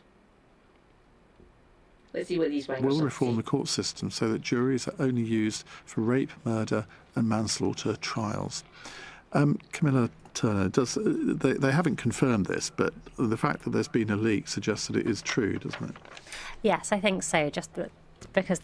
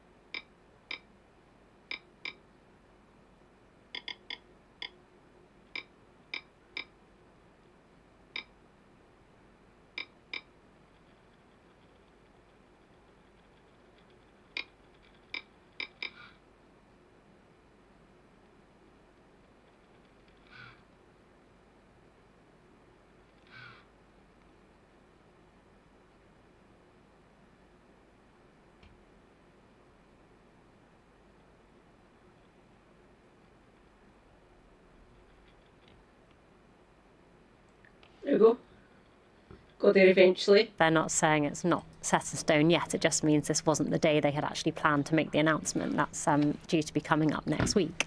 And I think when it does, I suppose, become official, I think the government will have a real fight on its hands with not only the judiciary, but also a lot of people in this country who will think that having a trial by jury is it's not only a very ancient tradition we've got here in this country, it goes back hundreds of years, but it's also, I think, really, not to be kind of overly sentimental about it, but it really goes to the heart of what it kind of to our democracy and to a kind of a right and a privilege that people have to be able to appeal to their fellow countrymen, and for that trial by jury to exist as a construct. And I think here in Britain we do have a justice system that's admired around the world. And yes, we have a massive court backlog that we clearly have to deal with, and is a pressing issue for the government. But there are always different ways to do it. Some other proposals I've heard have been court sitting longer hours instead of everyone knocking off at 4 o'clock or whenever they finish. Court sitting through the night. Court sitting on weekends. There are multiple other things you can put in place where you don't necessarily have to dismantle one of the really core and ancient constructs of our entire justice system. Kezia. So if this were a fundamental reform rooted in a point of principle, then I would give it a hearing. And I'll say why in a second or two. But it's not. It's a crisis response to the backlog in the courts off the back of COVID. And that's not the way that you do seismic reform. 14 years of defunding, Kezia, by the guy's party sitting next to you. It hasn't been funded properly. Yes, Kezia, shut the fuck up. And you better fucking mention that our legal system's separate. Which this undoubtedly is. It's enormous. It's not in Labour's manifesto. It's come what feels like out of absolute nowhere. Scotland has a bit of history on this, Ian. I don't know if you remember, but last year the Scottish Government tried to remove juries from rape trials in particular because there was a big move from people with expertise around the legal system who evidenced that women were far less likely to be believed by juries. The evidential bar was far less likely to the legal system, the legal experts up here in Scotland and police officers, this is called corroboration, by the way. They were trying to get rid of corroboration, which is basically one of the cornerstones of our legal system. They basically said, don't fucking do this, and they quietly dropped it. Don't mess with our legal system. You know how old it is, Kezia, so fucking shut up. Yeah, we tried to get rid of corroboration for rape cases. And it didn't, wasn't going to fucking happen. Yeah. To be met by a jury than it would be just purely on the point of law. So the Justice Secretary in Scotland tried to remove juries specifically for rape cases, and the outrage from the legal profession was instant and enormous, and the plan fell away pretty quickly. So I'm with Camilla entirely. The legal profession in this country, I think, will respond very quickly and very negatively to this. I think that's quite interesting, Graham, because you would have thought that the legal profession would want to keep it in-house and they'd be quite happy to have their own making these judgments, but the Criminal Bar Association... No. I've got someone who works in the legal system, by the way. I know someone. I asked them about them wanting to get rid of corroboration and they went, no. My boss is liable to throw a wobbly, a complete history about this individual that this individual that I know, and they talk to their boss. No. Yes, Ian, shut the fuck up as well. No, they we're don't. going to be talking They've about liked this the through jury the phone trials. after 9. I mean, they're vehemently against this. Yeah, well, jury trials are a fundamental part of our democratic settlement. Criminal trials without juries are a bad idea, and not having those leaves you being judged by the establishment. Those are not just my views, those are the exact words of David Lammy in his previous guise when he was in opposition. And I think one of the things that has led to such desperately low popularity for this government is the hypocrisy on so many fronts. The promises last year on the budget, which they broke a year ago, and they're going to break again tomorrow. The promise of being whiter than white, and then from frocks to suits to corruption ministers being suspended for corruption, transport secretaries sacked for being fraudsters, and Chancellor breaking, practically had no attention in a way that the Chancellor committed a criminal offence by collecting rent for a year without having licensed the property while tweeting saying we must crack down on landlords. The Tories never had any problems with this sort of thing. But the point being in particular... Yeah, that's cringe as fuck. Oh. that people should pay the price for that, and it was the promise of behaving in a different way. And so I think it is rank hypocrisy. And David Lammy, came out with these very fine statements. It's not just there's always a tweet, Ian. In this case, there's video after video of David Lammy explaining why jury trials are an essential part of our civilization. And now, apparently, it's sustained. His department wants to do it. It's no wonder everyone has lost confidence in them, because they don't seem to have any principles they're prepared to stick to. And I think that's the biggest problem. I think this is, it's around the massive backlog we have, isn't it, and how long people are waiting. And I think it's a reflection of a lot of our public services that are struggling to deal with, this today, 2025. And there are good examples around the world. The Germans don't use juries, for example. They do use a judge, but they have a panel of 5 citizens who are there for 5 years, who are trained, to help judge alongside a judge as the public. So there are ways around it, and this is only for obviously certain sorts of trials. But I just think it's a wider question, as what Kezi was saying, around how we look at our public services and whether they are fit for purpose in 2025.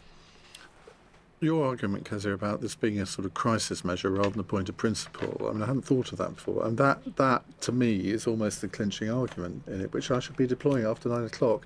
And I might quote you and give you credit for it, or might make it my own. Are they going to use it that way? Because the same department made changes to sentencing, so that people on very serious sentences are going to have their sentences cut. Rapists and all sorts of... Well, no, to be fair, rapists would not have their sentences cut.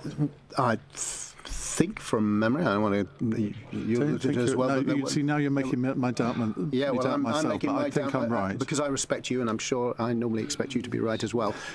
People committing serious offences, and let's leave...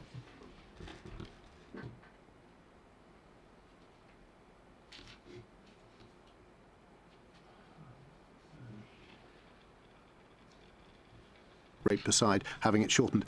And again, because if it would have seemed to be politically, and I'd say this is a backbencher, the prison system was not where it needed to be, and we need to do something in an emergency to fix it, we're absolutely going to do a limited window. We're going to sort of bring forward guarantees and then return to the previous system once we've fixed it and built the prison places. And you could make a similar case here, but apparently they're not. So they make an emergency move, and it would be like income tax, which was brought in an emergency wartime measure and then lasted forever. So they're not even... That was 1799 grand. Yeah, exactly, and it's still here. So that's it. That's what'll happen. It'll be 200 plus years, and we won't have jury trials anymore. We've got time for one final question from John in Somerset. Why do the panel think that there has been such a large increase in online hatred and abuse of disabled people recently, particularly since the announcement of welfare reform?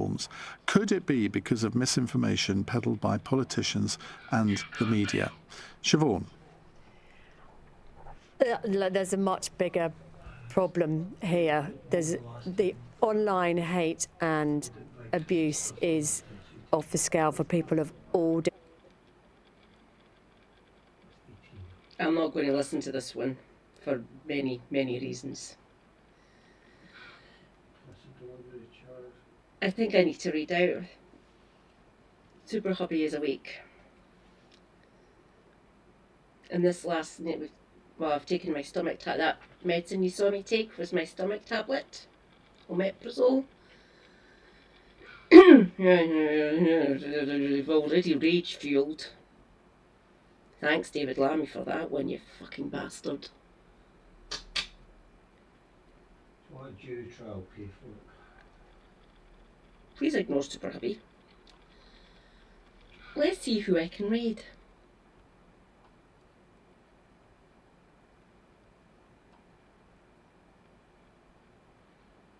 New justice wish for the rich.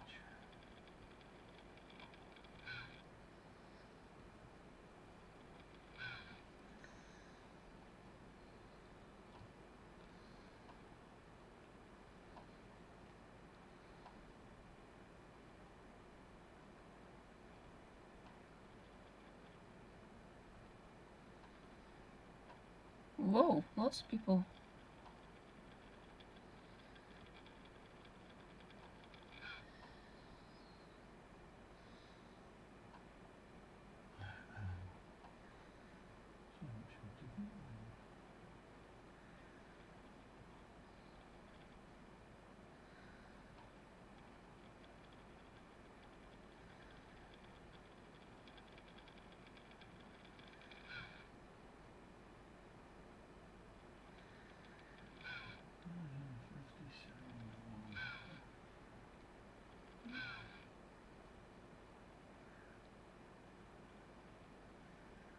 Let's repay the favour.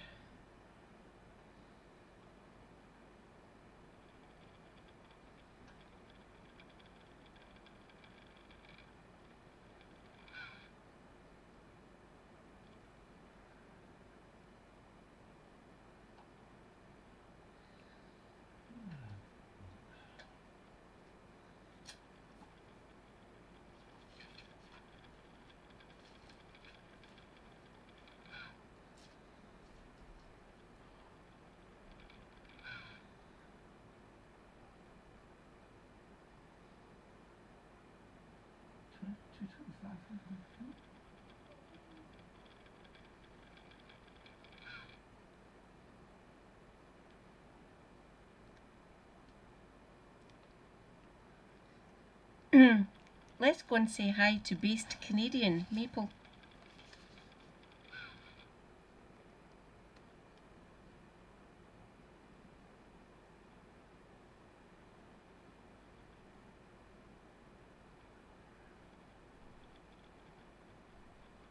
Between themselves, whether or not the Americans will make even the smallest of changes to this. I just want template. let me jump in here because I want to read these parts. So you're talking about the peace plan, right? So Witkoff was trying to do everything he could to help the Kremlin get a peace plan out there. So Witkoff says in the transcript that Bloomberg's put out between Witkoff and the senior Russian negotiator, Witkoff says, you know, I have the deepest respect for President Putin. Maybe he says to President Trump, you know... Bro, I'm gonna lose it if CNN doesn't figure out their fucking sound issues. That... Steve and Yuri discussed a very similar 20-point plan to peace, and I think, Yuri, the president will give me a lot of space and discretion to get to the deal. Now, that's extremely disturbing to read, but then, Christo, the call that you mentioned between the two Russian officials. This is, I don't want to say the cherry on the top because that implies something good, but this... Totally, it's only okay if you don't have headphones on? Yeah. How the fuck does a platform with as much money as CNN... Stay hydrated. Self-care is good care. Take your meds. Stay based. Free Palestine. And tell David Lammy where he can fucking go.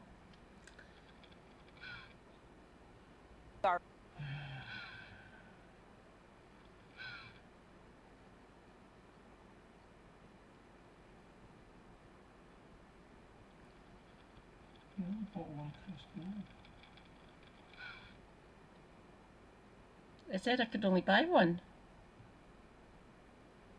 If you looked at the menu, you'd have seen that there's crusty bread on it twice. Yeah, I know.